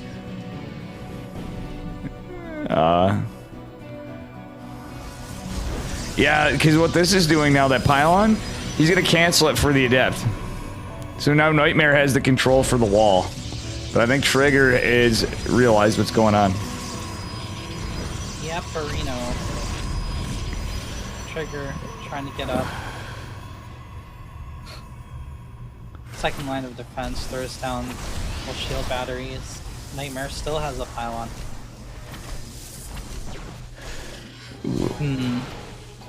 Actually, I like that probe pull from Trigger.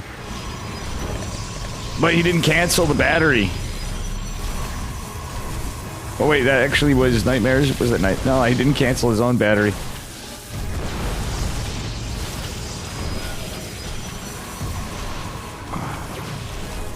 Okay, Nightmare has 3 more batteries building. Triggers. He's got to fight with the probes. God. So weird. Yeah, he's got to fight with the probes. He lost that battery. Like, had he canceled that one and dropped one immediately, that's kind of what you need to do. This is a little bit... there's a lot of people that have done this, but I'm going back and remembering Zest. Hallowed be thy Protoss.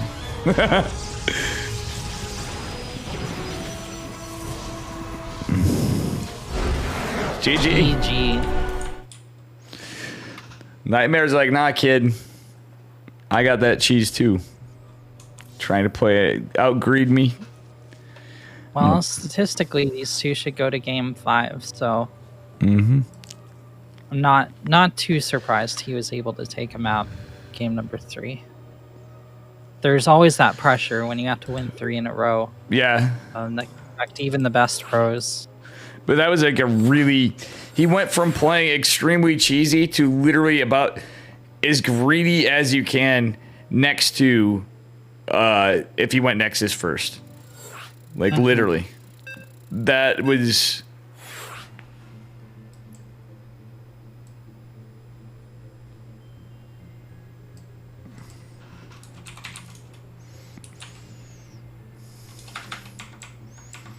Oh, WC. Okay. What does that mean? West Central alternates servers, so even it's an NA tournament, yeah, so it favors right. for ping advantage, which I think is kind of funny because some people do get West ping. I don't really think it's ever bad for me, personally. It's a little better than EU,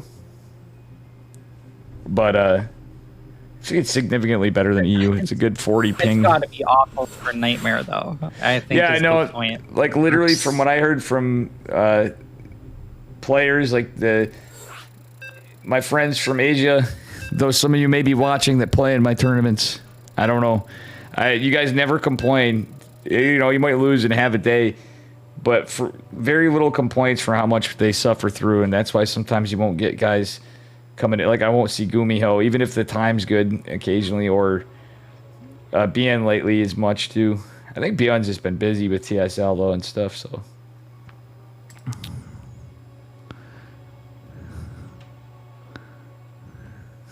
Alexander's trigger stop screen streaming. Yeah, that's neat. I can see that too. That's I can see them messing with each other, having fun on that. Anyway, are we going to see the end of this, Renegade? Or is this going to continue on for a 5-game series? I think it might go to game number 5. Nightmare had some good cheese in the last game. I think the way is for Nightmare to cheese. Yeah. We could see anything from Trigger. Yeah, Trigger's like an honorable macro player now, but it's important to remember, like, he got his start hitting GM doing cannon rushes and proxy Stargate shield batteries. Yeah, he literally used the proxy Void Ray all the time. I remember, like, Nina called him improving so much, like, way earlier on than anybody, right? But I remember, I used to always like Trigger, and I'm like, oh, here's this kid, and here he seems really nice, whatever, he's kind of funny. And way back before he had the prominence he does today, and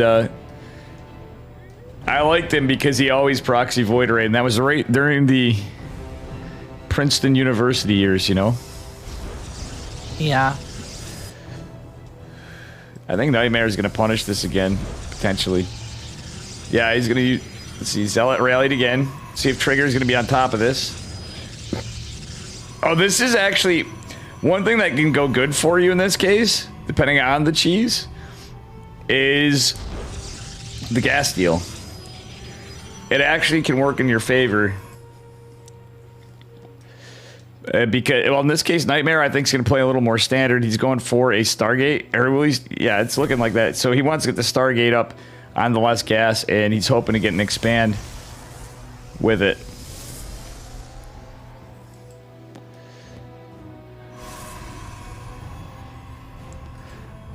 All right. So no, Nightmare's going for a Robo. Yeah, a scouted Robo, very scouted Robo. That is. And I'll walk through the Zealot for more scouting. That is extremely off meta, but very quick. I mean, I've done this with a. I'm not even open my mouth, but it is when I'm saying I've done this with something. You know, it's off meta. I'm thinking about what I just said. You know, if that comes out of my mouth, yeah, then this is weird. I don't actually know what he's gonna do. I like it though. I still like it. Trigger though, this is exactly what I'm getting at. He'd take his gas as his natural, not really wasting time. He was expecting a Stargate, but now Trigger's got to be a little confused. It's going to be an observer. Observer Sentry. Twilight. Nightmare may go into Dark Templar. And Trigger is going for a Robo. He's sniffing this out. That is exactly what I would have done too. That's kind of where I would be thinking too, seeing a Robo in the wall. This really reeks of Dark Templar because the gas deal, etc., but Trigger's going to be just fine.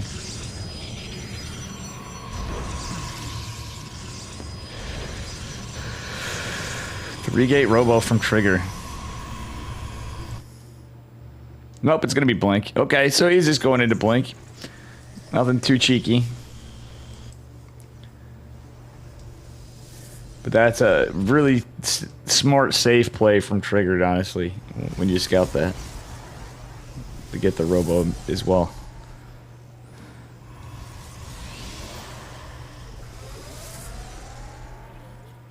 Nightmare is he's plotting deviously. This has got to be a blink attack, right? Yeah, he's gonna go for it. So what the problem is for Trigger, he's gonna have Immortals. Nightmare scouted his response, but Trigger did position his pylon. I love the pylons though, just in case of anything. Okay, Warp Prism or Blink. Because it's going to be very unlikely to see Stargate. But with that, I mean, with the scouting he did, And I think Trigger's pretty much prepared for just about anything. The only issue is the faster blink and the Stalker Wars.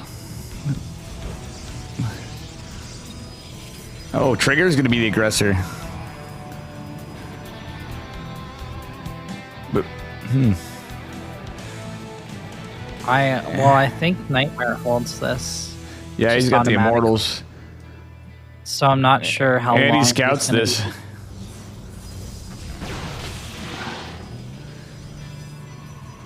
Alright. Nightmare going for a third is going to keep the probe still alive. So with Blank, that's what I was getting at. Okay, I was not expecting Trigger to necessarily be this aggressive, but this is where it's going to be rougher with the Blank. But we got Twilight Forge from Trigger.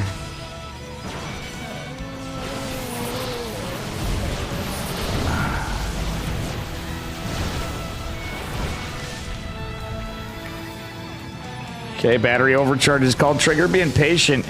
What I would have liked to see from Trigger, though, is some more sentries of his own. He can zone off and get some tech potentially, but he now knows that his opponent is Blink.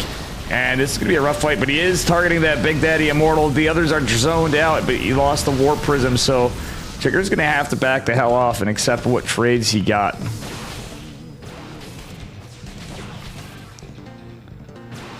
But he did get a nice third base behind this Nightmare as well, though.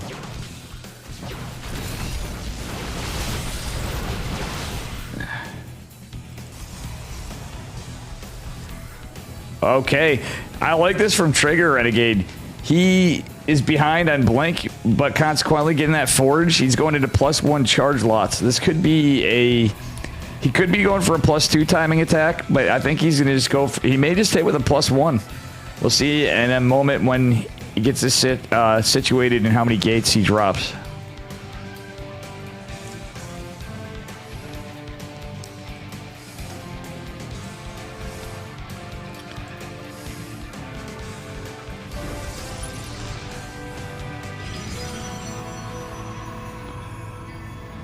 All right.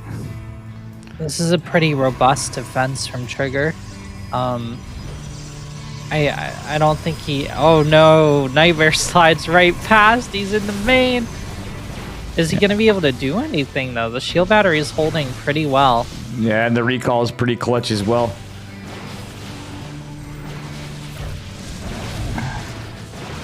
Okay, so he certainly is going to be able to do things. 7 probes fall. But, okay, Nightmare gets out with, like, all of the Stalkers. So, Trigger might just pull his army and go on the offensive. Yeah, he's going to. He's building another Warp Prism. He's got a couple more gateways dropping down. Sadly, the Observer saw all. That is one problem for Trigger.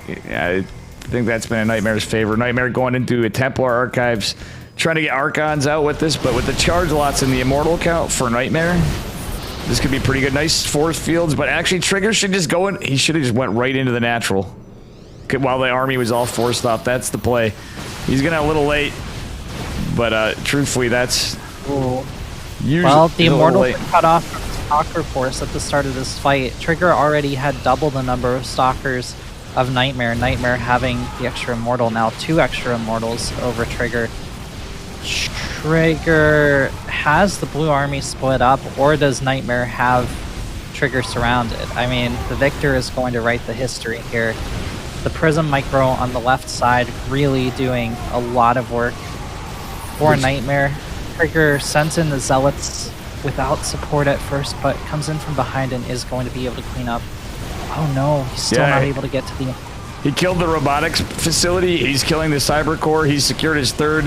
He's really jumping on this tech Renegade, and the numbers are just not adding up for Nightmare.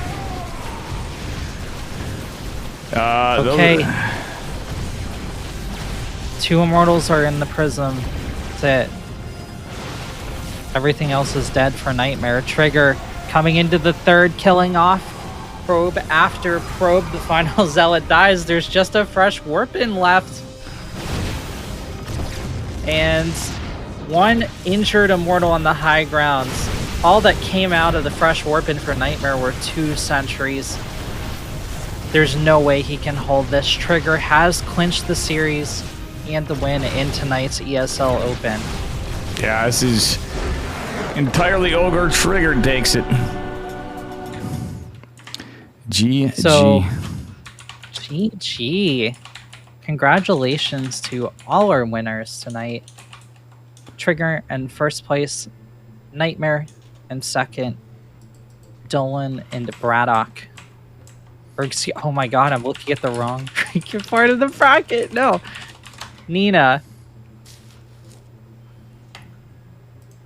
No, I was right. It was Dolan and Braddock. Braddock. I'm tired. I'm so sorry.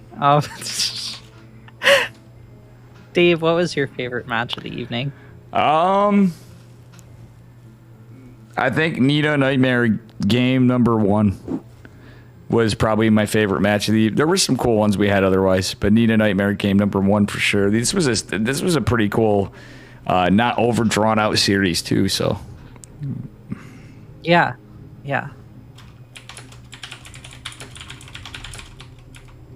Well, I've been Renegade. and this is Dave. Are you keeping the stream on, Dave, or are you signing out? I'm signing out. I gotta take care of shit. For the moment, I was not gonna. I'm really dumb for doing this, honestly, because I had made up my mind that I wasn't, and I'm disappointed in myself. But yeah, I'm gonna go over to Sepheron. How about you? Unless, what are you up to? Yeah, I'll raid Seth. I'm going to get some food. Probably go to bed. Sepheron really saved my behind the other night when I had no voice. And I casted still a bunch. That guy has so much energy.